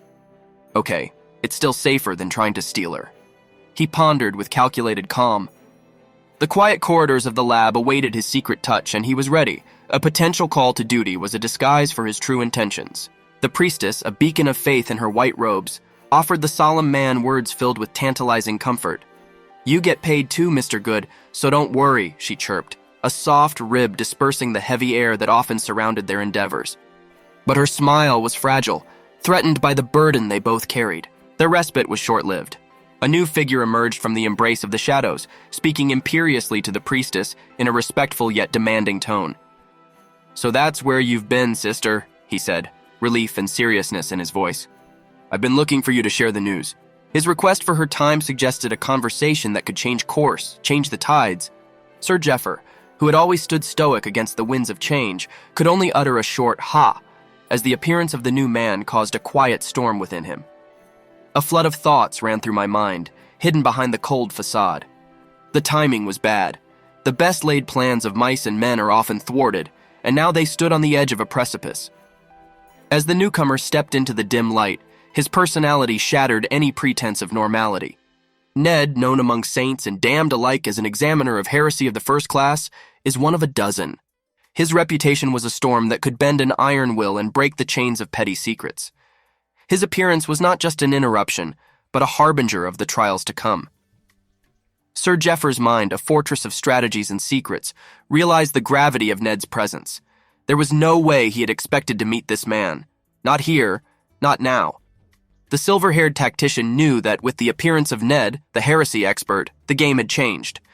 The Templars' recognition of Ned's prowess signaled a power they could not ignore. This was not just another player on the board. This was a master of the game whose moves could not be predicted even by the uninitiated. Under the waning light, Sir Jeffer's gaze was a silent harbinger of unspoken thoughts, his ways a tapestry of untrodden paths and unspoken battles hanging in the balance. And as for my path, he pondered, and the unfinished sentence was the beginning of an epic unfolding in the depths of his steel-blue eyes. The atmosphere, filled with the underlying seriousness of the situation, was diffused for a moment by the priestess's joke. Her voice, filled with mirth, danced around Ned's solemn mood. "What's the big deal? It's probably not a request for a date. Are you here for a loan?" The lightness of her banter served as a subtle reminder of their shared past, a camaraderie forged in the crucible of the temple's shadow. Behind the playful facade, however, lurked the priestess's sharp mind. She was keenly aware of what was happening at the moment, the subtle game of power and persecution unfolding before her. "Although he's talking to me, his target is the one behind my back," she pondered, conducting an internal monologue of strategic foresight. Ned, Sahaka's superior, had not come merely for courtesies. His presence was a chess move in a game where Sir Jeffer was the unwilling king. Her inner observation continued, quietly commenting on their boldness. "They're very brave. I never thought they would try to fight when a member of the clergy was in front of them," she remarked, surprised at their boldness as clearly as the setting sun. Turning gracefully, she offered to postpone the meeting until a later time to unravel the threads of their conversation. "Can we talk about this some other time?"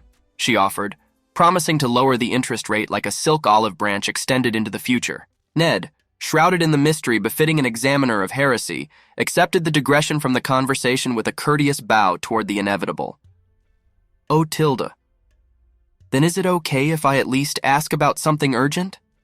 His question was as smooth as the tea he'd promised to serve, a mixture of the mundane and the honorable, a balance between pressing matters and the politeness that made their world go round. Ned's suggestion hung in the air, a seemingly innocuous invitation with an undertone.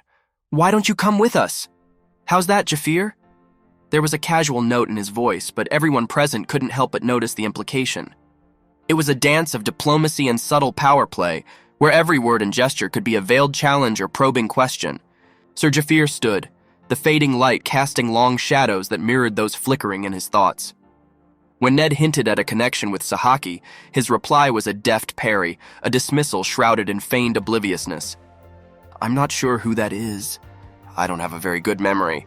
I can't remember useless people." It was a statement as sharp as the point of a sword, making it clear that Jafir was not one to maneuver easily on the tangled chessboard of their world. The priestess, caught between the two men, was an image of serenity until a sudden burst of magical energy shattered that facade. "What? No way. Such sharp magical energy," she muttered, and her surprise manifested as a physical reaction. Ned, through his questioning and innuendo, may have hoped to elicit secrets or make an alliance. But in the face of Sir Jafir's impenetrable facade and the priestess's newfound awareness, it was clear that the path ahead was fraught with dangers and silent battles yet to be fought. Ned's invitation was like a stone thrown into still water, and its ripples traveled far into the depths of the unknown. "Why don't you come with us? How's that sound, Jafir?" he asked, and the smile on his lips didn't quite reach his eyes.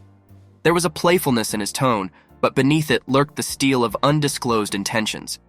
As he spoke, a new realization dawned on the priestess. "No, he might even be bigger," she thought, staring off into the distance. The true measure of Sir Jeffers' power was not what she had assumed. It was something far greater, something that not even the knights of the temple could eclipse.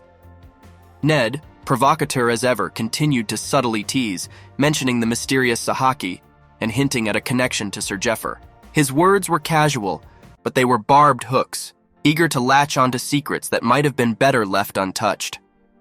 "Now that I'm close, I can see why Sahaki couldn't resist going against him," he pondered, and the gravity of the implication felt heavy in his words. Sir Jeffer, whose countenance was as unreadable as ever, replied in a scornful tone. "I'm not sure who that is," he said, feigning ignorance. It was his way of trying to hide his past from prying eyes. "My memory isn't that good. I can't remember useless people." It was a deflection, a shield raised against Ned's questioning. But the calm before the storm was short-lived. The priestess, caught off guard, felt a sudden surge of magic. A sharp, powerful energy swept through the air. "What? It can't be. That pungent, magical energy." Gasping, she muttered, feeling her composure loosening from the raw power that resonated with Sir Jafir's presence. The priestess's revelation came in a single breath, her thoughts racing as she pieced together the puzzle that was Sir Jafir. He's not just an ordinary battle slave. He's on par with the knights of the temple. Her realization sounded like a soundless roll of thunder, echoing her shock and awe, and then the priestess commanded imperiously like any decree. "Both of you on your knees," she demanded, and her voice cut through the tension. There was power in her order to bend the will to peace, if only for a moment. Ned, the enigmatic heresy examiner, and Sir Jeffer, shrouded in the cloak of power, found themselves on their knees, their defiance crushed by the weight of holy law. The ground beneath them was more than just ground. It was an altar of their submission to the priestess's command. In that instant, the hierarchy was clear, the boundaries of power clearly delineated in the sand. The priestess, clad in the symbols of her faith, stood over Ned, and her words were like the blow of a whip. "Where do you think you are? You're out of your mind. Do you want to die?"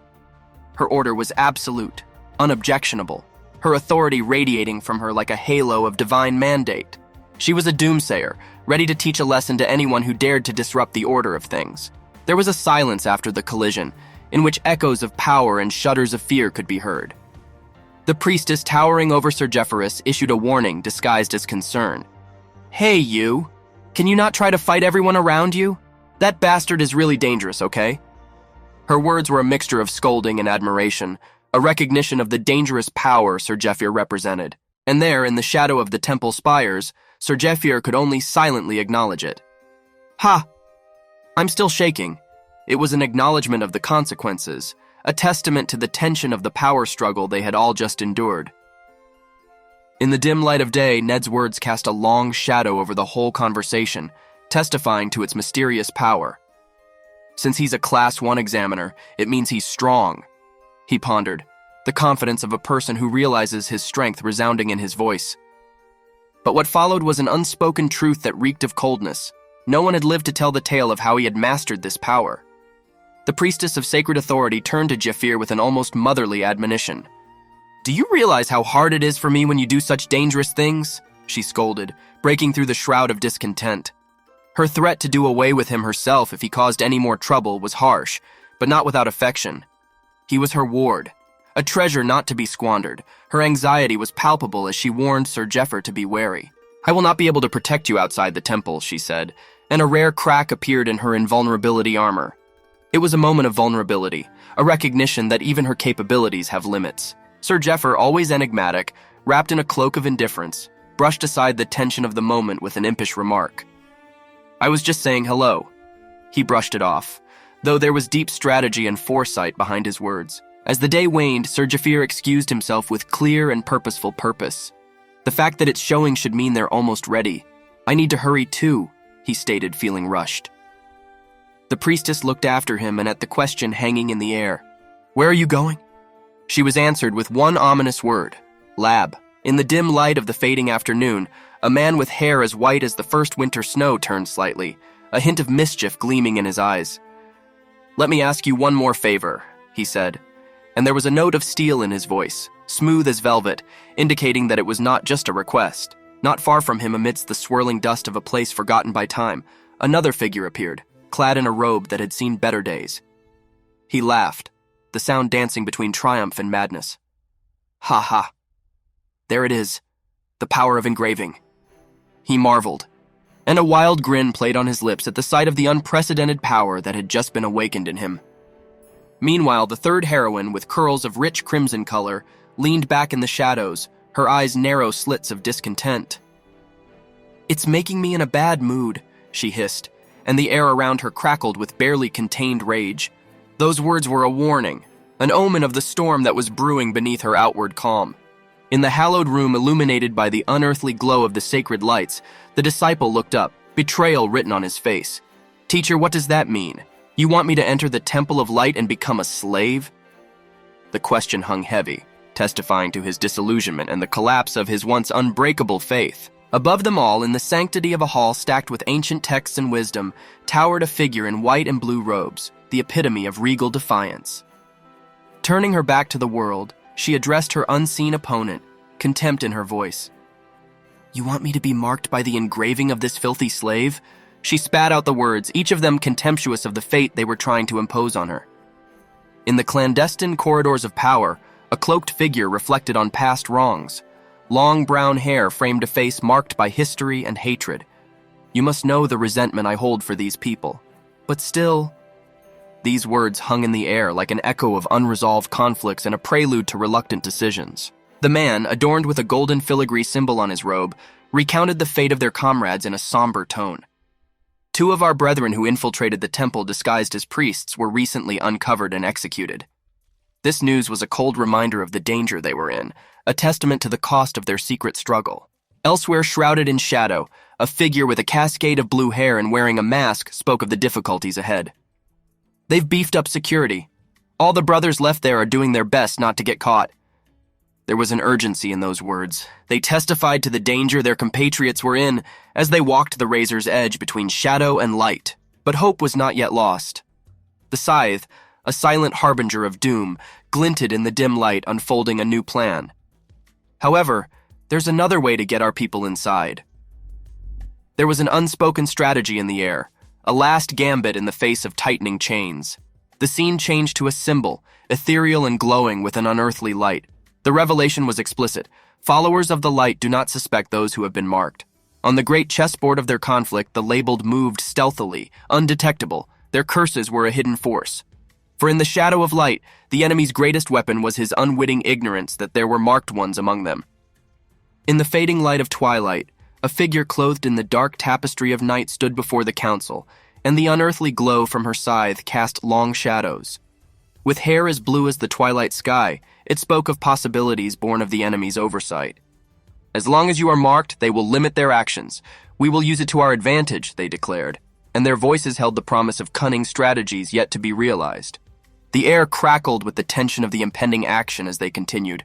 "You will receive the mark and infiltrate the Temple of Light, and you'll steal the loot they collect in raid dungeons." Their plan was a gambit, a dance on the edge of danger and deception. All eyes turned to Ned, his brown hair falling silently into a cloak of shadows. He was singled out, elected. "This is a task only you can do, Ned," the leader proclaimed, anointing him with confidence and the weight of his hopes. Ned's eyes glittered with determination. He was the linchpin in their machinations. The scene changed, focusing on a symbol, a cross in a circle torn by lightning, a stark revelation. The followers of light won't realize we found a way to destroy the mark. The council had created a secret weapon, an antidote to the curse that had long restrained them. And yet with wisdom gained through years of loss and sacrifice, the figure in the shadows warned against restraint. Yet we cannot use it now. Wait for the right moment. Their words were a reminder that patience is as deadly a weapon as the sharpest blade. Ned, his profile looming against the looming darkness, absorbed in the gravity of the task before him. The fire of vengeance burned within him, a silent oath to make the followers of the light atone for their transgressions. Then we'll make sure they pay, those filthy followers of the light. His voice was a whisper, but you could feel the power of the impending storm in it, a harbinger of the retribution that would soon fall upon the unsuspecting students. The golden hue of the late sun was falling on the village square, where the day's labor was turning to evening silence. Amid the soft clinking of dishes and the homely aroma of cooking food, the man in the wide-brimmed hat paused, his work-weary hands stilled as he heard a call from across the yard. "Hey, eat first!" A warm and insistent voice beckoned. Turning around with a smirk that crinkled the corners of his eyes, he replied with slight surprise, "Oh, is it really time to eat already?" The day flew by, each hour marked not so much by the passage of time as by the rhythm of labor.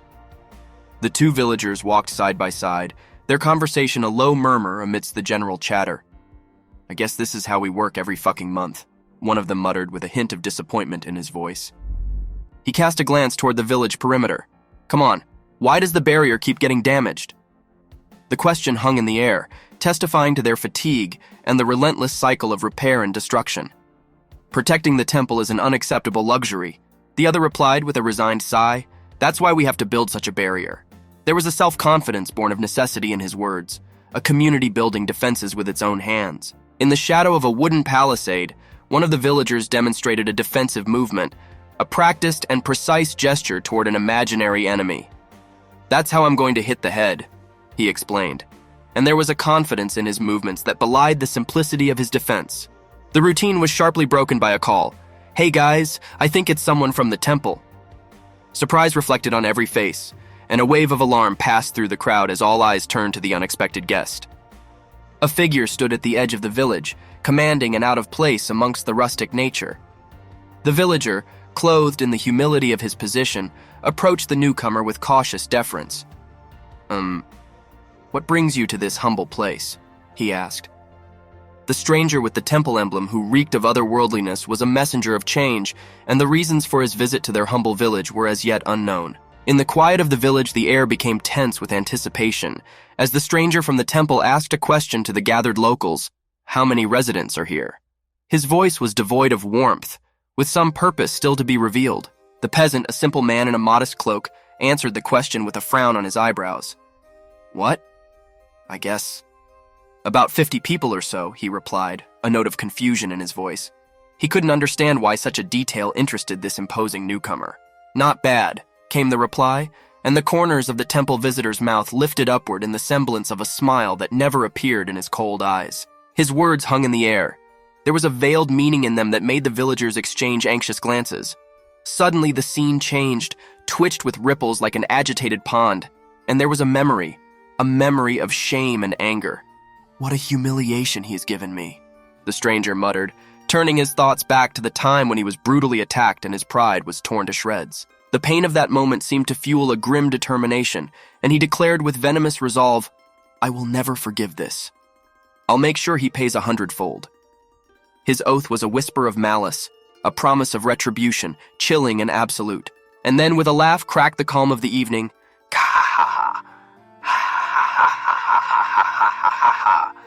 He let out the full force of his bitterness. Behind him a shadow stirred, monstrous and terrifying, a ghost of anger at the depth of his hatred. The villagers could only watch in horror as the night began to distort with the dark energies of an ancient grudge. Beneath the indigo cloak of the night sky, the Temple of Light rose like a beacon holding secrets. Within its mysterious walls was the laboratory, a sanctuary dedicated to the arcane art of potion making and the creation of formidable equipment. It was here that forbidden knowledge was whispered about in the sacred halls. Within the stone walls of the laboratory, shelves held the rarest of ingredients, blue herbs leaving behind remnants of power, The bark of the leda tree covered in parasitic fungi, viscous liquids of decayed kobolds, mushrooms sprouting from fallen ones, and gray millipedes scuttling in the gloom. These were components not for the faint of heart, but necessary for the concoctions that were simmering and brewing in the alchemical cauldron. As the moon rose higher, flooding the windows of the laboratory with silvery light, a figure hunched over a boiling cauldron cast a spell.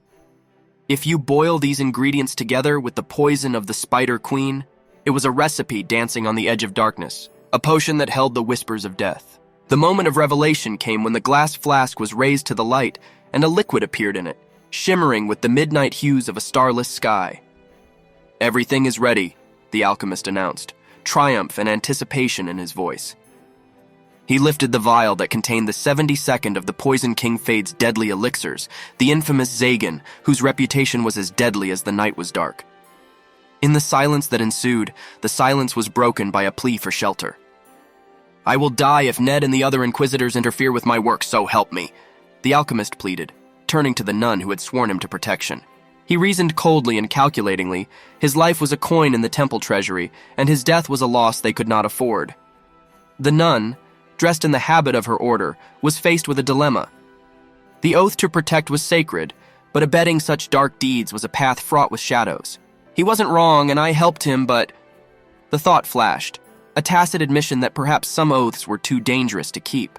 In the dimly lit laboratory of the Temple of Light, an intricate diagram of a human figure lay on the table, covered with lines and markings like ancient runes. At the sight of this spectacle, the man who was watching the scene had a puzzled look on his face, and he furrowed his brows, muttering to himself, "What is this?" The bewilderment in his voice reverberated off the stone walls, becoming a mirror image of the riddle.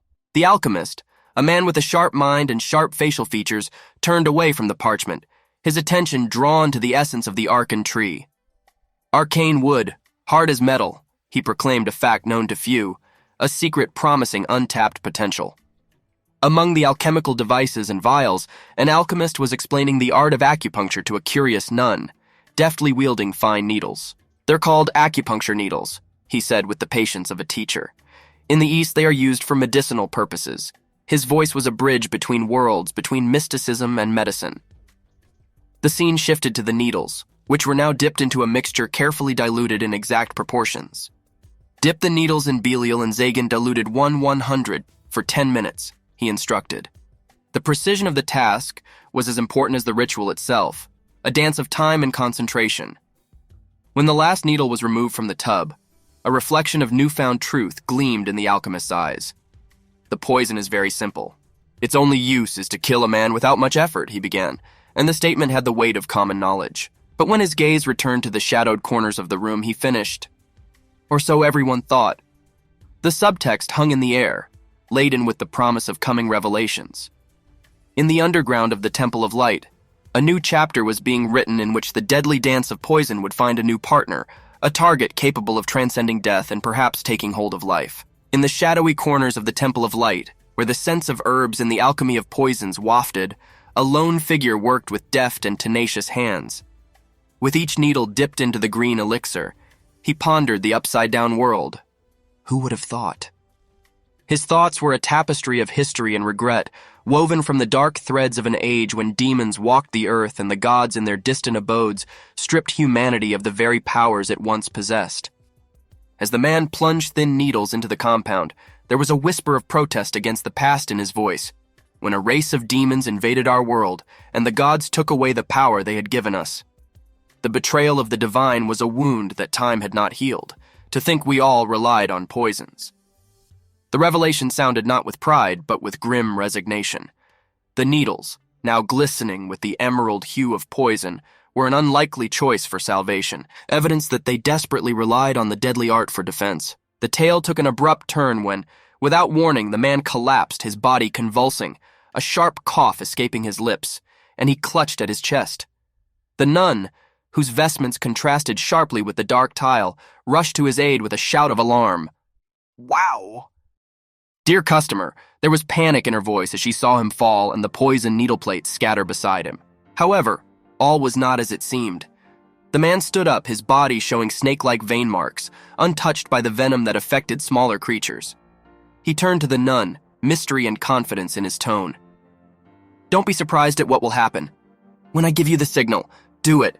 His words were cryptic. It was a riddle she had yet to solve. The nun's eyes widened with confusion and incipient fear. What are you trying to do?" she asked, feeling her duty to the temple clash with her concern for the man in front of her. The unknown plan he was plotting lay a shadow over her heart, an omen that whispered of grim events to come. In the quiet chamber, where the air hummed with latent energy, stood a man with a sense of newfound power. "Upgrade," he announced, and there was confidence in his voice. The word was not just a statement, but a testament to the amazing transformation he was about to undergo, a metamorphosis promised by the alchemy of poison transformed into panacea. He discovered an ancient secret that tells the tale of Fade's 72 deadly poisons and their chameleonic nature. He learned that when carefully diluted, these deadly substances are transformed into enhancing agents that, when balanced against each other, can amplify a person's natural abilities to unprecedented levels. In preparing for the procedure, the man was aware of the risks. He knew that the volatile mixture of Belial, which caused excruciating pain, and Zagan, the essence of instability, could wreak havoc on his system. "Hook!" he gasped as the first wave of pain pierced him, a grim harbinger of the ordeal he was about to endure. "I'll be in a lot of pain, and stability will decrease," he muttered to himself, resigning himself to the price of his ambition. The suffering was intense, as if fire and ice were flowing through his veins, but he was determined, his eyes burning with the fire of determination. Concentrating, the man fell into a deep meditative state. His mind was focused on the internal flow of energy, on the technique of utilizing and circulating the magical power within him to suppress the riotous dance of the poison. It was a delicate balance, an arcana art that required him to exert all his strength. Against the dim light, he looked like a statue, every muscle straining with the effort of controlling the raging energy that threatened to overwhelm him. "If I succeed, I can upgrade to the next stage," he whispered, making a silent oath to the powers that tested him. In the sacred silence of the room, only the whisper of his breath and the faint hum of magic in the air could be heard. A man on the threshold of pain and power, he was a lone figure forging his destiny with the forbidden knowledge of an alchemist. There was a tension in the silence of the unknown place that seemed to thicken the very air. One of the heroes, stern and collected, said with unwavering determination, "It's all nonsense." These words hung in the air, testifying to an unyielding will that would not let up. Reiterated, "You can't call it a crisis or a pain." It was a sharp denial of the gravity of the situation, a refusal to be tormented in a way that would cripple the soul of a lesser man. Meanwhile, the nun clothed in the robes of faith watched in amazement as the miracle unfolded before her eyes. The color of his blood vessels is back to normal, she exclaimed, awe and disbelief in her voice. Whatever was happening was a deviation from the natural order of things, a violation of the expectations set by both medicine and prayer. Elsewhere, a figure in the shadows was preparing for a task with dire consequences, so difficult that the price of accomplishing it was viewed with grim approval. "When I complete it, I probably won't be able to move." It was not fear in those words, but agreement, a recognition that sacrifice had to be made in order to achieve the goal. The silver-haired orchestrator of this unfolding drama stood at the center of the maelstrom of events. Their orders were clear. Monitor the situation. When I give the signal, this directive laid the groundwork for what was to come. They were the eyes of the storm, calm and determined amidst the chaos. Then a name was called, perhaps a code, and a question was asked that seemed to cut through the tension. "Are you ready, White Rose?" It was a call to arms, a call to readiness before the storm broke. The command followed as swiftly as lightning. Now. It was a moment of action, a turning of the key in the lock of destiny. The nun, with a mask of determination on her face, held a needle glinting with poisonous intent, a poisoned needle, to the top of his head. These words spoke of an action so dangerous, so fraught with finality, that a shiver ran down the spine of the bravest heart. At the climax of this dangerous action, the full seriousness of the moment was laid bare in a silent confession. "I can tell you what will happen if I fail, even if I don't ask. Death." It was an acknowledgement of the harsh reality they faced, the delicate balance between life and death at the point of a needle. Heroes stood on the edge of fate, and their actions in those fleeting moments could tip the scales in an irreversible and absolute direction. As the last rays of day gave way to the coming dusk, Sister Abigail's eyes lit up with excitement. The weight of a momentous decision came upon her, the simplicity of her monastic life contrasting sharply with the complexity of the situation. "What am I supposed to do?" she whispered, barely audible, breathing in the silence of the sanctuary. The question was a silent plea for help, for in her hands was the balance of life and death.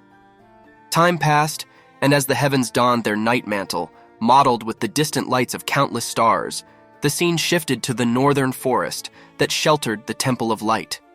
Here, under heaven's gaze, fate was already being fulfilled. The serenity of the night was broken by a cacophony of terror. Desperate figures in dark robes rushed through the thicket, gasping in fear. "They're closing in on us!" A cry was heard that foreshadowed the horror that swept through their ranks. Monstrous birds, creatures of nightmare, were closing in on them with eyes like coals and claws like daggers. Fuck! Those bastards from the recon team. Didn't they say it was just one nest? The accusation broke through the night, the bitter realization of betrayal. Their mission, based on flawed intelligence, failed, plunging them into a nightmare of wings and vicious beaks. Panic was quickly replaced by despair clawing at his throat. Did somebody call for backup? The question was thrown into the darkness like a hope of salvation. Amidst the chaos, a glimmer of hope pierced the darkness. One of them, with determination streaked across his face, declared, "A minute ago, I fired a flare. Reinforcements will be here soon."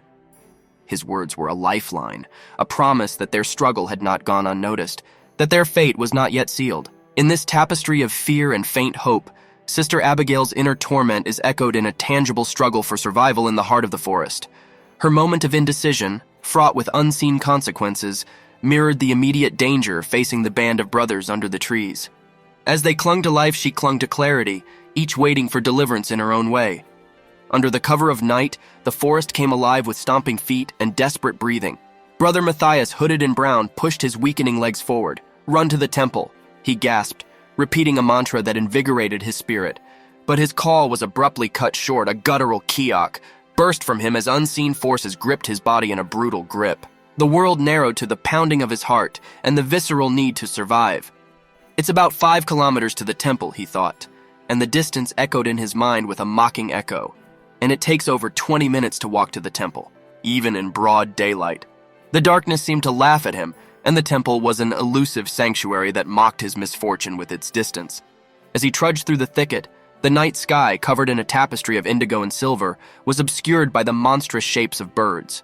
Matthias looked up, and his heart was filled with horror. The creatures were swooping down on him, their eyes glittering with vicious hunger. Their screams were the sounds of nightmares realized in flesh, harbingers of a violent end. A moment later, the nightmare came upon him.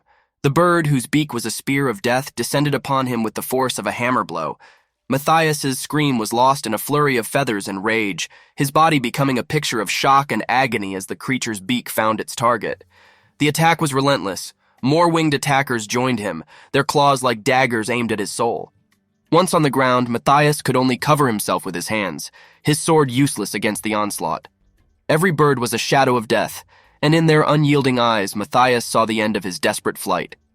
In the heart of the forest, the struggle between man and beast was unfolding with primal ferocity. Every moment was a battle, every breath a victory over the inevitable. And yet, as the claws lowered, Matthias's thoughts drifted to the temple, to the light that seemed so far away, and to the hope that, against all odds, he could still reach it. In the very center of the chaos, where the very ground was scarred with the fury of battle, stood a lone warrior. Silver hair crowned his head, and his skin was adorned with marks that spoke of ancient power.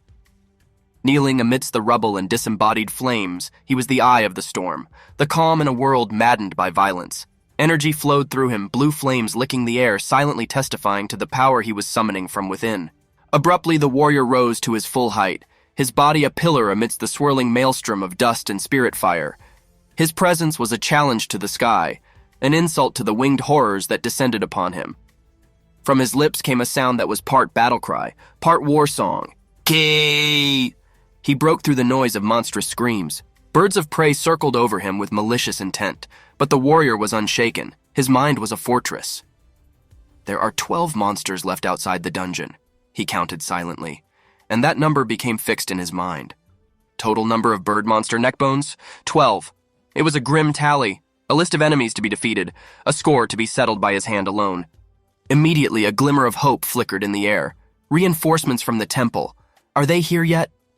Those words were a balm to his spirit, the promise of help a pleasant melody amidst the cacophony of battle. But the mark on his shoulder, the symbol of alliances and oaths, seemed to throb with a question that had no answer. Meanwhile, Brother Matthias, a shard of chaos, with a face mottled with panic and confusion, surveyed the horizon. But is he alone? The realization of this fact came upon him like a physical blow, and his mind shook. Where's the nest? Whereas, yeah. A piece of the puzzle fell into place, and the dawn of understanding was reflected in his eyes. In the moonlit clearing stood a silver-haired figure that reeked of untold authority. His presence was commanding, an invisible force compelling obedience. "If you continue on this path," he said, and his voice was lost in the night with a thoughtful, Brother Matthias, shocked by the encounter, nodded silently, whispering, "All right," chuckles. When a flare flashed at his feet, casting long shadows that danced wildly around him, a look of confusion appeared on his face, and a quiet H gave away his inner confusion. The forest seemed to freeze as Matthias tried to understand the aura of the young man standing before him. "I felt such overwhelming intimidation from this young man," he reflected, and the words sounded like a haunting melody in his head. Like I was taking orders from someone in a much higher position. The realization of that fact was unnerving, upsetting the balance in his world. As Matthias watched the carnage, the reality of his actions became clear to him. Surrounded by the remnants of the monstrous birds, he realized his submission. And then I reflexively told him where the entrance to the dungeon was. It was a confession whispered in the night, a secret that the silver-haired mystery now shared with him. By the time clarity returned, it was too late. The figure disappeared like a forest ghost. Matthias, left alone with the dead man, felt regret. "When I came to, I regretted not telling him one important thing," he lamented, losing his words in the darkness. But it was a long time ago when he disappeared. In the silence that followed, Matthias could only ponder the gravity of the knowledge he had imparted and the true intentions of the mysterious figure. After the fierce battle, there were whispers of a grim truth in the forest shadows. The lone survivor, haunted by memories of his fallen comrades, told a harrowing story. 4 of the 7 members of my party died in that dungeon, he recalled with a heavy sense of grief. And of the 3 who made it out, I was the only survivor. The revelation hung in the air, becoming a vivid reminder of the danger lurking in the depths of the dungeon. Brother Matthias, on whose face was written suffering, was overcome by an agonizing thought. "I had to stop him," he lamented, and his voice echoed painfully among the trees. "We should have waited for reinforcements. I had to stop him from going alone." The weight of responsibility pressed down on him, the weight of what could have been if he had only intervened. Meanwhile, the silver-haired figure stood in silent victory over the colossal form of the main monster. His defeated mass lay beneath him, a testament to the warrior's strength. There was a scent of triumph in the air, and the ground was hallowed by the end of the battle. As the dust settled and calm returned to the warrior, he exhaled a breath of air that seemed to take with it all the tension of the battle. "Phew," he exhaled, and that simple phrase marked the end of the tension. There was a calmness in his posture now, the calmness of a battle-hardened soul that had defeated the beast. And with the peace came realization, a sense of newfound strength that flowed through his veins. "I feel light in my body. It seems like my performance has increased by 2 or 2.5 times, he noted, internally assessing his increased skill. It was a success. The experience made him anew, stronger and more capable.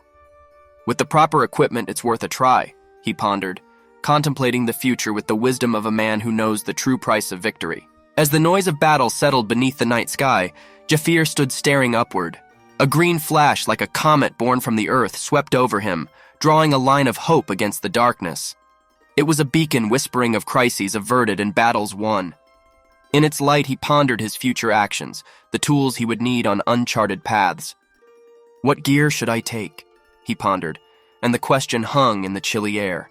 The days blossomed like the petals of a new flower, and the grandeur of the Temple of Light appeared before my eyes. Its spires reach for the sky, silently testifying that it promises refuge to those who find themselves in its stone embrace. Rumors of the warrior's deeds spread like wildfire. The out-of-control nest of cacatruses, a medium-sized bastion of monsters with a colossus at its head, was destroyed. Cleansed by one slave, the lore said, and every word was colored with reverence. It was a feat that was impossible to believe, but the evidence was there. In the hallowed halls of the temple, 2 figures were engaged in quiet conversation. The testimonies of survivors and the results of field research were adding up to a coherent whole. "He's really making himself attractive for the raid in 20 days, one of them remarked, intrigue and suspicion in his voice. The implication was obvious. The warrior had intentions beyond what was visible to the eye, ambitions that attracted the attention of the powerful. The other, empowered to distinguish truth from heresy, pondered the way forward. Senior heresy expert Matthias Grimmer, whose name had become synonymous with the harsh justice of the Temple of Light, weighed his words with the seriousness of a judge. "Should we interrogate him? To see if he is a worshipper of the demon god," he suggested, and the severity of the consequences and the echo of the coming Inquisition echoed in his question. Lucius Giornetti, the head of the Temple Knights, stood resolutely in the dimly lit corridor of the Temple of Light. His word was final. "No, leave him alone." His voice carried the gravity of the order, drowning out the murmurs of dissent with a calm authority befitting his rank. Matthias, the senior heresy examiner, cloaked in the seriousness of his office, voiced his concerns about the integrity of their ranks. "But if we don't properly screen out those suspected of worshipping demon gods before the raid..." His voice broke, weighed down by the weight of possible sabotage from within. Lucius turned his back on him, a towering wall of conviction, and interrupted him with cold pragmatism. "As long as they are useful, I don't care if they worship demon gods." It was a statement that reflected the harsh truths of their holy war, where the end could justify the most unholy means. "They wouldn't have the strength to get to the warden's room anyway," Lucius continued, dismissing the very idea that these suspects could pose a serious threat. It was a rejection not only of their power, but of their very significance. Matthias, whose features were streaked by the shadows of the torchlit passageway, mentally laid out his strategy. "So we use them to help us get to the boss room, and destroy them along with the boss." His plan was as ruthless as it was effective.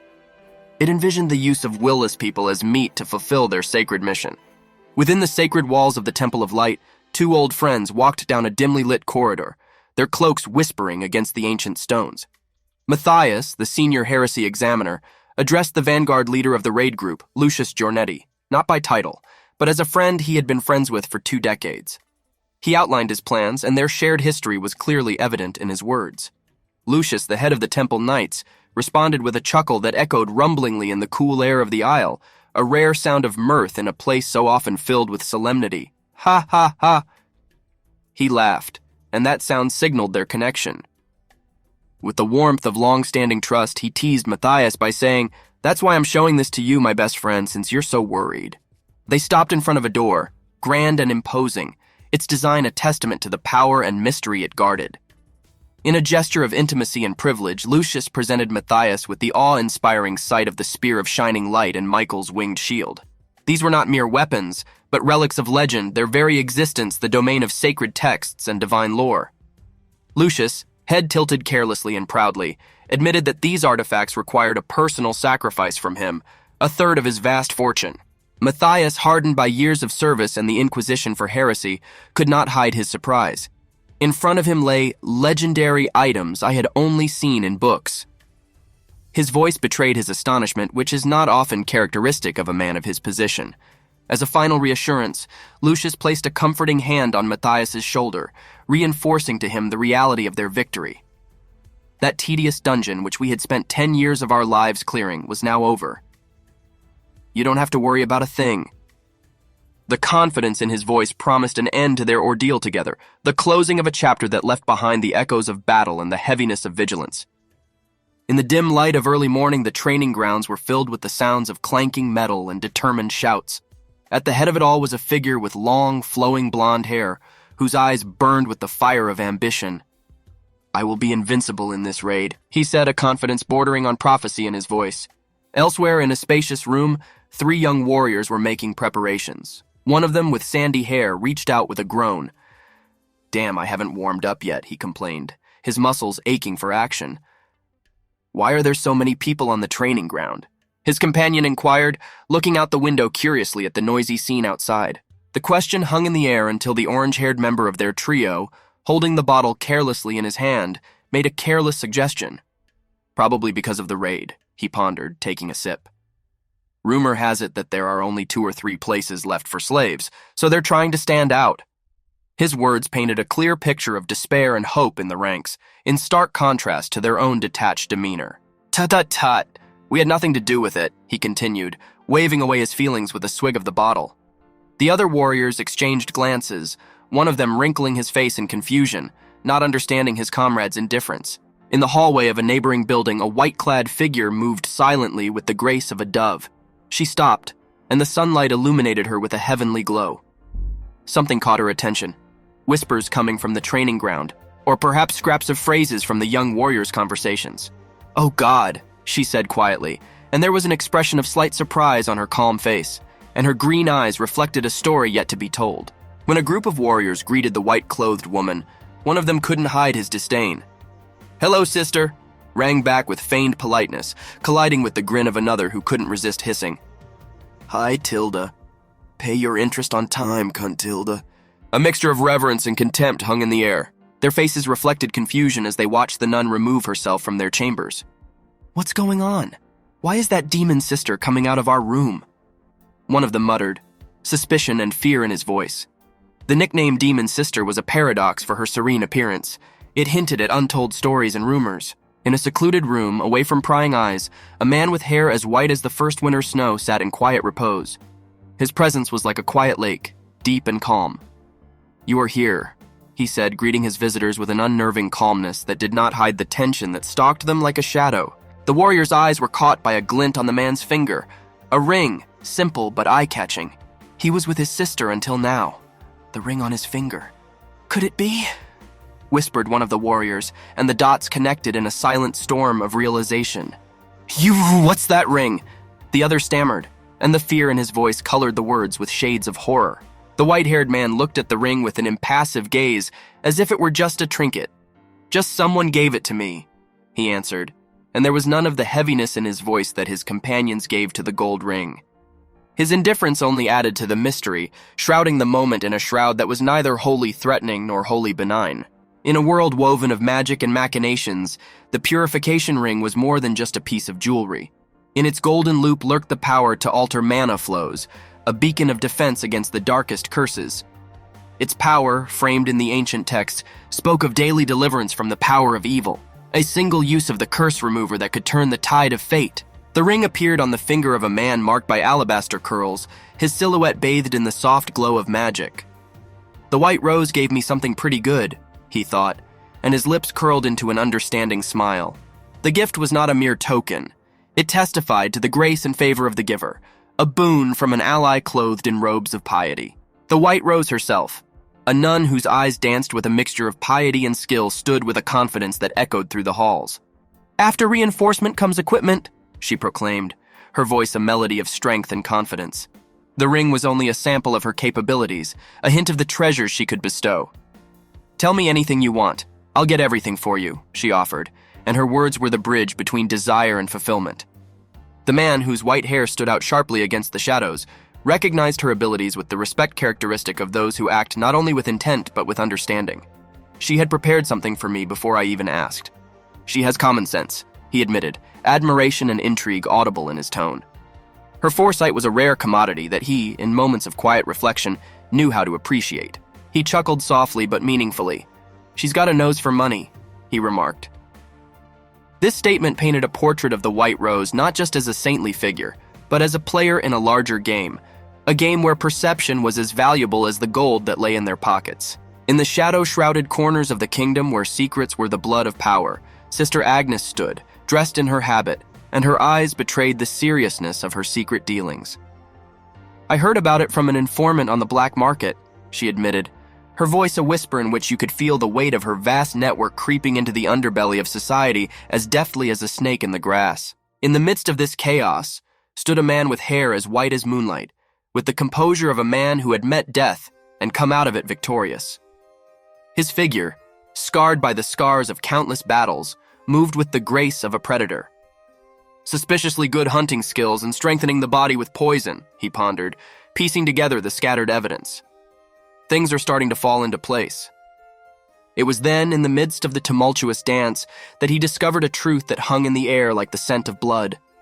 "My dear client was the Persephone killer," he announced, and the knowledge of his connection to the guild unfurled like a conqueror's banner. However, even legends crumble, and Persephone was no exception. Because of internal conflict, Persephone fell into decline a few years ago. Sister Agnes reflected, and her words painted a picture of a once mighty empire reduced to ruins and a whispering legacy. The high nobles, those puppeteers of power, still coveted the poisonous talents of the guild remnants. But I've heard that high-ranking nobles who were their clients are looking for survivors and the poisons they used. She shared information that could buy both loyalty and hostility. In the glittering corridors of power, where whispers carry more weight than gold, White Rose stood with the conviction of a man who knows the value of secrets. The nobles are willing to spend a great deal of money to get the best talent and the best poison, she declared, and in her gaze she could read the realization that on the nobles' chessboard, such weapons were priceless. Her thoughts were not preoccupied with petty gains or fleeting acquisitions. With the zealot zeal, she turned on her heels, and her robe fluttered after her. Now is not the time to make petty cash at the expense of monstrous trading commissions, she pondered, plans swarming in her head. I must make my dear client mine while I have the opportunity. Her ambitions were as clear as dawn.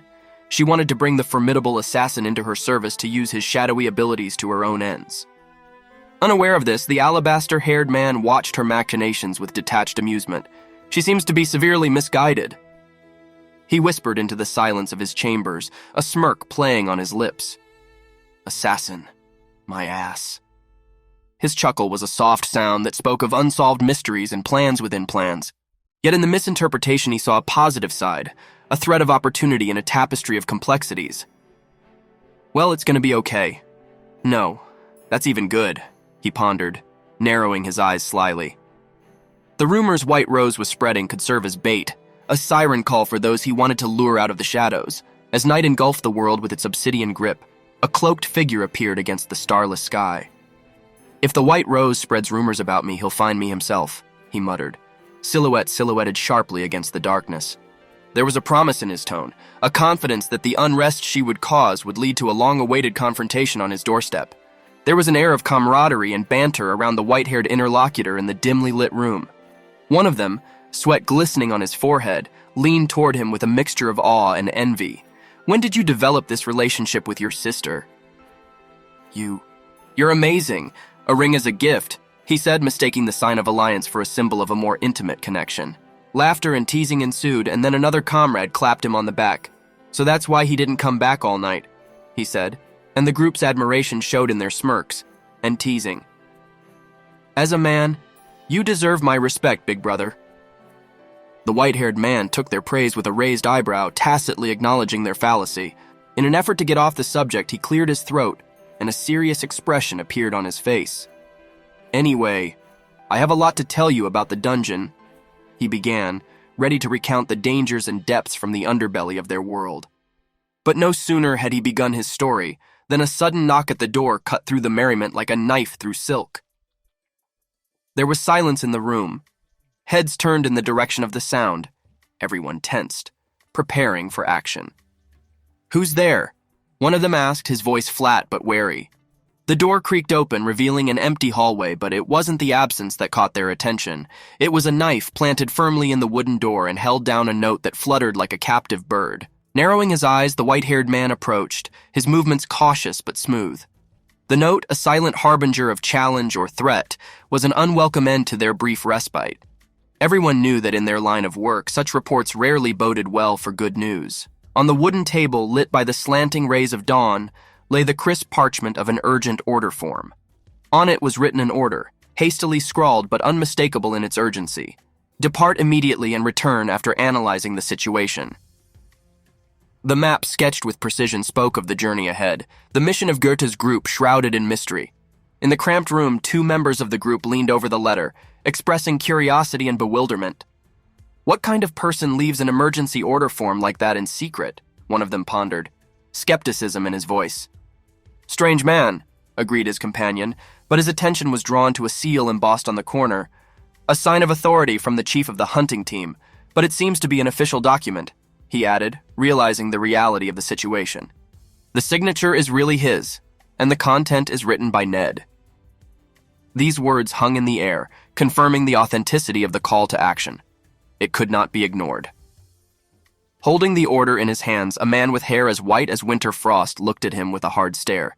He prepared this invitation. I'll go alone, he declared. It was a solitary journey he had decided to undertake alone. guided by motives as yet hidden behind the shroud of his impassive exterior. As he folded the parchment, a distant thought popped into his mind, a whispered countdown that seemed to echo in the silence of his mind. It's about 20 days until the Temple Knight's raid. The words, barely audible, were filled with anticipation. It was a term that promised conflict and convergence of destinies, a term that gave rise to the unraveling of events that could change the balance of power. In the silence of his room, the white-haired man allowed himself some time to reflect. The pieces were moving, the players were ready, and the game was in full swing. The days ahead would be fraught with danger and opportunity, but deep down he knew that the path he would take was etched with the inevitability of fate. In the realm of shadows and whispers, a legend was told with awe and fear, the tomb of the abominable princess, shrouded in the mystery of the 8 mysteries of the world. Its dark maw opened into a labyrinthine subterranean realm, beckoning daredevils and reckless men with a call of glory and deadly danger. Above the abyss rose the ruins of the ancient kingdom of Medea. Skeletons of warriors roamed the dilapidated halls, remnants of a once great civilization. For more than a decade, warriors had challenged the fortress of bone and dust, but the heart of the dungeon remained untouched, its secrets locked behind the door of the last chamber whose mystery was as eternal as the stones themselves. The call to arms was not for the faint of heart. Only the elite, those whose valor and bravery ranked them among the highest echelon, were deemed worthy to participate in the raid. The criteria was as strict as the keepers were ruthless. Only a hunting team of rank 5 and above was eligible to face the darkness. However, for the cunning and blessed, fate left a loophole. A blessing from a priest or a written commendation from an immediate slave could tip the scales, granting a rite of passage where rank failed. It was a game of politics and power, where influence could be sharper than any blade. In the barracks, the white-haired commander pondered the discovery. His team had no rank. It was a group of warriors whose exploits had not yet been sung. It's impossible, starting now, to gain enough achievements to reach rank 5, he pondered, a low rumble of agreement heard in his voice. His eyes reflected not defeat, however, but a spark of defiant strategy. There was more than one path to the goal, and where strength was lacking, cunning helped. Raid was a crucible, and he led his comrades through the fire to become legends or fade into obscurity. In a tangled web of strategy and power, the protagonist, a man with a mane as white as fallen snow, has found his linchpin, Ned. With the clarity of a hawk discerning its prey, he realized the leverage Ned possessed as a direct slave of Matthias, the heresy examiner. It was a thin but strong thread he could pull on to unravel the tightly woven tapestry of hierarchy and influence. In the semi-darkness of the room, his thoughts danced with possibilities. I will use Ned in this life, he vowed, and the words were more a decree than a declaration, but carried the weight of unspoken plans. He needed a letter of recommendation, a key to open a door to the Raiders Club that was inaccessible by ordinary means. As the shadows around him whispered secrets and plans, he pondered the bonds of the martial arts that bound him and Ned together. Bonds that went beyond mere physical movement, etched into the very spirit of their practice. There's no way Ned, given an assignment he can't fail, would ignore me using the same martial arts as him, he pondered. It was a call to which Ned, bound by duty and discipline, would have been compelled to answer. The protagonist wondered how Ned might perceive him. Does Ned see him as an ally, a compatriot sent by his own master? Or did he mistake him for a defector, a thief who had stolen their sect's sacred fighting techniques? Each option played out in my head like a chess game, moves and counter-moves that could lead to triumph or disaster. The next steps were clear, imbued with the light of cunning and necessity. If I am the force he should bring with him, he thought, and the idea unfurled like a banner on the wind of his thoughts. It was certainly a gambit, but he was ready to pull it off. The raid wasn't just an adventure, it was a crucible in which his resolve was tested, where he could forge his destiny or see it shatter on the rocks of failure. In the shadowy realm of whispers and power, a lone figure stood resolute, its eyes burning with the zeal of 1,000 silent battles. How strong am I? He pondered, and the question echoed in the caverns of his mind like a challenge to which there was no answer yet. As fate would have it, the silence was broken by a sudden appearance that drew attention. Dust and echoes heralded the appearance of an invisible force, and the observer, hidden by the darkness, exclaimed in awe, "Wow, that's the entrance." The moment was filled with anticipation. The scent of the upcoming confrontation lingered in the air. Sahaki, draped in a mysterious cloak, appeared out of the swirling mist, and his appearance was as unexpected as a thunderstorm on a clear day. "Did you come alone?" he asked, curiosity and unspoken challenge in his voice. Sahaki's name hung in the air as a sign of recognition and surprise from the gathered crowd. In response, a figure emerged from the shadows, disdain and disinterest in its appearance. "Hey, go home.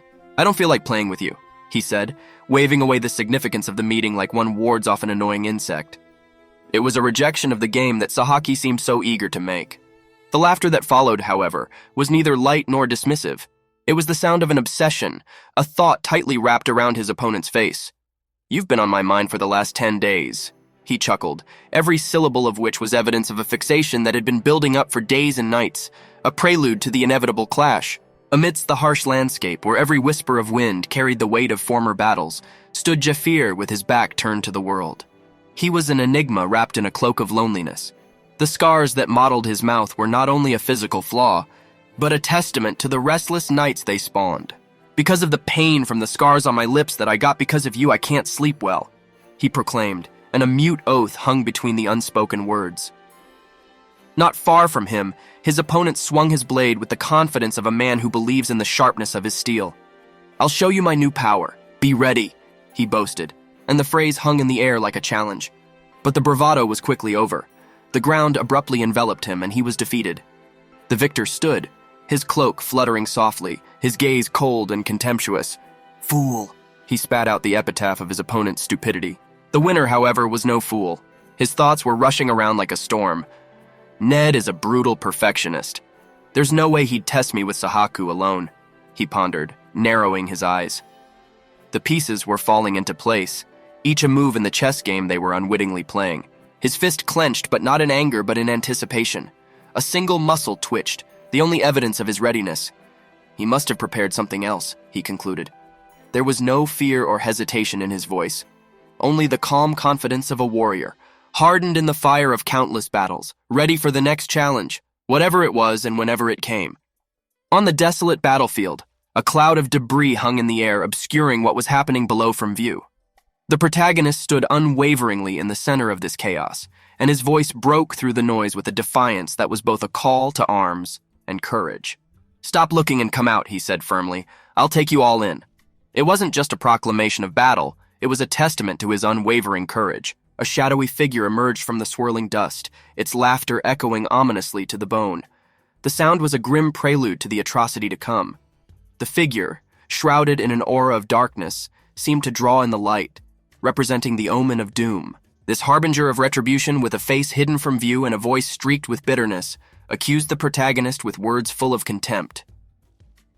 "You've ignored me again," he said, and there was a heaviness of betrayal and forgotten battles in his tone. The figure's presence was both a mystery and a threat, its eerie demeanor hinting at untold power. The distorted face of the figure revealed itself, a grotesque mask of hatred and intent to harm. "I'll kill you. Slowly and painfully I will tear you to pieces," he swore, his eyes burning with the promise of pain and retribution. The air crackled with the energy of his rage, promising a personal and deadly confrontation. The protagonist's face contorted with shock, his eyes widened with the realization of the unforeseen danger he now faced. "What the hell? Why is this thing here?" He gasped, and the foundation of his confidence shook. The unexpected appearance of this opponent brought a new layer of danger to the fight, turning what he thought was a power battle into a struggle that could very well consume his soul. In the noise of battle, terror was reflected on the enemy's face. How? He stuttered, fear and disbelief in his voice. He saw something unfathomable, something that shattered his confidence and turned his certainty into terror. Meanwhile, the main character was standing on the ground, his body a conduit of otherworldly power. He was the eye of the storm, a calm anchor amidst the seething chaos of energy gathered around him. It was a spectacle of raw power, a visual symphony of might summoned from within or without. Recognition dawned on him like a grim dawn. "Biological weapons of demon worshippers, Shoggoth," he exclaimed, and the words came out of his mouth with a mixture of awe and horror. The name had weight, the weight of ancient fears and dark legends. Then, in the course of the narrative, all veils of mystery were lifted to reveal the true nature of Shoggoth. It was an entity from nightmares, slumbering in its egg-like cocoon, awakened only by the ghostly melody of an instrument steeped in hypnosis. This creature wasn't just a monster, it was a weapon that could be controlled with the precision of a conductor's wand. And here it is, the ocarina of Hypnos, lying in the midst of the chaos like an ancient relic. This instrument was the key to mastering Shoggoth, an instrument that could issue commands through melodic enchantments and protect its owner from the monster's mental onslaught. As the protagonist's fingers touched ocarinas, the fate of the battle hovered on the edge of the notes that were soon to fill the air. Shoggoth, the terror of the ancient world, was now a pawn in a game that transcended time, a creature of destruction that could become either the protagonist's greatest ally or his most formidable doom. In a realm where the impossible mingled with the real, there towered Shoggoth, a creature of the abyss, devoid of reason and insatiable in hunger. Against him, swords and spells were as useless as whispers against a storm. Physical blows simply passed through him, leaving no mark on his ever-changing form. With each soul absorbed, Shoggoth increased not only in size, but also in the arcane power he possessed. The very mana that nourished the essence of humanity became its food, and with each bite its power grew like a tide, inexorable and irresistible. However, this unyielding strength and the terror she inspired by her mere presence was not what instilled pure fear in the hearts of the warriors. It was something more sinister, a threat that penetrated not the flesh, but the very psyche of the victim. Shoggoth affected the mind so powerfully that a mere touch of its essence was enough to sow terror, a terror that grew into paralyzing fear, reflecting a primal fear of the unknown, the unseen, that which lurks in the shadowy corners of the world. As decay took hold of people, reason began to crack at the edges, reality distorted like a reflection in rippling water. Hallucinations twisted the senses, distorted perception until the mind no longer clung to reason.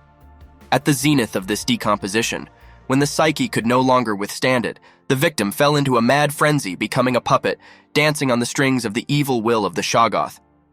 An ancient and malevolent energy was in the air, turning even the bravest hearts to stone and the sharpest minds to dust. Humans, once sane and balanced, succumbed to the insidious madness of the Shoggoth. Their eyes glazed over and they turned on each other in a cruel dance of death. It was an indiscriminate massacre by a creature that fed on chaos and destruction. In the midst of this pandemonium stood the protagonist, his laughter cutting through the cacophony, a sound as chilling to the soul as the whisper of fate itself. In his tone you could hear the wild exultation that comes when you see the enemy about to die. His eyes, once calm, now blazed with red fire, signaling his imminent transformation. Red was the harbinger of madness, a visual evidence of the surrender of reason to the will of the Shoggoth. "It's a sign that you're about to enter a state of frenzy," he scoffed, almost relishing the thought of soon losing control of his enemy. "The destruction of consciousness is about to reach 100%. His words were both a prophecy and a verdict. But there was a stillness about him, a center of calm amidst the storm raging around him. He stood, bathed in the heavenly light that seemed to pierce the shroud of darkness, a beacon of determination amidst the looming shadows. Amidst the chaos, there was a moment of deep reflection. Once upon a time, all I thought about was keeping myself and others alive. Those words were a confession, an acknowledgement of a time when survival was the only credo by which he lived. But times have changed, and with them, so has he himself. Above a world draped in shadows, the protagonist's eyes followed the flight of crows in the smoldering twilight. He had long believed that in this cruel world, the only virtue was survival. To survive was to endure, and to endure was to give up everything but himself. But as the silent birds parted the ashy sky, a whisper of doubt crept into his battle-hardened soul. What would happen if I had more comrades who knew how to fight? The question pierced a breach in his fortress of solitude, letting in a flood of forbidden thoughts of unity and camaraderie. These reflections evolved into deeper introspection. What would happen if the people left behind started working together more? This thought fluttered like a banner in the wind, the possibility that strength could be found not in isolation, but in the collective pulse of human hearts. Visions of those he cared for flashed before him, as ephemeral as fading light. If that were to happen, the people I love... His voice broke, choked by the thought that perhaps through togetherness, those he held dear could live another moment. In silence he stood alone, and the silence around him was as oppressive as a grave. The heaviness of the reflection pinned him to the spot, a lone figure against the background of general indifference. And then his reverie was broken by another voice. "This guy, what's he talking about?" There was confusion in the words, tinged with fear. It was clear that those around him did not see the ghosts haunting him, phantoms of a past that could have been. In the fading light, the protagonist's resolve crystallized into a steely edge. "That's why this time," he whispered, an oath woven into the fading day. The air around him trembled under the weight of his newfound purpose.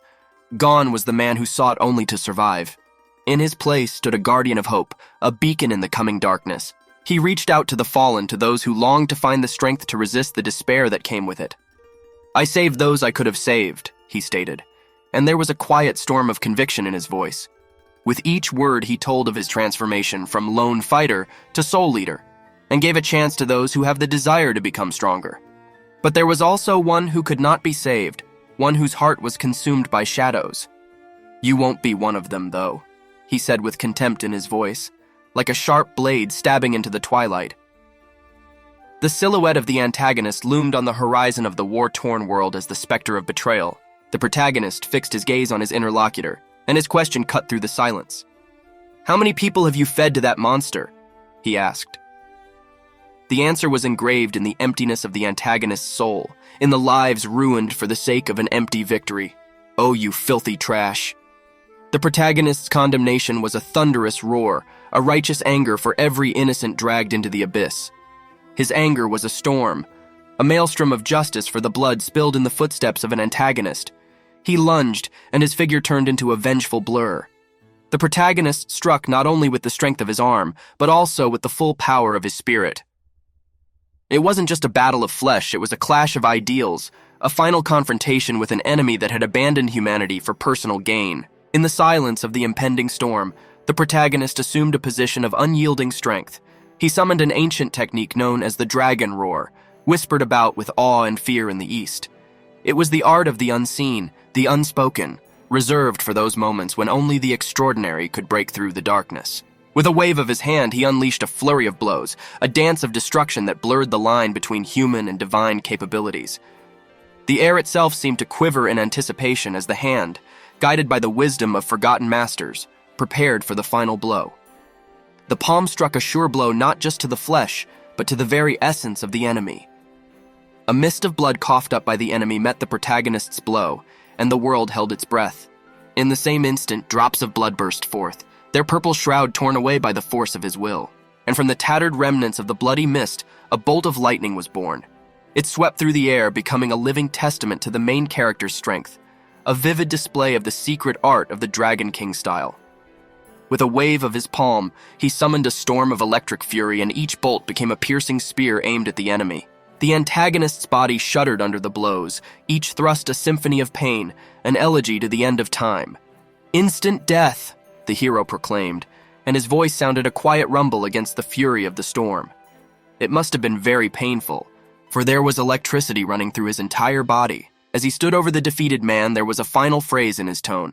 "It's a fitting death for a bastard like you." The words were not merely a condemnation, but a declaration that the world would no longer be bound by the tyranny of the fallen.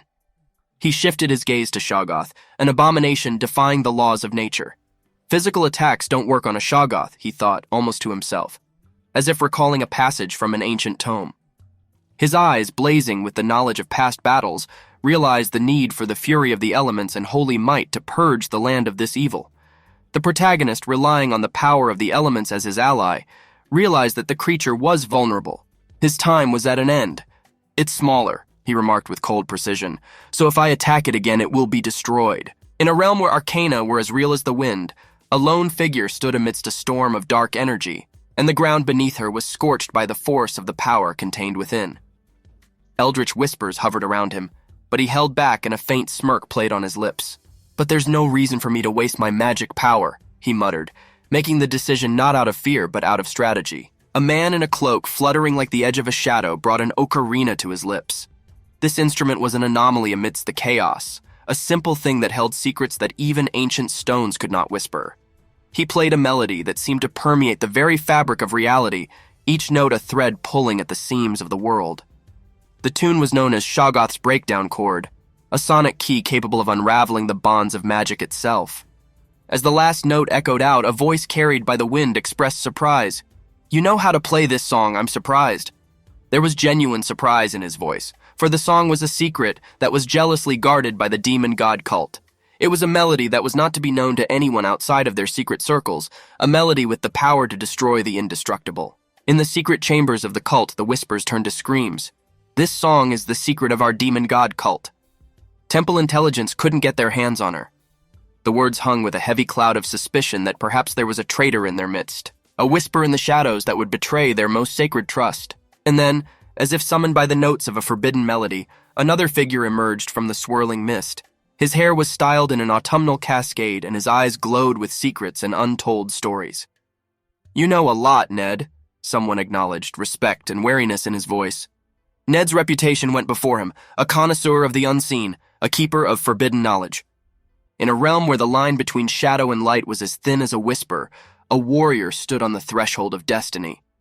His hand, with fingers curled around the graceful curves of an ancient amulet, was unwavering despite the storm of battle raging around him. This was no ordinary skirmish, it was a dance of fate and will, where every movement was a word in the language of power. Ned, an enigmatic figure as mysterious as twilight, was the key to the warrior's cunning ruse. The warrior knew that in order to infiltrate the squad, he had to earn Ned's elusive trust. He planned to weave a web of deception, and so convincing that Ned would hand over the letter of recommendation without a shadow of a doubt. As the moment to act approached, the warrior's thoughts thickened like storm clouds. "The time has finally come," he whispered to himself, and his voice became a murmur lost in the cacophony of the world's heartbeat. He had to pass Ned's test, to prove that he was a dedicated acolyte of the demon god worshippers. To him, this charade was not just a ruse, but a crucial step on a path that promised to change the course of the future. The echoes of his past life haunted him without ceasing, like the chorus of what-ifs and the echoes of unpaid debts. There, in a clearing shrouded by the ghosts of ancient trees, he faced a cloaked adversary, a ghost from a past life. The warrior's body, exposed muscles and sinews in the cold air, was a map of battles fought and scars received, each one a story engraved on his skin. In the final act of this silent opera, the warrior's fists clenched tightly, but not from anger, but from a determination as unyielding as the earth itself. "I want it to end differently this time," he decided, and his resolve became a blade honed on the stone of his convictions. Under the merciless sun, the warrior's cloak fluttered like a flag of defiance. His mind was a fortress, his resolve an indestructible wall, behind which stood one goal: to deceive Ned, to weave such a web of illusion that it would draw him into the depths of trust. "For that, I need a chance to get close to Ned by tricking him, no matter what," he vowed, and the weight of necessity weighed heavily on his shoulders. He hadn't realized he was being watched by eyes as perceptive as a hawk's, tracking his every move, picking up intentions hidden behind the stone facade. "I've been watching you until now." Ned's voice was calm, but there wasn't a shred of insight in it. He discerned the masquerade, and his conclusions were as sharp as the blade he wielded. The statement hung in the air. The verdict was delivered with the finality of the grave. "You are a target for destruction," Ned said, his figure blazing with righteous anger against the fire and shadow. The dance of battle had begun, a deadly ballet choreographed by fate and honed on the stone of survival. They collided in the dust, in a symphony of steel and swiftness. The warriors' defenses were a spectacle, skillful dodges from which Ned's blows cleaved only air. It was a performance worthy of the gods, every movement a testament to his skill. Ned, masterful and relentless, found his skill challenged by this riddle. Ned furrowed his eyebrows in what was a rare display of his composure. "The feeling in my hand? All my attacks missed?" The question echoed, a whisper of doubt in the temple of his confidence. Admiration flashed in Ned's eyes, usually as inscrutable as a quiet pond. "Impressive," he agreed, and the word cut through the heavy air like a blade. His opponent, a warrior shrouded in shadow and mystery, danced through the storm of attack with a grace that made it hard to believe he was ordinary.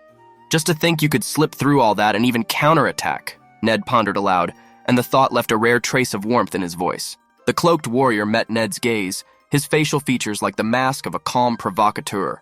"Hey," he called out, his voice as calm as a storm. "You fight an unarmed man with a sword." Those words hung between them like a challenge, a taunt, a statement of the clear imbalance between them. But beneath the surface of that calmness lurked the trump card that helped the warrior remain unharmed. He summoned the secret art of the Dragon King style, and his body became a conduit for a storm of electric fury. A technique replicating the principles of the Thunder Palm enveloped him in a cloak of lightning, a sight that transformed him into a figure of immense untouchable power. Ned, however, was not one to be easily outdone. His knowledge of technology spoke of his pedigree, of a shared heritage with the one who stood before him. He knew the meters, the subtle interplay of forces that could unravel an electrical shroud, but those who belong to the same clan know how to parry this welcome. He pondered, tacitly acknowledging the bond that joined their fates. The protagonist stood, his hands crackling with the polar energies of yin and yang electricity, the secret arts of the Dragon King's style flowing over him like a second skin. Streaming cloud, he whispered, naming the technique that turned the tide, leveled the playing field between sword and flesh. Electricity crackled in the air. Tension could be felt as the two fighters collided, their auras lighting up in a dance of yin and yang. The warrior stood in the midst of the storm. His presence was the eye of an electric maelstrom. Deftly controlling the yang electricity, he reflected Ned's relentless stream of blows, and each blow was reflected off an invisible shield of power. Ned, a master at his craft, could not help but express his undisguised respect. The principle was simple. The same type of electricity repels, but the execution was not.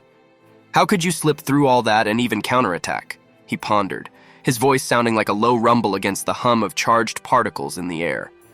The warrior's stance was unwavering, his concentration absolute. He was protecting vital points with yang electricity, allowing vicious blows to be harmlessly deflected. The art of electric combat was a ballet performed at the speed of light, and he was its principal dancer. Ned narrowed his eyes and realized that it took very little time to adjust to such an attack.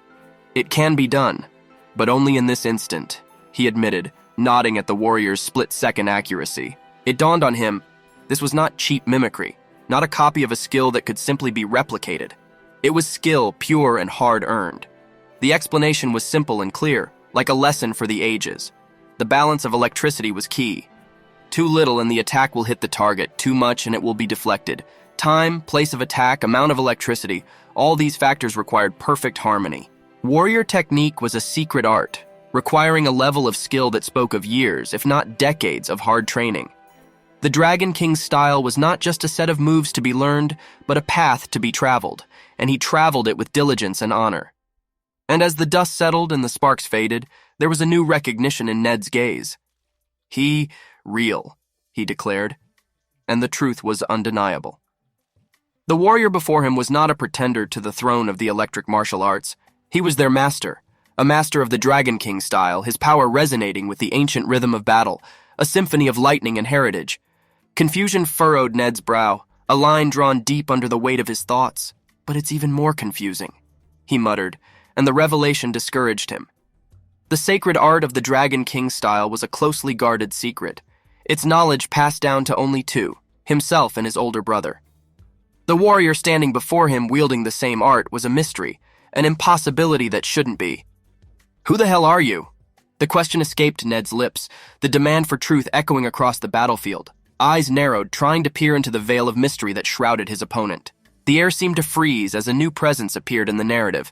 The figure of Jin Riang, the lone dragon, materialized out of the mists of legend. His title of demon god worshipper and rank in the cult allowed him to be in the highest echelons of power. His journey from the Far East through the treacherous desert of Saraha earned him the title of master of both terrain and arcana. Unfolding legends told of Jin Riang's ascension to the leadership position of the demon god sect, his martial prowess imprinted in the Dragon King style, a technique mysterious and profound. Of the many students who sought to learn the secrets of his art, only two became the true heirs to his legacy. They were the vessels into which all the depth of the Dragon King's style was poured. One of them, his biological son, carried the power of the bloodline in his veins. The other, Ned, was a man shaped by the hand of a master, plucked from the continent of Aslan and transformed into a formidable warrior. They were the two pillars of the Jinriang martial dynasty, each carrying the burden and honor of the future Dragon King style. High atop the jagged cliffs where the pines whispered their secrets to the wind, Ned's world tilted on its axis. There was an understatement in the air, an unsolved mystery of the warrior standing before him. It takes two successors to achieve a deep understanding in sparring, the truth echoed in his mind, a Dragon King-style mantra that had been hammered into him since his initiation. The realization that these teachings were only for a select few gnawed at him, deepening the mystery. Ned's eyes, sharp as the blade he wielded, narrowed. "I've never seen your face amongst the regular students before," he accused, and his voice sounded like a low growl against the wilderness. The discovery that this stranger had mastered their sacred art without his knowledge was a thorn in his side, a mystery that could never be solved. The accusation flew from his lips like an arrow, true and deadly. You destroyed the cult's prized possession, Shoggoth. The word Shoggoth felt the weight of sacrifice, of lives given for a singular purpose. His suspicion was as palpable as the wall between them. I don't even know if you worship the demon god, he admitted, and the foundation of his beliefs shook. The warrior stood unwavering, like an immovable force before Ned's flood of doubts. Who the hell are you? What do you want? Demanded Ned, crying out for clarity amidst the chaos. And then, in a moment as fleeting as the morning mist, a simple gesture cut through the complexity of hand with 2 fingers raised, a silent but powerful clue. It's very simple if you think about it a little, the gesture seemed to say. There are only 2 successors who will learn the secret art. The word but hung in the air, laden with implication, with the promise of an answer over the horizon. Ned's heart raced as all the pieces began to fall into place, and the puzzle succumbed to the inexorable pressure of his logic. The warrior's stance, the electrified air, the unspoken words, all pointed to a truth that was as profound as it was disturbing. As the last rays of the sun dipped below the horizon, the mystery that had hidden the warrior began to unravel, thread by thread bringing Ned to the brink of a revelation that would change everything. Twilight whispered secrets as Ned and the mysterious warrior stood opposite each other, the weight of legacy lying between them. What happens if one of them dies? The question hovered in the air, haunting the hallowed ground on which they stood with a ghostly presence. Ned, with the gravity of his own kind sealed into his features, voiced the dire consequences of such a loss. If one dies and the other is left alone, there will be no one to train with, he said. And the truth lay heavy on his tongue. The style of the Dragon King required an analog, a mirror that reflected the depths of ancient art. Without it, the art will languish and the race will fade away. He furrowed his brow, and the realization struck Ned with the force of a physical blow. This can't be happening, he exclaimed, and the pieces of the puzzle fell into place, forming a picture he had never expected to see. The warrior stood before him, no longer puzzled, and his silence was broken by a statement that broke through the shadows. I am a shadow apprentice, he said in an even voice, trained in case one of you dies. The words hung between them, indicative of a plan long in the making. The revelation unfolded like a scroll of ancient lore, explaining the existence of shadow disciples. In the tradition of the Eastern Masters, these secret warriors were the silent guardians of their arts, unseen and unknown even to the inner world, ready to step forward at the fall of a successor. Ned's eyes, always so confident, always so piercing, now looked at the warrior with a new understanding. The warrior in front of him was a backup, a hidden defense against the unthinkable. He was a shadow forged in silence, carrying the weight of the future of their art with quiet strength. In that moment, Ned realized that their tradition, the very essence of the Dragon King's style, was far more enduring and expansive than he had ever imagined. The path of the Shadow Apprentice was paved with oaths spoken in whispers and silent sacrifices.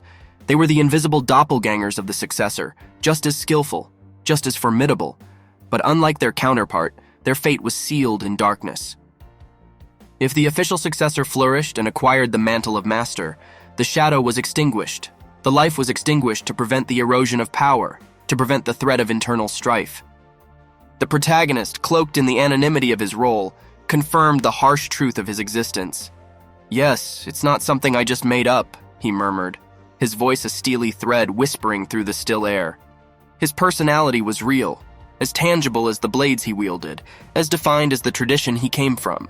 And yet he was bound by a single caveat, a rule shackling him to the shadows. He could not ascend the sacred halls of the temple, could not stand in the ranks of the raid. He had lived a life on the periphery, close enough to touch the fabric of the sect's destiny, but never wearing it. Altair, a regal figure, now appeared in chains, shackled not only by steel, by expectations, by comradeship, by unyielding duty. And it was in those chains that the shadow saw an opening, a slit of opportunity in the austere framework that restrained Altair. The protagonist's lips curled into a smirk, the corners of his mouth lifting with the weight of knowledge and the lightness of strategy. You're probably doing things unworthy of a princess right now, he scoffed, acting the part of an observer, one who watches and waits. As the last words flew from his lips, I will take advantage of the situation. It became clear that the shadow had stepped into the light not as a successor, but as a strategist, as a player in a game whose rules were as fluid as the shadows he had once called home. In the dim corridors of the ancient temple, A tense conversation unfolded between two mysterious figures. The first of them, the possessor of a piercing gaze and stern character, disputed the presence of his interlocutor with a suspicion as sharp as a sword in its scabbard. "If you are telling the truth," he said, and the light cast deep shadows on his face, "then your existence must be a most intimate secret. So why did Master send you here?" He listened carefully to the answer, keeping his eyes on the figure in front of him. But the answer did not satisfy him. Later, alone with his thoughts, he mulled over this conversation. "I had already contacted Master to check with him," he recalled. "But he said he had never sent a student like you here." The cold wind whispered through the open windows, bringing with it the smell of approaching rain. In the silence of his den, he circled the room like a caged animal, and the truth gnawed at him. "It's a lie," he concluded, and with each step his conviction grew stronger. If the stranger was an imposter, the deception would be exposed, and he would come up with some pathetic excuse to hide the truth. He paused, pondering the teachings of the temple that honored the demon god. It was a sanctuary where communication with the outside world was a thin and fragile thread. "It is difficult for the worshippers of the demon god in the temple to contact the outside world," he admitted to himself, and those words felt like a betrayal of his own sanctuary. "It's normal. A person should make his own decisions based on the situation," he reasoned, trying to find solace in the doctrine he had always been guided by. The decision was weighing heavily on him, his hands clenched into fists, knuckles white with determination. "I will destroy him if he suspects me even a little," he swore, and there was a firm resolve in his inner voice. The storm raging inside was equal to the one raging outside, and he knew that a storm was coming, both within the temple walls and within his soul. In the hidden chambers of the temple, shrouded in shadow and mystery, stood a mysterious figure clad in a dark fabric of intrigue. His voice was steady and spoke of a mission shrouded in mystery. "The orders I have received," he began with a note of disdain in his voice, "are to conceal my identity from the other worshippers of the demon god." The mission was solitary and required stealth and considerable personal power, and participate in the raid with your own forces, they continued, keeping their eyes on the interrogator. They were a backup plan, an invisible trump card for unforeseen circumstances. "I must take over your mission if anything happens to you," they said with a confidence that rumbled through the stone walls. Tension hung in the air of the room, the inquirer's skepticism coloring his facial features with doubt. "Do you know what my mission is?" he asked, and there was a challenge in his voice that reverberated off the ancient stones. The confident figure did not waver. The answer cut through the air with unwavering certainty. What else could it be? They answered, a smirk playing on their lips, as if they had the upper hand in a game only they could understand. "You're going to escape with the dragon heart." A pause followed, weighed down by the gravity of the revelation as Dragonheart's words hung in the balance. The dragon's heart, a mythical artifact of immense power, was the central theme of their dialogue. A magical stone formed in the heart of a dragon and promising power beyond mortal comprehension. The last fragment of the narrative fell into place, explaining that the escape was so swift that it bordered on the supernatural. The figure stood, ready to use the electric acceleration of the Dragon King style, a technique that promised freedom and power. "Once you get your hands on the dragon heart," they declared, and the energy around them crackled as if to confirm their confidence, "no one will be able to stop you from escaping." As the two figures stood in the dimly lit room, an air of defiance emanated from the skeptic. His gaze, sharp and unyielding, expressed a silent defiance. "But whatever you can do, I can do," he said, the confidence of a seasoned warrior in his voice. It was a claim to equality, a refusal to be considered lesser in the face of mystery and doubt. They were having fun while laughing and chatting about various topics. The guy in the foreground raised his glass with a heady drink. The figure in the shadows, contrasting with the other's spunky figure, spoke calmly, with a hint of manipulation. "The teacher wanted only you on this assignment," he said, choosing his words carefully to make his interlocutor uneasy, to suggest that he was incompetent or inadequate. Lifting the veil on his cunning, the cloaked figure admitted to the bold maneuver. He broke orders by luring his interlocutor with something bright to avoid the difficult conditions of the raid. "I don't want to take the hard way when the easy way lies before me." He shrugged nonchalantly, relaxed yet calculating. It was an admission of opportunism, a preference for cunning over brute force. The room seemed to shrink as he leaned forward, mystery dancing in his eyes. "To tell you the truth, I personally have something to say to you," he murmured, lowering his voice to an almost confessional tone. It hinted at a revelation beyond orders and missions, a personal agenda hidden under the cloak of duty. The expression on the skeptic's face grew rigid, his posture tense in anticipation. "Is there something you want to tell me?" he repeated, intrigue and suspicion audible in his tone. He stood on the threshold of discovery, ready to peel away all the layers of deception to reveal the truth hidden beneath. Under the cover of night, the revelation sounded like a whisper, but it spread through the hall with the force of a shout. "It's about blood tears," the white-haired man said, and his proximity shortened the distance between conspiracy and trust. His words, full of meaning, hung in the air between them like a mystery revealing its crimson petals in the dark. The skeptic's eyes widened, a flicker of shock breaking his calm demeanor. Thoughts raced through his mind, sharp as a blade. How did he know about this? Blood tears, the name evoking memories of flames and loss, was his family's stolen treasure, a legacy shrouded in betrayal and a thirst for retribution. It was a secret shrouded in shadows that he could only share with the master he had sworn to follow, an oath intertwined with a promise of vengeance against the very temple where their confrontation now took place. The air grew heavy as he rose to his feet, and his voice became a blade forged in the fire of his anger. "Tell me what you know about blood tears." The demand sounded like clanking steel, like a challenge seeking to break through the veil of deception. The answer was measured, calm as the eye of the storm. "I'll tell you when I decide you're trustworthy," the white-haired man replied, not a hint of secrecy in his voice as he blurted out at arm's length. He was playing a deeper game, bartering and sharing. "First of all, why don't you make it easy for me? You can add me to the raid, right?" It was an offer that carried the weight of negotiation, a sign of trust that had to be exchanged for entry into a circle of complicity. Resentment lodged in the depths of his being like a persistent chill. "I'm sick of the stinking dwellings reserved for the lower ranks of the hunting party," he muttered, contempt in every word. His words painted a vivid picture of a reality in which the musty air of desolation clung to him as tenaciously as the shadows clung to the corners of his quarters. It was not only the stench that offended him, but the dishonor, the disgrace of his rank, the humiliation of his position. A reluctant truth began to loom in the back of his thoughts, a reluctant surrender to what he was resisting. "There's no way I wouldn't believe him," he admitted to himself, waging and losing an internal struggle.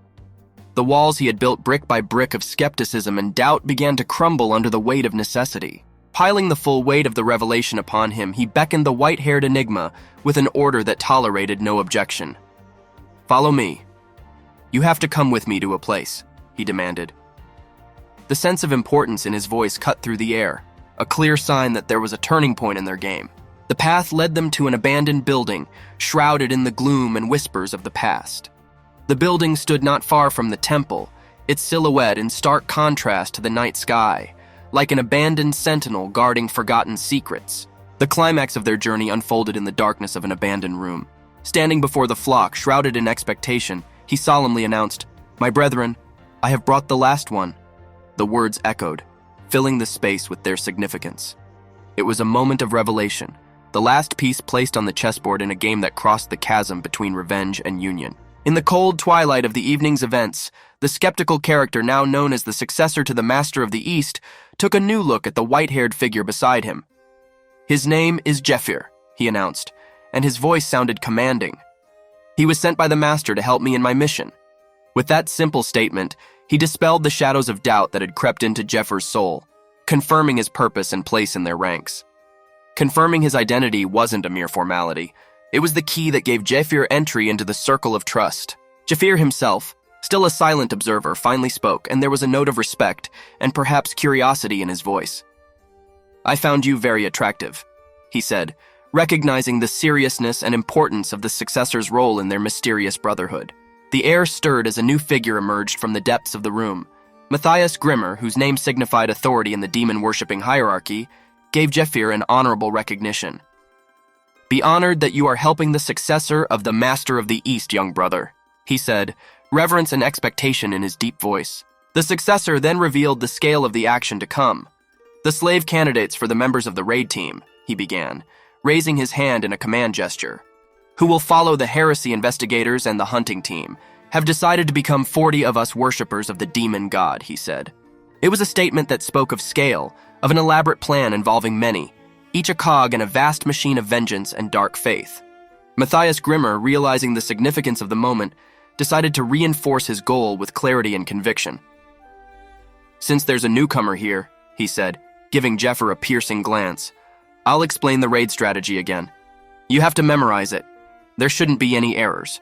His words, like a blacksmith's hammer on an anvil, cemented the last link in the chain of their unity. It was a decree that left no room for error, for in the complex dance of shadows and deception they were about to undertake, even the slightest misstep could lead to death. In the shadowy enclave where whispers of devotion stirred the air, a voice rang out clear and resolute, proclaiming allegiance to the glory of the demon god cult. It was an oath uttered in all seriousness, a testament to the fervor that fueled the hearts of those who stood in the sanctuary of shadows. Jeffer, enigmatic among them, his silver hair flashing pale in the dim light, looked skeptically at those gathered. The thought that all 40 souls gathered among them were true worshippers of the demon god seemed ridiculous to him. It was too strange a thought to accept, a twist in their dark picture bordering on comical. As he stood still, his mind traced the lines of their history, drawing a contrast with Sahaki, who had once sought power through the crutches of artifacts and beasts, and his own past, driven by raw ambition, untamed and unrefined. But this gathering was different. They were not bound by the same chains of dependency or simple dreams of greatness. They evolved, became something more. They were an elite force, each one a honed blade sharpened for the sole purpose of this mission. Their combined might was a formidable arsenal aimed at executing a plan that had been set in motion by unseen forces, and their resolve was unwavering. And yet Jeffer, standing amidst the murmurings of his brothers, wondered at the gnawing question. If such power flows in their veins, if each of them is in itself a bastion of might, what does their worship serve? Then why do you follow the demon god?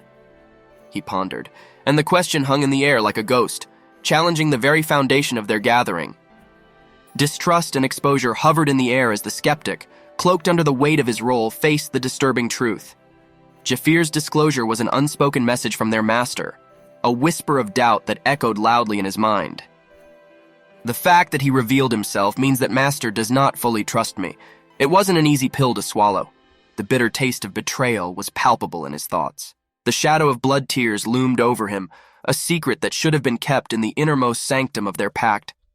But Jeffer knew it, knew of the holy vengeance pulsing in his veins. How close are they to sharing such sensitive information? He wondered, and his suspicion gnawed at the beast in his chest. The realization that the Master's confidential information might extend beyond him, perhaps to Jeffer's benefit, was a silent blow to his loyalty. But as he stood still, his resolve hardened like steel in the forge of his will. He didn't let his convictions waver. The Master had promised him retribution, which became the somber refrain of his life. No, I mustn't flinch. Master promised me. He whispered to the shadows like a mantra to calm his swirling thoughts. A figure emerged from the gloom of potential allies, its presence as commanding as their shared history. If you become important to me, I will fulfill your revenge. Her words were a lifeline, tentative yet powerful, a pact of blood for blood, honor for honor. It was the assurance that his revenge would not be a lonely trek into the darkness. He clenched his fists at his sides, making a silent oath to himself and the silent gods they served. I need the Master for my revenge, he confirmed, a determined growl in his voice. He will take possession of the dragon heart, not as a shadow hiding behind the light of others, but as himself, a rightful avenger whose wrath belongs to him. Not the shadow me, he declared, and his eyes lit up with a fire of conviction as unshakable as the stone upon which their temple was built. In a closed room where conspiracies were as common as prayers, the skeptical character had a look carved out of contemplation. He stood guard over his fate, pondering the implications of Jeffer's sudden appearance. If he's the shadow apprentice they were training to replace me, he pondered, the thought coiling around him like a snake. Then he might want something to happen to me. This suspicion was the crux of his concern. The path of the successor is often paved through the fall of the incumbent. The thought that Jeffer might be accepted as the official successor in the event of his downfall lay a cold shadow over his heart. It was a game of thrones, played stealthily and subtly, where the specter of death was a constant companion. Perhaps, he thought, bitterly uttering the quiet words, he will aim for my neck. The conspiratorial minds around him turned their attention to mission strategy, casting their lot with the fate of the division. Now that I have explained our strategy, the organizer of their dark conclave announced, I will divide you into groups.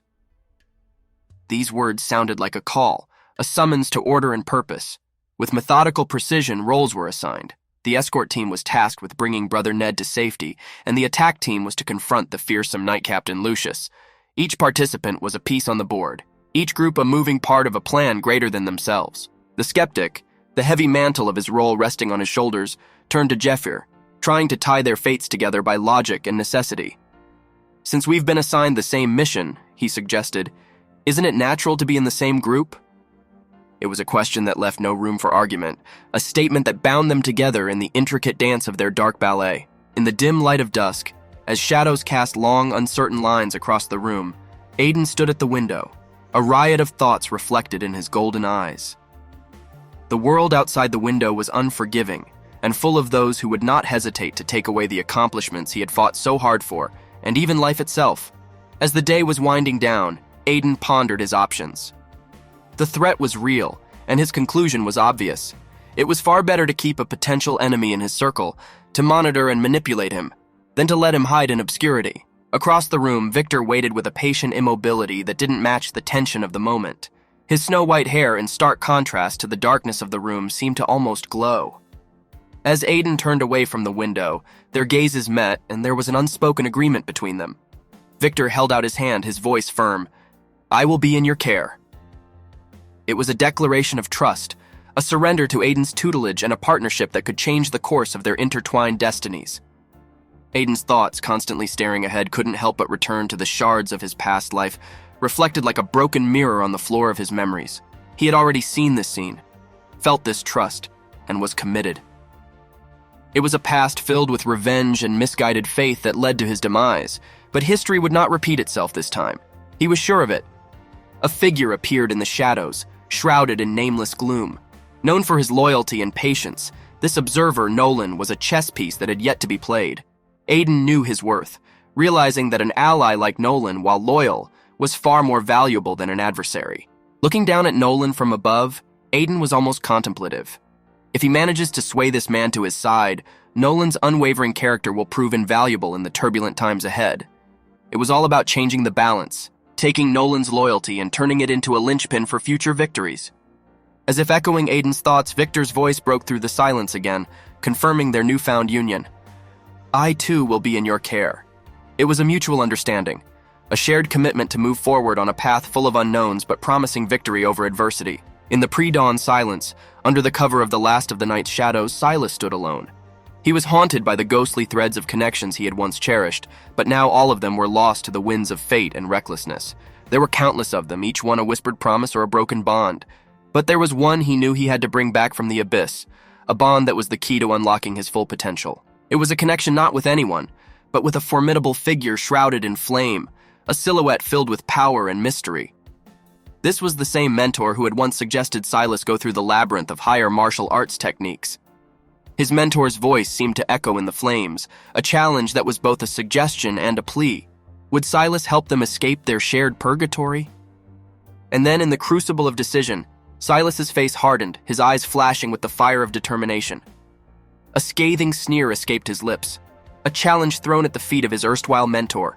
Will he choose death, or, hardened and transformed, will he become the epitome of survival, as tough and resilient as Jerky?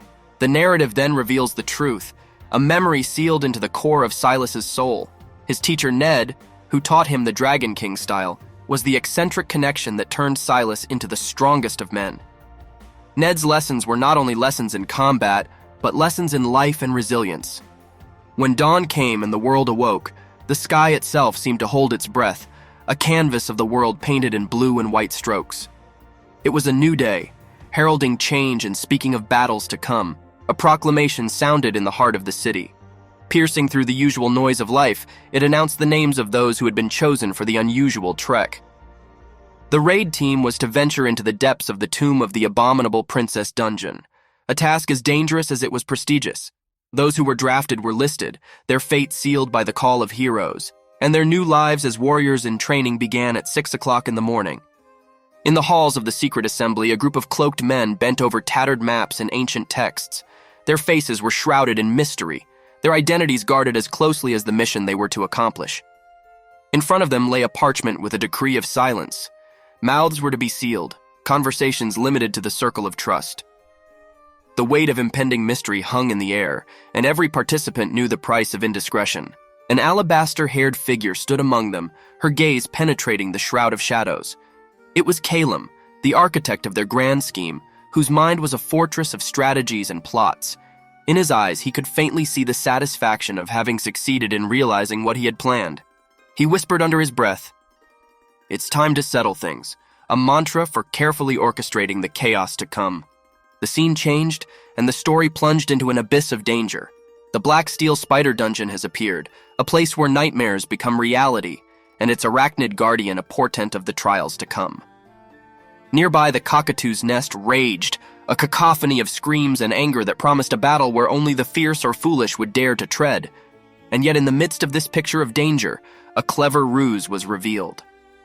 A village in a canyon covered up by a lair of goblins using forged documents. This was Calum's work, a masterful move to fulfill a promise made to a mysterious benefactor known only as Goethe. The dungeons had been cleared, and the loot was ready. In the silence that came after the tumultuous preparations, gratitude poured freely from the lips of the comrades. The two team members bowed deeply to their mentor, reverence in their voices.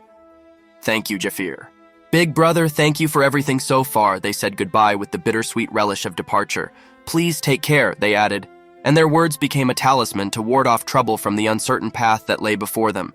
In the silence of the gloomy, sunlit room, a group of serious figures gathered, tensely watching every word of their alabaster-haired leader. "Now you all have accomplishments," he said in a firm but devoid of triumph voice, "and many vacancies because 40 slaves have been sent on a special assignment they call a raid." He paused, glancing around them. "Very soon you will be promoted." There was a whiff of anticipation in the air, but one of them, a young man with the fire of youth still burning in his eyes, realized the seriousness hidden beneath the promise of rank. "The road will be even harder after the promotion, so hang in there," he began, but the weight of unspoken thoughts pressed down on him. Big brother," he mumbled, wanting to express his deep desire to follow him, to learn more, to be more. But the words stuck in my throat. Please let me follow you, I want to learn more from you," remained trapped in his mind. He didn't want to burden his mentor with his insecurities. "That's okay," he muttered, vowing to himself to carry his insecurities alone. Later, the white-haired leader stood at the edge of the cliff, his silhouette looming lonely against the vast sky. His thoughts were an unspoken paean to the journey ahead, an acknowledgement of the brevity of their companionship. "Though our time together was short, I understand," he reflected, his heart realizing the enormity of his goal. "This man has a purpose," he pondered, "and that purpose is far greater than we ordinary people can imagine." The young man watched from the sidelines, and in his eyes respect and realization crystallized into painful clarity. "We weaklings have no right to follow him," he admitted to himself, bitterly aware of his place in the shadow of a man who was destined to walk a path littered with difficulties beyond his comprehension.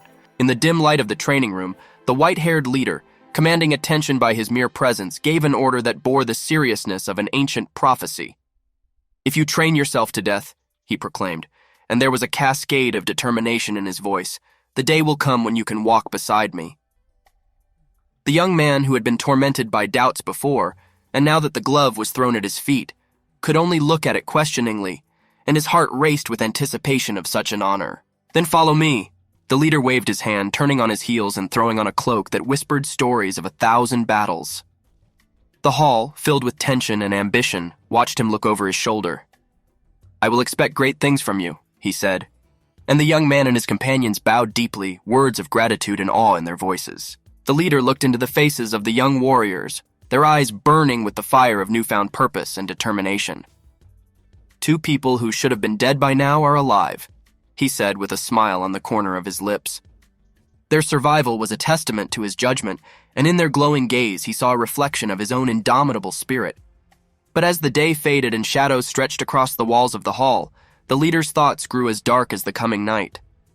"Those guys are already dead, though," he pondered, and a chill of foreboding crept up his spine. 3 years later, a cataclysmic event was coming, a summoning of the demon gods that threatened to consume them all. His thoughts raced like a ticking clock. "A lot of people, including these guys, will lose their lives," he admitted, feeling the weight of future loss weighing on his soul. There was one hope left, one chance to cut the thread of this grim fate. The dragon heart. It was the key, the pulse beat of a decision shrouded in mystery and danger. In the hallowed hall, Where the light danced on the ancient stone stood a man of imposing stature, his white hair in stark contrast to the shadowy background. Beside him stood a woman in sacred garb with a symbol of faith on her head, and listened attentively to his speech. "What do you think? Do you like it?" he asked, and his voice echoed lightly off the cold walls, seeking her advice. Her eyes, reflecting a wisdom beyond her years, turned to the gear displayed before them. Gleaming armor stood guard next to battle weapons, each piece meticulously crafted and bathed in the golden rays of the setting sun streaming through the tall windows. "This is the equipment I acquired," he said with a touch of pride, crossing his arms over his chest and presenting the arsenal to his companion. While she was looking at the kit, he turned to her and a small, knowing smile played at the corners of his mouth. "They are good," he affirmed, approving not only of the craftsmanship but also of the latent power each item possessed. The weapon, unassuming in its blunt form, was a mana conductor, chosen for its ability to channel arcane energies that flowed through the realm like invisible rivers. She nodded, lingering her gaze on the weapon, realizing the meaning behind his choice. Indeed, they were blunt instruments, but in the hands of those who knew how to harness the etheric forces, they had great potential. "Just as I ordered," he added, confirming that the choice was not random but the result of careful planning and knowledge. The narrative shifted, moving away from the quiet reverence of the armory to a vision of the danger that awaited them. The tomb of the abominable princess was not just a resting place for the dead, it was an abyss of evil, teeming with the reanimated bones of the fallen, a place where death itself was only the beginning of a much darker existence. In the dim light of the armory, the scent of oiled steel and ancient leather in the air, a warrior with a noble figure turned to his companion, a woman marked with divine cloth. "What do you think? Do you like it?"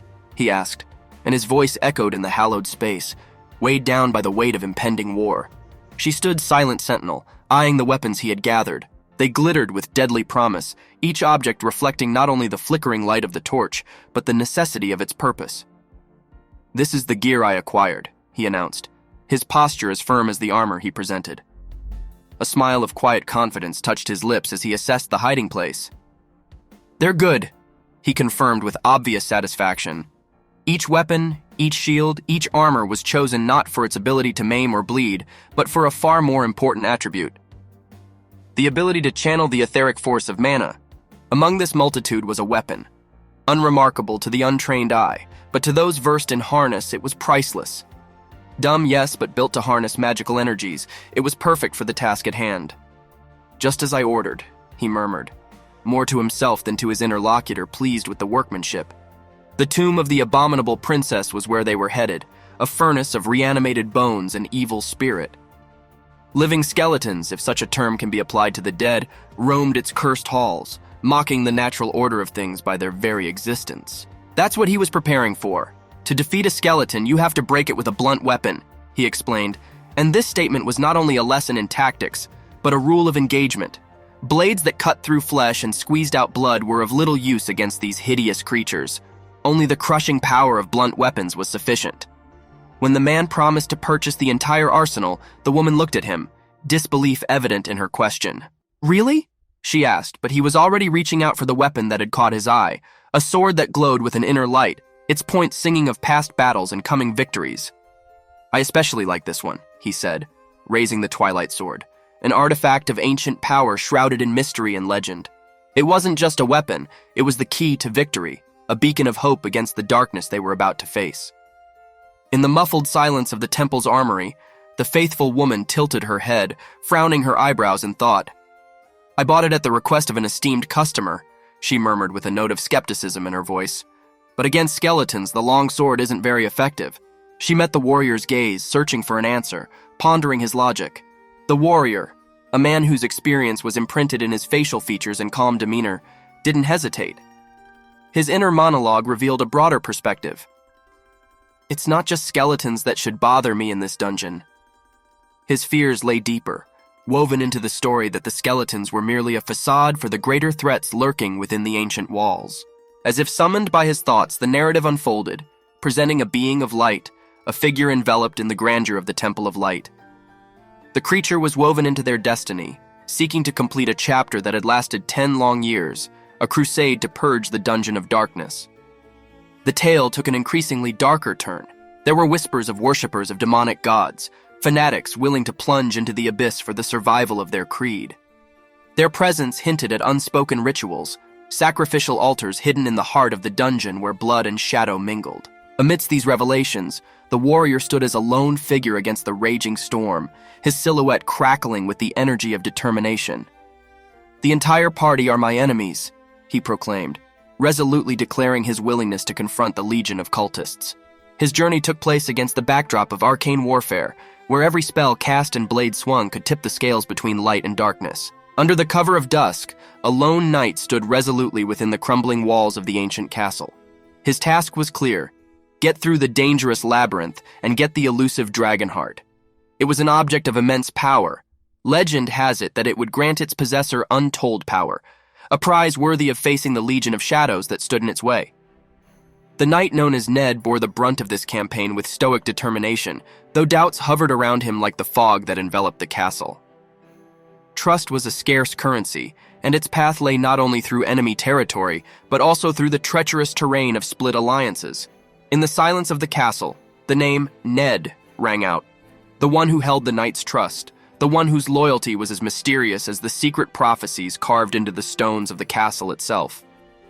Ned's face was a mask of thoughtfulness that gave away no secrets and held a story yet to be revealed. As he pondered the journey ahead, the knight realized that he had more than just the task of convincing Ned of the truth, a truth so deep and frightening that it could shatter the very fabric of their reality. It would take more than words to win the heart and mind of a man like Ned. It would take evidence woven with sincerity and the unyielding power of persuasion. However, if words failed and steel spoke instead, the knight realized the grim reality looming over him in this confrontation. It will not be a skirmish that may end in retreat or truce. It will be a battle to the victorious end, a duel where the only outcome will be the death of one soul or the other. In the midst of these troubling thoughts, a woman dressed as an enchanter suddenly appeared, her eyes reflecting the wisdom of the ancients. Her appearance, albeit belated, was a reminder that the threads of this campaign are intertwined with many, and each player has their own map to reveal. "I'm sorry I'm really late, right?" she cooed, and her voice echoed through the stone halls with a timbre that spoke of knowledge of arcana and hidden intentions. She introduced herself as a sorceress from the Research Institute, Angela, and her name was another piece in the tangled puzzle the knight was slowly piecing together. Who is she? An ally sent by Anna, or another challenge he must face in his quest for the dragon heart? Only time will tell, and in quests like this, time is as much an enemy as any flesh and blood opponent. In the hallowed halls of the ancient temple, a sacred ritual was unfolding, the air crackling with arcane energy. A lone sword lay on the altar, bathed in a celestial glow, and above it hovered hands shrouded in the glow, weaving a tapestry of divine power into the very essence of the metal. It was the art of enchantment, a delicate craft where the power of the magic invested testified to the skill of the enchanter. Deep in thought, a figure stood off to the side with a dance of light reflected in its eyes. "If I remember correctly, Angelia is one of the greatest sorceresses in the temple," he murmured, reverence and respect in his voice. His words hung in the air like an acknowledgement of extraordinary skill. The scene changed, and the seriousness of sorcery gave way to levity. Having accomplished his task, the warlock turned to another, instructing him to continue his sacred duty. Then I entrust it to you," came the soft order, shrouded in confidence. The response was lighthearted and teasing. "Ho ho, you sure can, handsome Appa." Their companionship echoed in the stone corridors, reminding them that even in this place, imbued with ancient power, there was still human warmth. In another room stood a figure clothed in the robes of the temple, a vision of devotion. Angelia, wrapping her hands around the rosary beads, begged in a melodious whisper, "Our blessed mother, grant us your light." Her plea was a silken thread reaching to the heavens in search of divine blessing. As the spell reached its zenith, the vault of the temple resounded with a symphony of released power. Before the warlock lay objects of great power, now glowing with sacred light.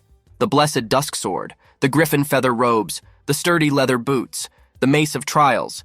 Each of them was a masterpiece of magical skill. The enchantment was complete. The items were ready to aid those who would choose them in the coming trials. The temple is once again a crucible for miracles, and at its heart is Angelia's unrivaled skill at channeling the light of the gods into the mortal world. Amidst the luminescent glow of the charms, the warrior stood resolutely, his figure shrouded in the glow of the newly forged magical artifacts. Every item, from the blessed mace of adversity to the black steel spider hook, testified to his unyielding determination. Although I need to prepare for the battle with my party members, I can't put off preparing for the dungeon, he pondered with a steely note in his voice. The weight of responsibility pressed upon him, the coming battle and the treacherous depths of the dungeon. At this point, he whispered, and there was a quiet storm brewing in his hard gaze. The basic preparations are complete. A surge of power swept through his veins, a silent promise of battles to come. He was ready, armed not only with enchanted steel but with the fortitude of a seasoned warrior. The scene devolved into a mundane exchange of gold for services rendered. 5 items totaling 3,000 gold, a voice rang out, breaking the solemnity of the moment. How will you pay? Wasting no time, the warrior held out a weighty pouch of coins. It's all here, Unny, he said, and the clinking of gold spoke eloquently of the cost of the journey. However, as he contemplated the deal, distrust built up in him. Only 3,000 gold for a spell made by Angelia, that's very cheap. There was a sense of unease, a realization that such deals have not only a financial, but perhaps a hidden cost. The White Rose must have pulled some strings, he concluded, and the name brought to mind a whole host of alliances and favors in the shadowy backroom of the temple. Finally, amidst the cold stone and the resounding echo of the halls, a conversation about logistics ensued. Now let's calculate our expenses, shall we? Suggested one of the figures for whom the practical side of adventure often takes a backseat to the glory of combat. Are you sure about that? A questioning answer sounded, a note of uncertainty in the air. The warrior stood before the nun, his face reflecting relief and solemnity. Aren't you the reason I pay almost no commission? He acknowledged, and there was a gratitude in his voice that spoke of battles not only physical but strategic and economic. The nun, in immaculate attire and with a naively stern expression on her face, accepted the confession. There's more than just 1 or 2 pieces of equipment here, she reminded him. With a slight chuckle, she added, I prepared for some losses to score points. Her words, casual yet calculated, hinted at a game of give and take, a sacrifice not only of gold but of favors and alliances. Come on, we're not strangers to each other, she joked, and her eyes sparkled with the lights of camaraderie and a shared history going back centuries beyond the walls of this temple. The warrior's gaze softened, a rare vulnerability flickering in his eyes. You probably didn't have much time either. Thank you. His words were a bow, an expression of respect for the nun's battles in the silence between prayers and the quiet rustling of sacred texts. When she took a step back, her face expressed humble triumph. Well, now that you know. But the warrior was already deep in thought, and the gears in his head were turning, pondering his next move. But what to do? He pondered aloud, and the rhetorical question echoed off the stone into the void. Then, with a heaviness that seemed to draw all the light out of the room, he confessed, I have no more money. The words fell like a hammer blow, and the finality of his statement contrasted sharply with the glowing enchantment and promise of glory that lay beyond the horizon. The silence was broken by a sigh. What? Dear customer, what did you say? The merchant's face reflected shock, his features contorted in bewilderment. The warrior's trouble had spread across the world, touching people's lives in the web of commerce and survival that bound them all. In the dim light of a room immersed in semi-darkness, an unusually serious exchange was unfolding between 2 different figures. The former, clad in the humility of apology, stood with shoulders weighed down by the weight of failure. There was disappointment in this character's words. The expected treasures from Canyon Village, once thought to be quite valuable, had turned out to be worthless, and the village itself was not the dungeon of riches they had hoped for. The second figure, shrouded in a halo of expectation, listened with a growing anxiety that was almost palpable in the tense silence that followed the confession. Then, as if grasping at straws, the former offered an alternative. A couple of vials of ominously glistening liquids, the labels of which said deadly poisons. It was a risky gamble to present these sinister lineups as a reward. At this revelation, the air seemed to thicken, and time itself stopped while the second character contemplated the seriousness of the proposal. The initial shock deeply imprinted on their faces was replaced by a realization of the true value of poisons. The conversation, which had started with a note of despair, quickly turned to another direction. The desperation that had previously belonged to the first character was now reflected in the impatient gestures of the second, the outstretched hand, the eyes burning with the excitement of the impending transaction. It was a moment that reflected the peculiarity of their world, where poisons can be treasures and the value of objects is as unpredictable as the fates themselves. The air of the room was still filled with the tension of a done deal. The character who had just handed over the vials of poison turned, and with a solemn look gave a final recommendation to the other. He told him to be careful when selling them, and the name Mole fell from his lips like a stone into the maelstrom of his interlocutor's mind, warning him of the dangers of that contact. The recipient of the ampoules confirmed this with an indifferent nod. The weight of the words was understood, but the gravity did not seem to be felt. As the first character began to move away down the dim corridor, a familiar warm voice was heard behind him. The girl immediately yelled for their customer to come back to them. There was more than a salesman's concern for the customer in that voice. There was a sense of genuine affection in it, a promise to wait for their return. Jafir said he'd give the payoff after the raid. Those words hovered in the air, filled with hope for future encounters, like an anchor of normalcy amidst their turbulent everyday life. The scene changed and the narrative was in the background of some gathering. Two figures stood conversing amidst the shadows of 100 other people. One of them asked how many people were around them if one still had to count the knights, and the question hung between them like a heavy cloak. Jafir replied that there were about 100 people in what felt like a premonition of something grand. One of the characters stood apart from the others, immersed in thoughts that seemed to transcend the present moment, going into the past. He recounted his memories, grimly counting the number of those who had survived a similar gathering in a past life, but they were disastrously few. There was a fatalistic determination in their voices. They were resigned to the fact that history might repeat itself. There was a collective pause at the last image, as if everyone gathered was holding their breath. One of the characters looked around at the gathered crowd and remarked. Jeffer uttered that it looked like everyone was in a fight. It was a confession that set everything in motion, a silent bell that heralded the beginning of an event that had been awaited and feared. A call to arms sounded under the high vaults of the hallowed halls, and the raiding party began to assemble. Lucius stood in the front rows, his golden armor gleaming in the sunlight streaming through the stained glass windows. His gaze was stern and his resolve unwavering. He was the chosen leader of the squad, the captain of the Temple Knights, who had been entrusted with a daunting task. The composition of the party testified to the seriousness of their task. The Order of the Knights Templar, led by its official priest, had fielded the strongest, 18 battle-hardened knights and 10 healers ready to give their lives for a just cause. They were a bulwark against darkness, a shield for their people. But this was no ordinary raid. Out of the shadows came the hunting team, 20 slave souls, each a silent predator in the complex hierarchy of the Order of the Knights of the Temple. Their presence spoke to the intricacies of the task, the need for stealth and cunning amidst the clang of steel. There were those who walked in the light but were close to darkness. The Inquisitors of Heresy, 12 combat inquisitors and 6 healers, carried the cross of salvation as well as judgment. Their purpose was twofold, to heal and to judge, to defend the sanctity of their order with fire and faith. Completing the mosaic were the Agents Inquisitors of Heresy, another 20 men of slave rank, shrouded in mystery as much as cloaks. It was a silent oath, a promise to act in the shadow of the grand scheme, to be that invisible hand that would guide the outcome of the coming confrontation. As dawn broke over the sacred grounds, the formation of the detachment was consecrated. 86 souls, sealed with a solemn oath, were divided into 2 groups, determined by martial prowess and magical ability. A vanguard unit, representing might and strength, stood at the ready with sword and shield. Their duty was clear: engage in close combat, guard the paths, scout the unknown, keeping their fellow vanguards safe.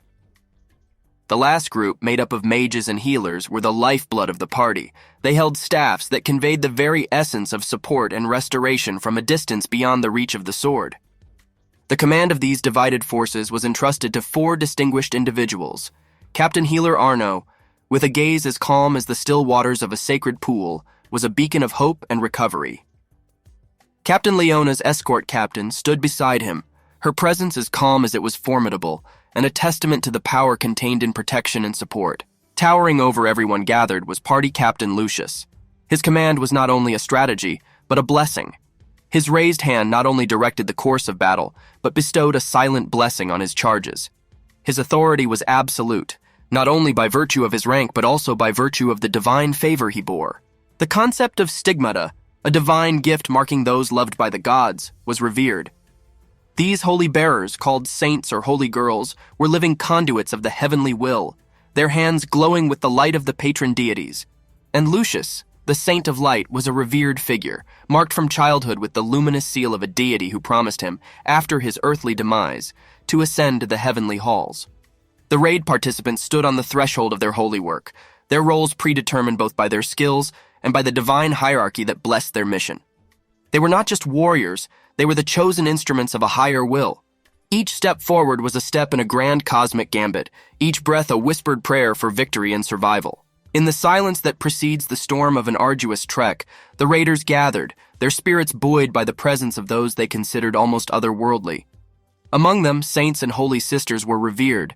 Their aura was equated with that of angels, and their very presence was an honor that many carried with them as a sacred memory. One of those gathered, a humble warrior with faith shining in his eyes, was amazed at the blessing of seeing the saints in the flesh. He clasped his hands together in silent prayer, his heart full of gratitude, epitomizing the awe felt by all present. But amidst the whispered prayers and reverent murmurings, there was one who bore the weight of their veneration with quiet solemnity. His gaze, sharp and penetrating, betrayed the gravity of his role. For the others, his revelation was a rare gift, a moment of sharing grace with the higher echelons of their holy order. It was a time of prophetic pronouncements, when an authoritative figure, clad in the regal trappings of his position, spoke with a voice that resonated with the power of foresight. Lucius uttered that he had prophesied one thing, and the words hung in the air, seeming to have an echo of divine power in them. The proclamation was bold, its implications as vast as the sky above them.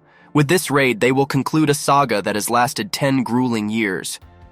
The tomb of the abominable princess, a name whispered across the land, would cease to be a mystery haunting their world. It was an oath that bore the weight of many a fate, a challenge to an enigma that defied the bravest of hearts. On the threshold of the risky enterprise, the assembled warriors listened to their fates being inscribed in the annals of the Holy Church. Lucius pronounced that the names of every person that took part in the raid would be recorded, imbued with the weight of history. That voice promised not just fame, but immortality of memory and spirit. There was a revelation in the ranks of the participants that caused a profound change. The slaves, shackled by chains invisible but felt in their every step, were to be freed from their fetters. Lucius indicated that all slaves would become free men, echoing off the stone in the hearts of those who had known nothing but slavery.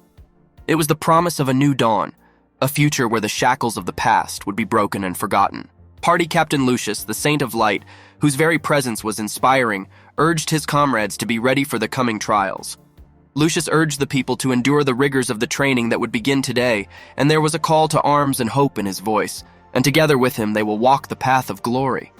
His call to arms was an oath, a shared vow to strive for greatness beyond himself. The voices of the raid participants rose to the heavens in unison, a chorus of faith and fervent joy. All the people immediately began to pray to the almighty Arya to grant salvation through her eternal light, and their words became a tapestry of devotion, permeating the air and weaving themselves into the very fabric of the divine. The path to salvation lay atop Screaming Peak, a monolith created by nature's design that became a crucible to temper their will and skill. A special training ground, as formidable as it was majestic, was waiting to test their mettle, to break them and turn them into warriors of legend. Amidst the stark landscape of Peak Creek, where the winds whispered of forgotten valor, a lone figure was rising. His hands were calloused, his breathing intermittent, but most of all his thoughts were weighing him down. Jeffer only smiled as he contemplated the glory, his voice a mere thread against the howling wind. Jafir immediately asked himself who this glory was for. He knew the stories, the songs sung by the bards and the toasts made in the mead halls, stories of the honors that followed the valiant upon their return from the depths of the treacherous dungeons. And yet, pressed against the unshakable rock, he realized that beneath the shiny surface of these stories lurked the pure truth. The raids, for all their declared nobility, were transactions whose currency was blood and steel and whose profit was cold, hard gold.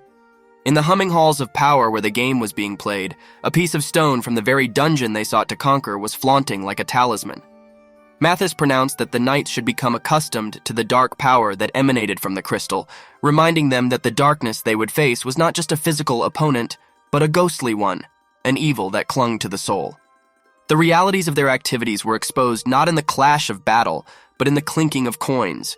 They would engage not only in battle with monsters, but also in a political dance to defend the right to win in these sacred dungeons.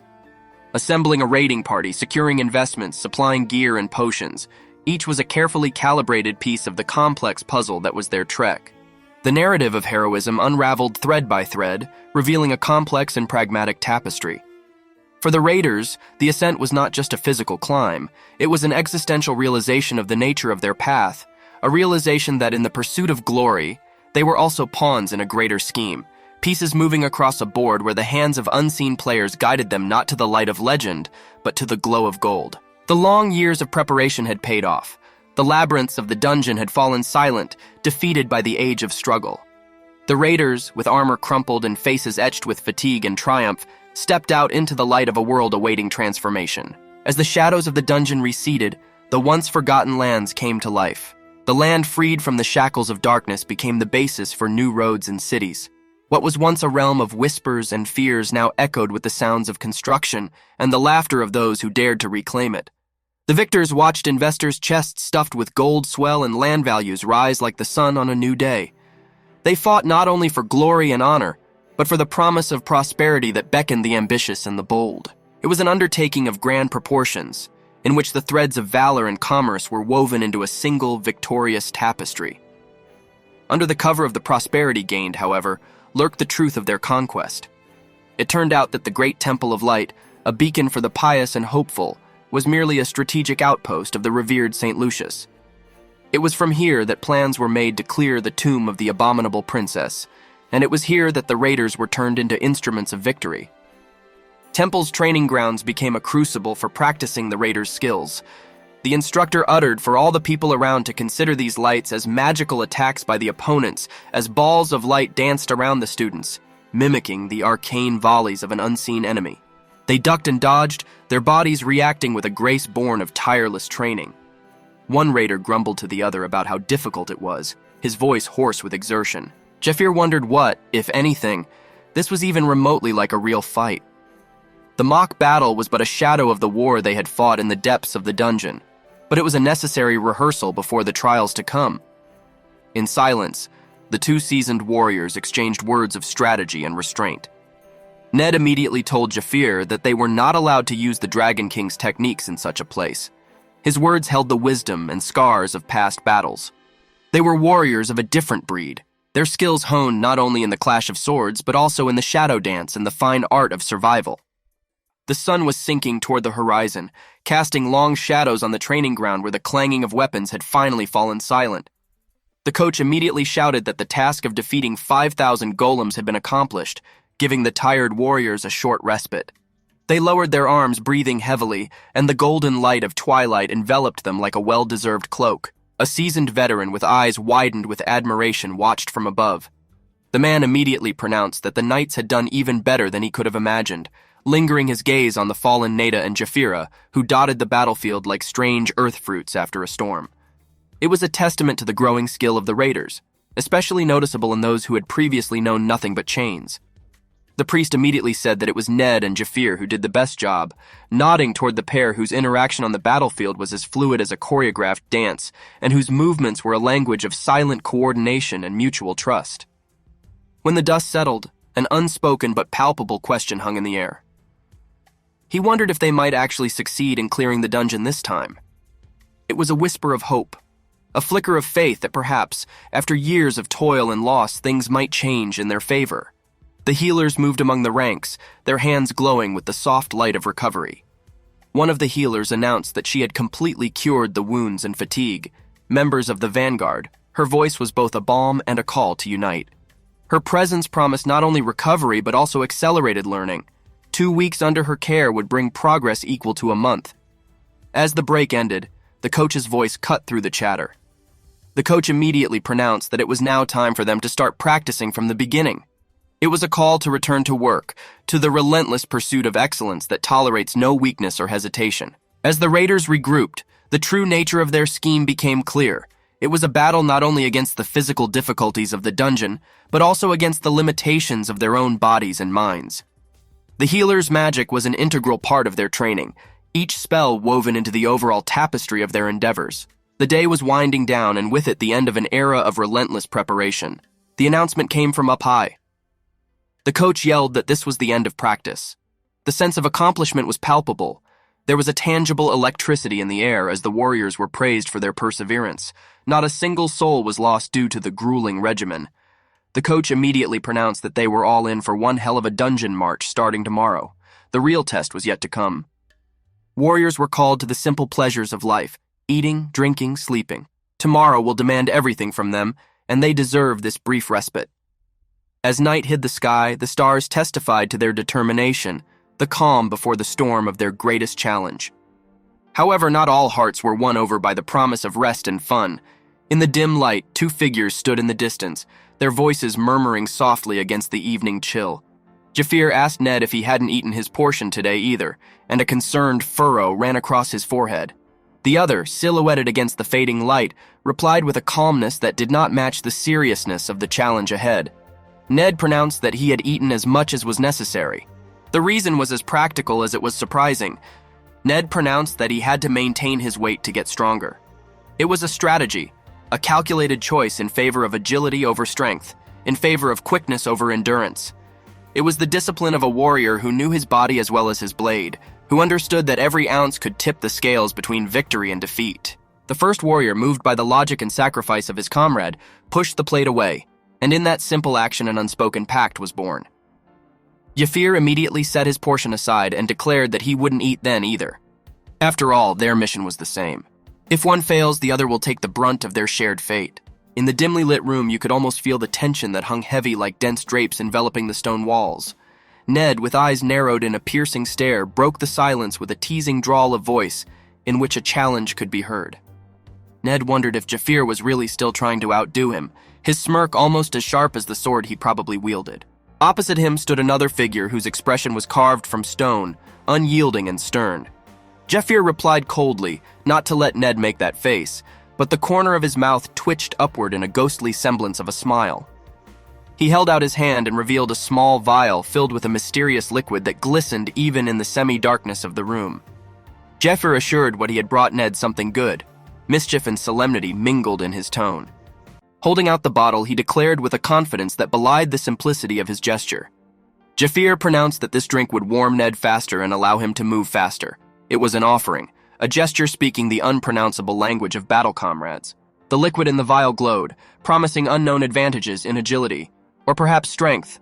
The scene has changed, and now, against the backdrop of the fading day, the long-haired hero pensively examines the vial he holds in his hands. The sunset colored him in golden and purple tones, which contrasted sharply with the cold brooding in his eyes. Ned asked Jafir how much information he knew about him in a barely audible whisper, as if afraid to break the sacred silence that accompanied the setting sun. At last, at the top of the rampart where the horizon stretched before him, a revelation came upon him that softened the stern features of his face. Ned said that at first he thought Jafir wanted to eliminate him and then take the guy's place, and those words carried the weight of his initial distrust. But as the bird soared from the towers, there was a lightness in his voice, a release. Ned realized, however, that Jafir had no desire to harm him during this training. It was an admission that there had been a shift in his soul, from suspicion to puny threads of trust, from rivalry to the verge of unexpected camaraderie. Under the cover of night, the two silhouettes merged into one and secrets whispered between them. Jafir uttered that it was about blood tears, shrouded in shadow, which spoke of a treasure stolen from his family, a treasure imbued with his family's heritage and sorrow. In the privacy of their clandestine meeting, the man revealed the depth of his quest, revenge against the temple, the shrine turned adversary. His voice, though quiet, conveyed the gravity of his determination. Ned uttered that he was following the master to return and take revenge on the temple, and his revelation came in a low-key whisper meant for only one soul. In response, the man curved his lips tentatively and smiled before reaching his eyes. Jafir said he would answer Ned when he deserved his trust. His tone was light, but an unspoken challenge could be heard in it. It was a dance of words in which every step was measured, every turn fraught with subtext. The narrative stretched towards the sky, where the twilight indicated the inner turmoil tormenting the blood tears seeker. He understood all too well how precarious the power of knowledge was, realized that secrets were currency in their game that he wasn't ready to spend just yet. The final scene unfolded in the bright light of dawn, and the two figures were separated by more than just the space between them. Ned said that Jafir had told him he would tell him about them when he was trustworthy, but his words sounded incredulous, his doubt a palpable force that filled the space between them. This statement echoed the truth of their situation.